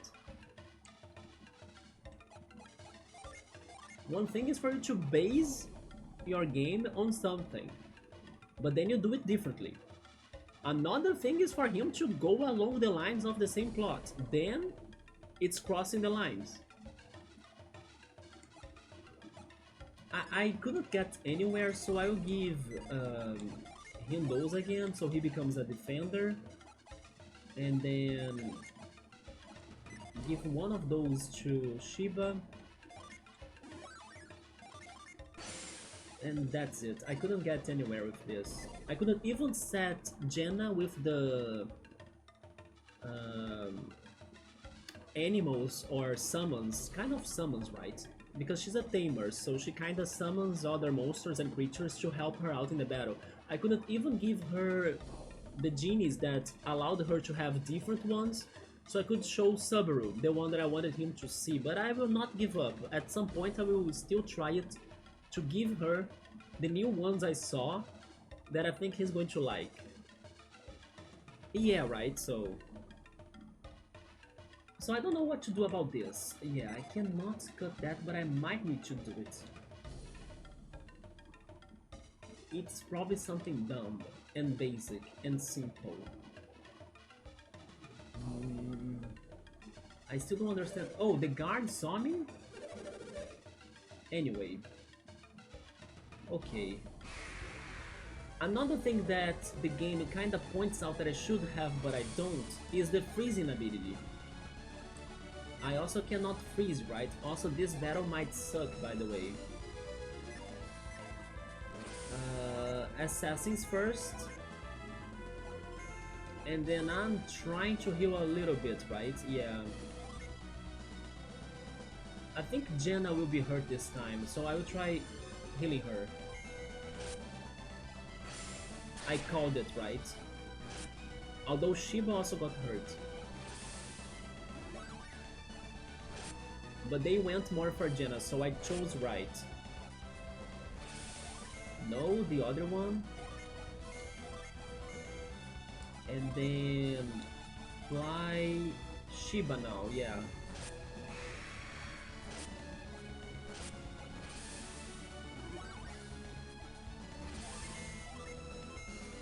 Now I think I can go for all of them. A poison sting.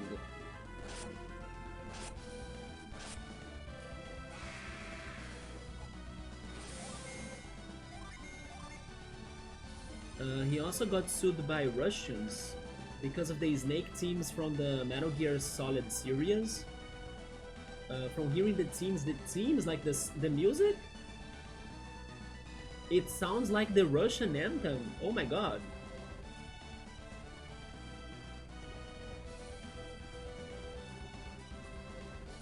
Subaru said no, the plot, the idea, one special agent following military orders, having his snake in the name, infiltrating somewhere with a mission. So, do you mean that he actually got a lot of things from the movies? And then Jenna becomes the star, right, Bookmark? By saving the Grace in the end of this all again. You love Jenna, don't you? But I gotta tell ya, Felix right there, he's a defender. That's his class right now. So he tanks, right? He tanks and defends. So I believe that he's our savior at this time. I also managed to get new healing abilities to him, to Felix, which are Ply and the other one. It's like an improved Ply. I can go back to it. How are they called again? It's Ply and Ply Well, there we go. Yeah, those are better than Cure, right? But now he's a defender, as you can see right there. So he's a tank. I doubt the enemies will beat him that easily, or at least I'm hoping. We love Felix in this team. Yeah, Shiba is okay as well. Oh, Subway is saying only those things he pretty much copied from the movies, right? The rest of the movie or of the games are different. I mean, the part of like having a special agent. I can create a movie with a special agent following military orders. I can create a movie with a character that follows military orders. Although having a snake in the name, yeah, it is more like a direct reference, right? But again, I don't think if it is only that, it isn't too bad, you know? What really becomes worse is if the plot of the games is really like the movie, you know? If like whatever happens is the same. No, now I'm not sure though. Now I think that if it is like only what Subaru said right there, besides the plot, like if it doesn't get the plot, then no, I think he shouldn't be sued. But if he copied also the plot, then sure. But the plot is similar, so okay, so yeah. But if it's only because it is a story about a special agent that infiltrates somewhere and then follows military orders, and then even the name is kind of the same, it can be a completely different story even so.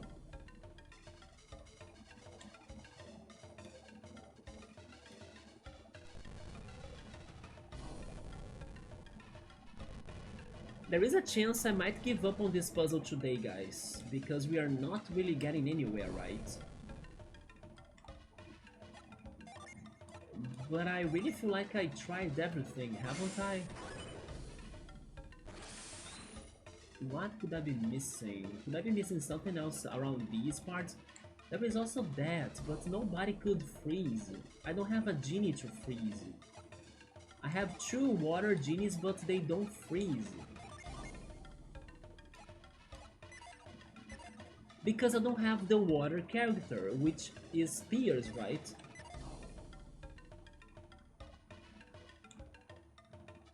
So I cannot freeze anything. Maybe I need to come back here with Piers later, once I find him too. And then I will be able to solve that puzzle right there. Or get that chest, for example.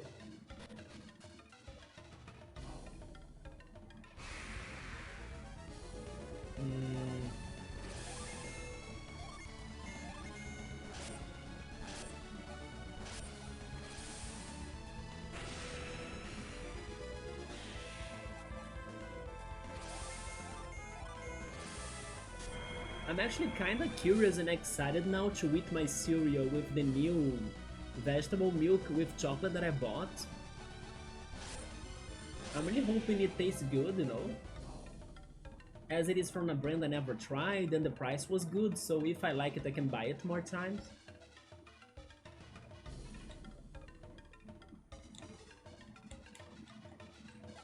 Hopefully also the fridge is making it cold, like very cold.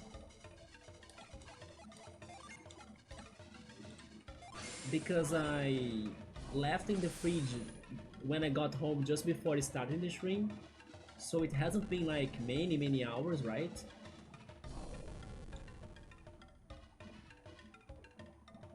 You know what I could do tomorrow though? I could do a banana milkshake by using this vegetable milk. So it would be a banana, granola, can add some granola, maybe oatmeal as well.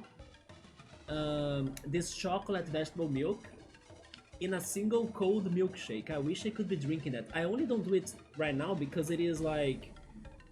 how do I say this? It's 12:42 a.m., right? I kind of learned how to say this time in English because I used to struggle with it. It's 12:42 a.m. There we go. And then it's going to be a loud noise if I use the mixer. I can't use the mixer at times like this, or I'm going to wake up the neighbors.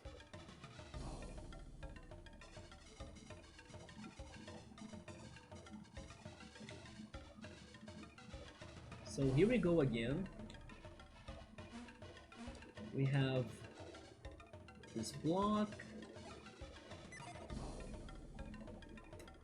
Could I use this block to something? I think I couldn't.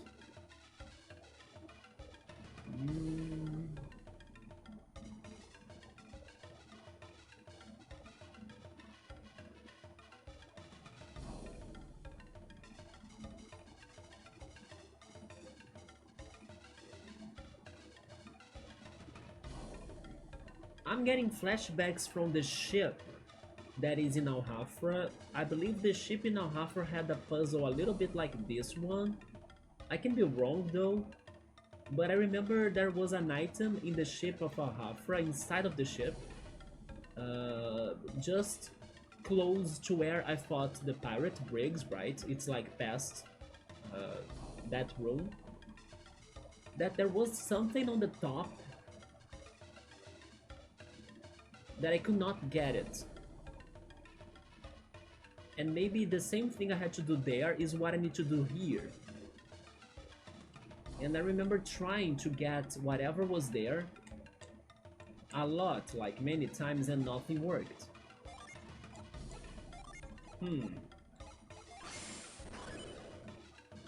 The most logical answer is move, but I cannot reach it. There is no way for me to reach that. And there is also no way for me to go above it.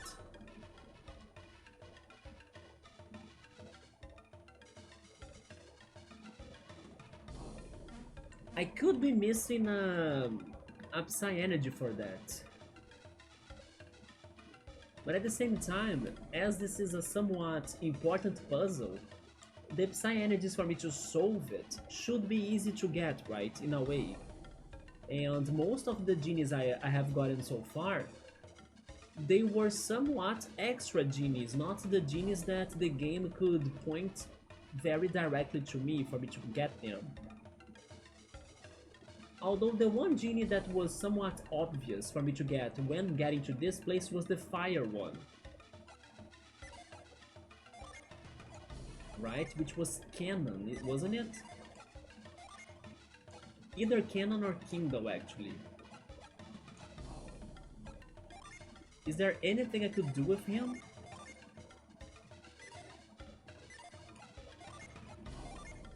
Oh, finally this combination changes Shiba's class.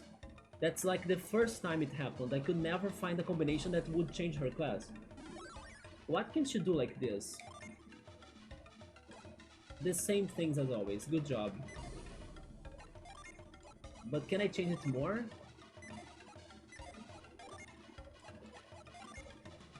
Not really.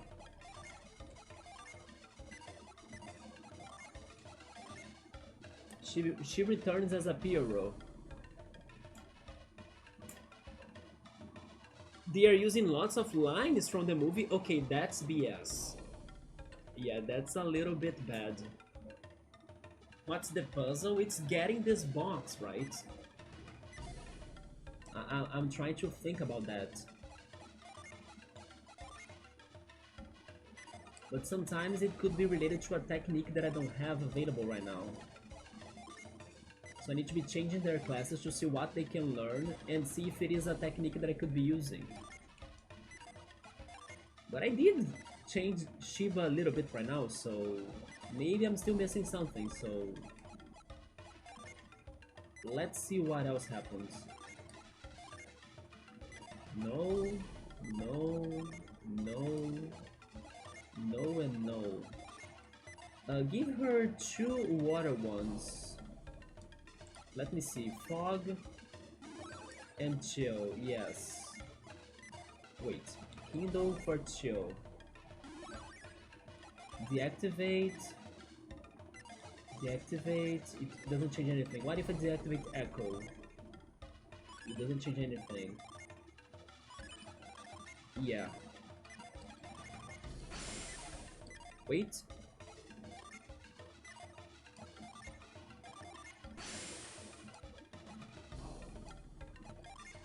Give her 1 fire then. No. No. And no. I think this is too much work for what they are asking for me to be doing, right? And I still think I should have another electric genie.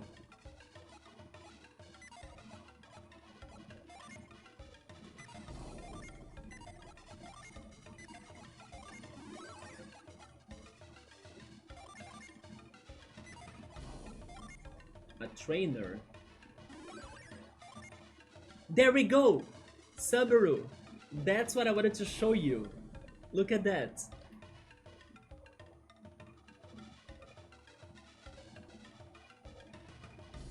Wait, sorry? How do you mean BS? In what way? I don't know if I said that. Yeah, look at that, Subaru. Maybe we could like Jenna more? Did I say BS right now? If I said it, I did not realize it. Although I say it a lot sometimes, yeah. But I mean what BS means, right? Bullshit. But I don't remember saying it right now though, yeah. Let's have a fight. Let's at least do that, right? I wanna see Subaru in here. So there is an enemy in the game called Subaru. Yeah, that's what I meant. So why you were asking how do I mean that? I meant that, right? I just don't recall saying it because I say it sometimes.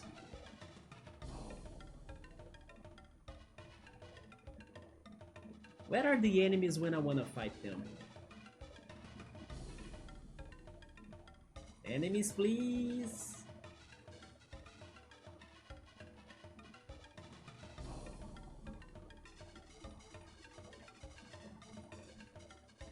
They don't respawn at the floor level? Do I need to go up?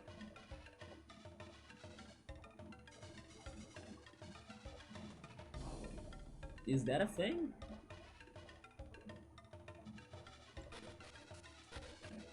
Oh, that... Oh, there we go. Yeah, we resetted the puzzles, but sure. Let's test it out. Are you ready? Attack with the Soul's Fire. It attacks a team.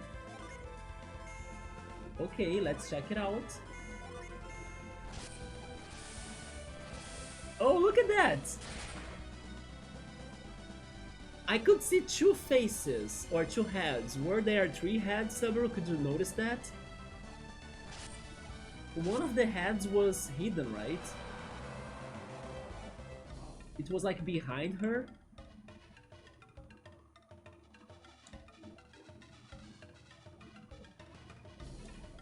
Did you see the three heads?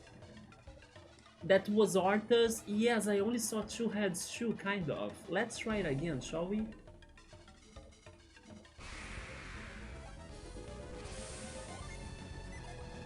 It's...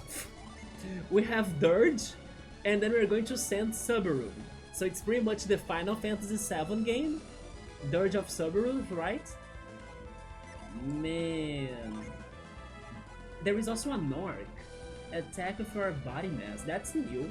I saw Pixie before, but I was not realizing we got Orc too.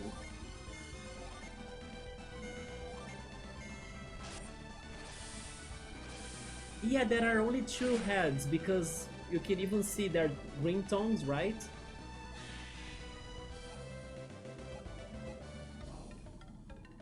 Why were they calling it Subaru then? That's wrong. Are they summons? They are kinda like enemies that she tames, and then she can request for their help or ask for their help. It is like a summon, yeah, but it's because she's a tamer in this game.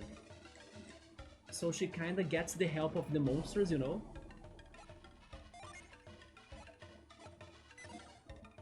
Move? Where is it?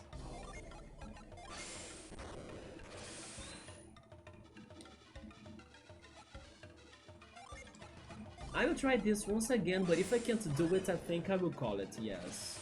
Maybe I'm not seeing whatever I need to see tonight. We can try this with a fresher mind next Sunday.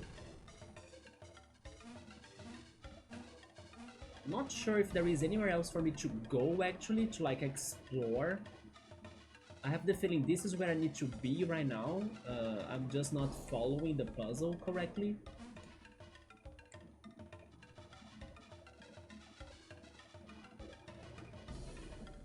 But you know what, guys? Okay, I will do... Oh my god, okay. Maybe this could be an answer. And maybe now I understand why there is that cave right there. Okay, I will throw here a possibility, and then I'm now hoping this is actually helpful. I was wondering, why would you have that one cave right there that resets the puzzle, right? Maybe that cave is in there for a reason. And the reason would be that you need to do this dog section both ways. You would need to have him trapped above the pillar or before the pillar or under the pillar, right? We have been trying to do it when the dog is under the pillar or at the bottom part. But maybe I need to actually trap him above the pillar too so I can get to the chest, because I now realize that I can get to the chest if the dog's not there. I'm pretty certain of that. Yeah, because I blocked the guard, right? The guard is inside of the box that I just dropped. So maybe whatever is inside of that chest right there could be one of those items from the first game that gave us Psy Energy abilities. And then that's what I'm hoping to happen right now. It's a long shot, like the odds for that to happen are very low. I can't really see and feel confident that the game is doing it that way, but there is a chance. So let's see what's inside of that chest, right? It could be something useless, which is what I'm thinking the most, but it could also be an important item that I'm missing.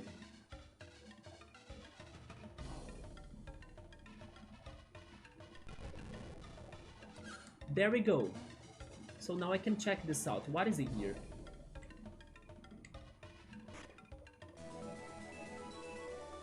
That looks important.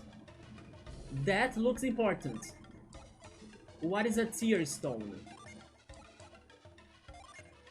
That looks very important. Water essence crystal. Forgettable? What is a forgettable? I don't know what that means. Forgettable. Shouldn't it be like forgettable or something? Details. It doesn't say. I need to test it though. Can Felix now freeze things? Maybe not. What the hell was that item? It is important, but forgettable? Oh, it's to forge. Forgettable. Oh, okay, thank you guys. Forgettable to forge. Yeah, that was totally a new word to me.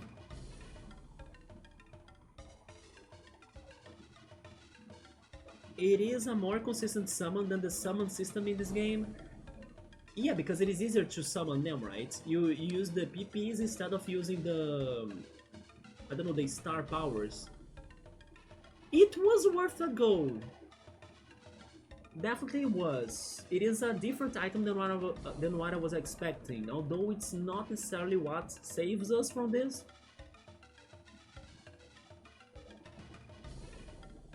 No matter how much Kojima copied the Escape from New York movie series, I don't care. Metal Gear series is so awesome. How many summons? I have no idea. Yeah, we can use it to forge something. It's probably a water crystal, right? Then I'm hoping that could allow us to crystallize things or freeze things. Do they want me to go back to the... how is it called? Naribwe village? And then talk to the fortune teller to see... You know what? I think it is worth a shot as I'm stuck. I'm doing that. I need to know if he has something to say about this one item, right? Because maybe he does. It was a very suspicious item. It is the first forgettable item of this game, so it sounds important. We are backtracking. Because in case this allows me to freeze something, even though I couldn't see a direct answer to that puzzle by freezing. Hi Meowser, what's up, man? Funny enough, I did not notice the notification before I used the sticker, but the sticker in the game was kinda with a lower volume than the game, right? So the game makes me more scared, like the audio from the game is making me more scared than the sticker itself. So when I'm playing Golden Sun, man, I think you won't be scaring me that much. But how's it going? How has been your day? We were stuck in here though, yes. We were able to progress a little bit more, but we are stuck again. But we found a new item that's very suspicious, and I'm investigating it to see if it's going to help us with a new Psy Energy to freeze things. So we are backtracking and taking a long shot and hoping it's going to work. At least I hope we can get a good weapon out of that, right? Yeah, that was too bad, but it was different than all of the other sticker attempts, because this time the game was louder than the sticker, but I noticed the sticker. Yeah. I tried to time it with a battle. Oh my god, you were this professional? Man, now I feel bad for not being scared, right? But yeah, the game is kinda loud at my place. How's the volume level? It is loud, but it is at like 10, right? That's how loud Golden Sun is. Hence why I always need to lower the OBS volume setting for its streams, while in the other games I raise it more, right? Man, but this game, I gotta give it to it. It is both hard in the puzzles, but also in the freaking battles, right? But that's fine. Yeah, we are back to Naribwe. There is a fortune teller here that he analyzes weapons and predicts the future based on them, but that's not necessarily a weapon. Can you say something about this?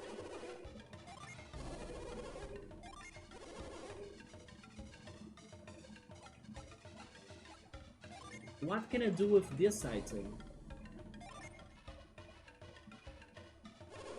Yes. I shall begin my reading. Please help us.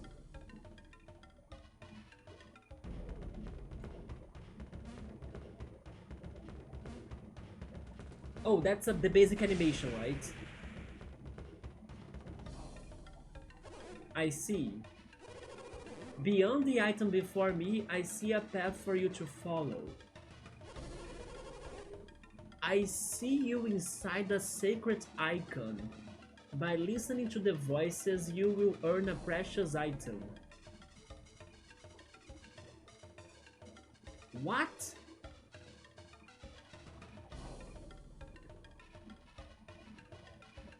Okay, so this is not plot related. It is maybe an item to get me a sword or something. This game looks fun. It is very good, but as you can see, also very challenging. No, I'm playing this on my computer, yes. But this game made to the Switch, that's true, yes. If you have the Switch Online expansion pack, you can play this. And also the first game. Okay, with that, I don't know what's happening. We'll need to either explore the areas more. I want to talk to that one old man though. Wait a second, where is he? I also don't know how to get there, by the way, and that looks important. There was an old man that said something good in here. I don't know if it is the one up here. Like this guy. Was it you? No, it was not him.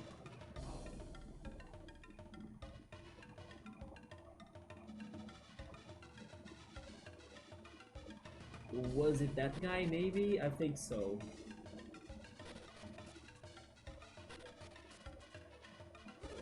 Yeah, it's this old man. When I climbed the Kibombo mountains, I had to find a path the Kibombo didn't know about. Wait. Come on, let me read your mind. There we go.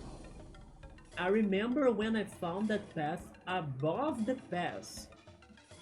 Not even the Kibombo knew about it. I'm not even sure I could find a way to the higher pass anymore. So I don't think he's actually helping us anymore with that thought.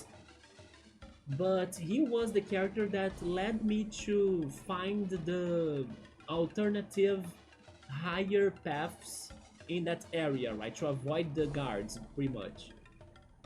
And also we have this again. Oh, that's how it helps me to get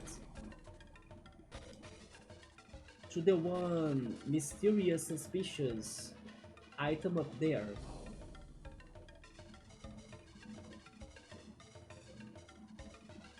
Honestly, that looks like a pile of poop, but it's probably something important, right? I see, so the way to get to it is getting rid of the tree branches right there and climbing the stairs. If only we had a genie for that. Yeah.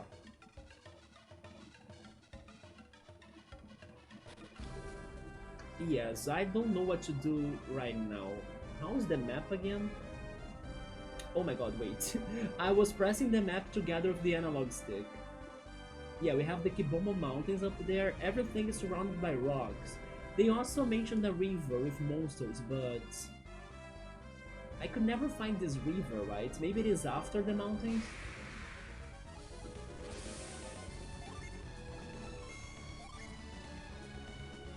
You were thinking of playing this game too? You would need to play the first one first, Golden Sun, right? This is the sequel.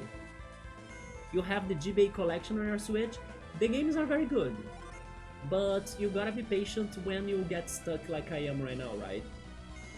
I only know about this game because when you went to a Bible trip to Arkansas, right? When I lived in Louisiana, I met a person who played Golden Sun.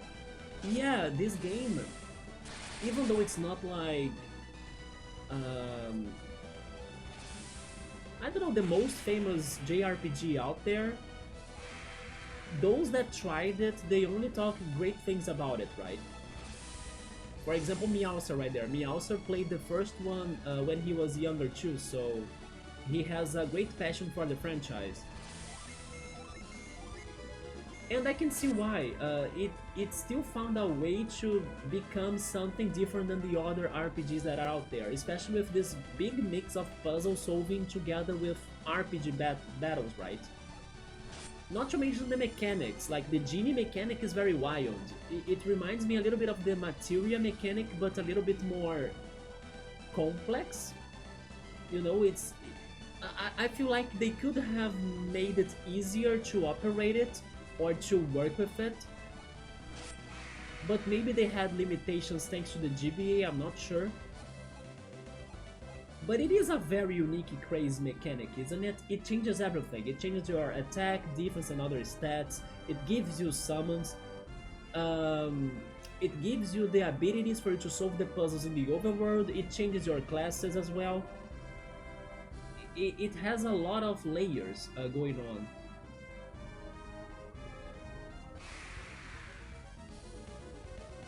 Back then I had Legacy of Goku too, and that friend also had that game. You miss the turn-based RPGs? Well, in that case you should try this. This is why I love the turn-based RPGs.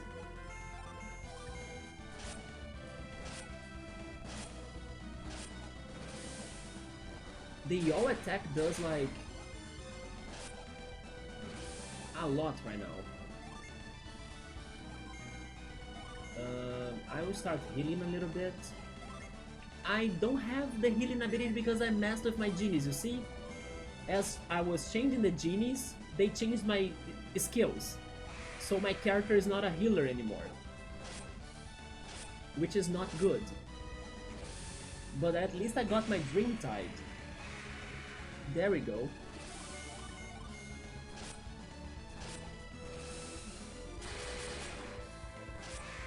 Now I need my healing back, please. Somebody leveled up, I was too fast. Not sure who was it. Let's see. Yeah, I need to give him chill defender. Should I keep it like that? Maybe I should keep it like this. He's a defender, so he's bulkier. And the other two characters have 3 genies with them, which will give them more stats, right? So maybe this is a safer setting for them. Then fly well there, fly well here as well, and fly well too, right? To Felix, there we go. Now save. Wait, save. I think I will stop in here. I'm not sure what to do next. It's probably something about that one box, right? But we could also try re-exploring other areas, although I have lower hopes this time that we can find somewhere I haven't been to, because the game has been pointing me to that direction.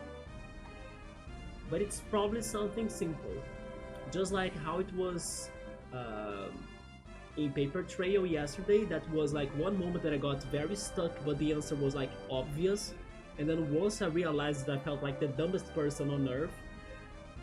But it's probably something very simple that I'm not seeing.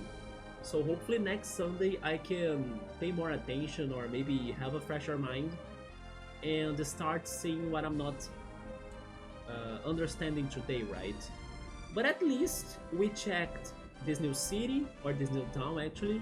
We also crossed the Gondowan Cliffs. We still haven't found freaking Piers. He's been hiding from us, which is sad. But maybe once we get through this puzzle we can find him. And also understand what are the horrors that the fortune teller was telling me about regarding our future. So hopefully we can find ways to battle that, right? Or to counter that. But that said, guys, that's going to be it for me. In case I'm feeling alright, maybe I'm back tomorrow or on Tuesday with Sable, but I'll see how it goes. Maybe most likely on Tuesday, maybe tomorrow I'll take it to rest and maybe do some house cleaning here. And then if not, on Wednesday we are back with Roller Coaster Tycoon, and also we are going to talk about the switch to Direct, right? Your favorite turn-based will always be Final Fantasy VII. That's my favorite Final Fantasy so far, and I was happy to see a Cloud Strife cosplayer this weekend, more exactly yesterday, in the gaming event in the city. Also, by the way, I did not go there today because I didn't think it was very good. Like, I didn't have a lot of fun there like I was hoping, but it was still nice to at least try new things. For example, the Mario Kart Live game that I have never played before. But I was kinda expecting the event to be better, but I felt like I have seen everything it had to offer already, right? So I thought there was no point for me to return there today. I wish Sony would do the same as Nintendo, having the class console game collection in the current console. Maybe Nintendo could be like preparing something like that. For example, another GameCube or another Nintendo 64 Mini, you know? I can see them doing it after the SNES Mini. That would be awesome. Thanks for the stream, this was fun. Even though I got stuck in the game, like I would say, we got some progression done, right? It counts, little by little we get there. I also talked about the Metal Gear Solid series with you. I had no idea they were based on movies, so that's something for me to learn. Okay, does it sound pretty wonderful? Yeah, Bookmark. And get some good rest, right, Bookmark? Yeah, that's crazy. Hopefully, at least Death Stranding is a little bit more unique. Or the references are more vague, right? Not really that direct. One day I'll play Death Stranding. We already have it because of Epic Games. I'm curious about it. Hopefully this computer can run it. So Death Stranding is happening. So guys, thank you so much for coming. Have a great start of the week. Get some rest. Have a good night and take care. Good night.